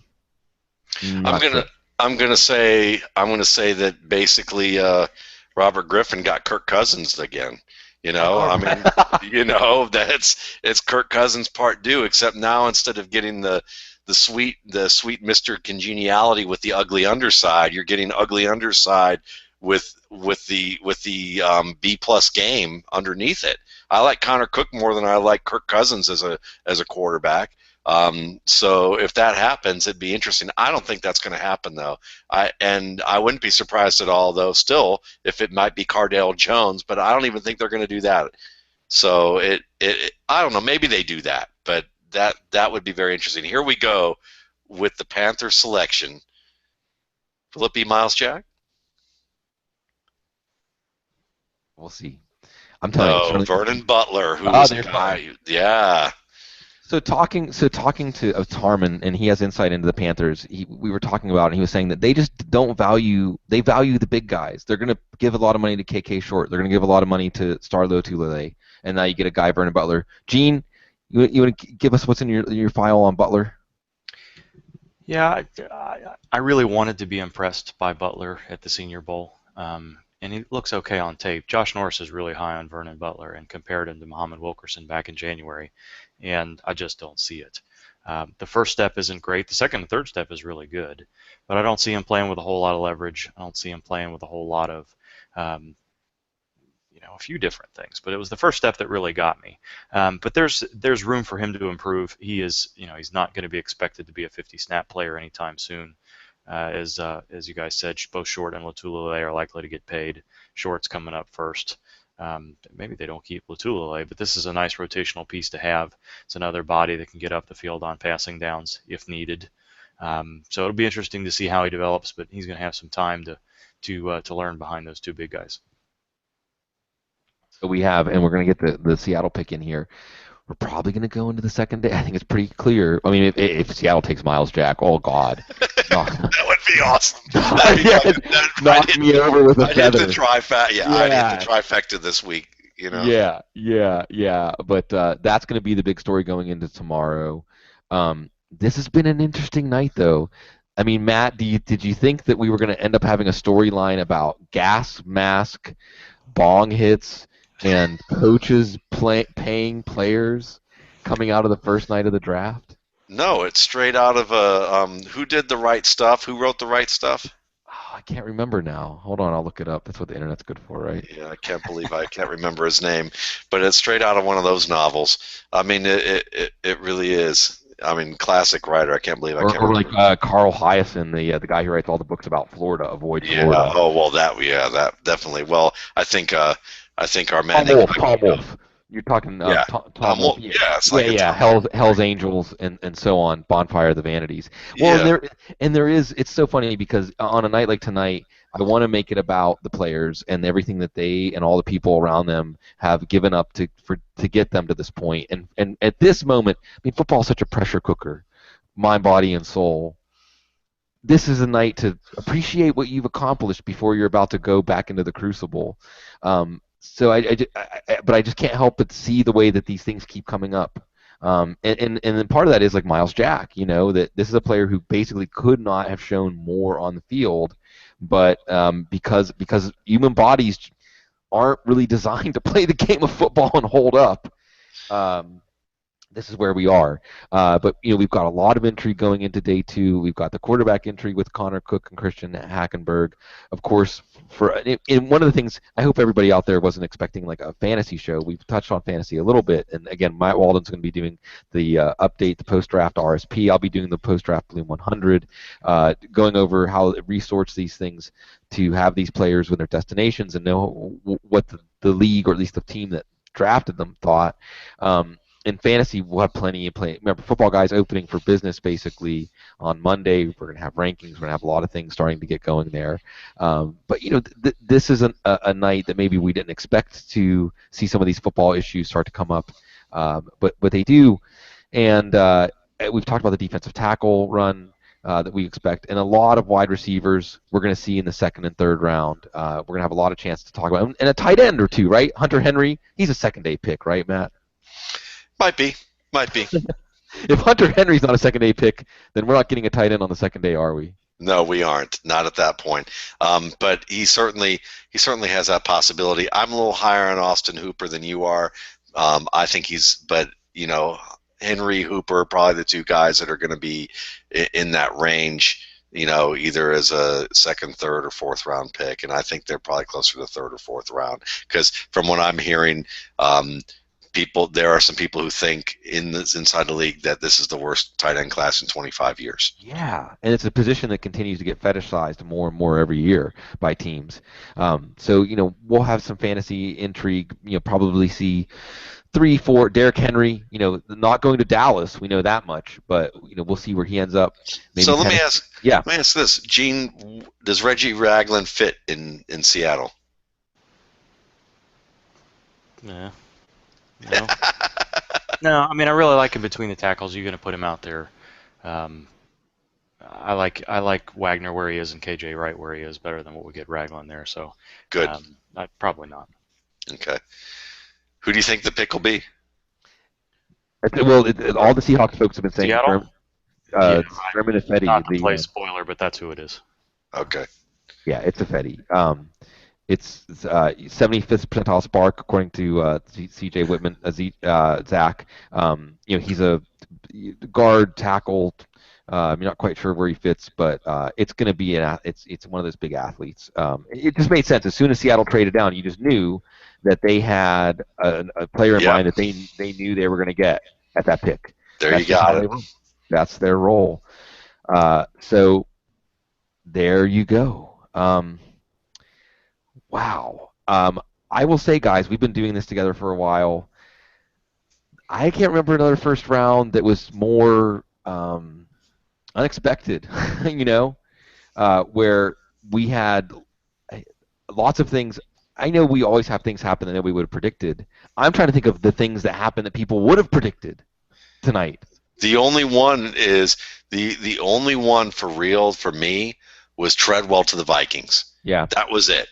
Elliott was, I hope that the Cowboys would take him, but didn't believe it would happen.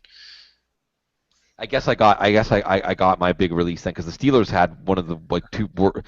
I thought it was going to be Eli Apple, and the way people are talking about Burns, maybe I should have wished it was Eli Apple. Eli Apple, all those great moments, all those great reactions. As Ifedi closes this round again, it's been a great night. We did about 4 hours tonight. I know people have asked about this. It'll be up. I know that these take some time to get up on YouTube. Again, I just want to say, as we're well into this journey together, some of you newer, some of you have been hanging out with us. I know Five-ish was here earlier. I'm sorry I didn't give you a shout-out earlier, Five-ish. Some of you have been rolling with us from the beginning. This is going on, I think, 10 years that we've been the three of us have been doing this together. Audible's over 10 years now.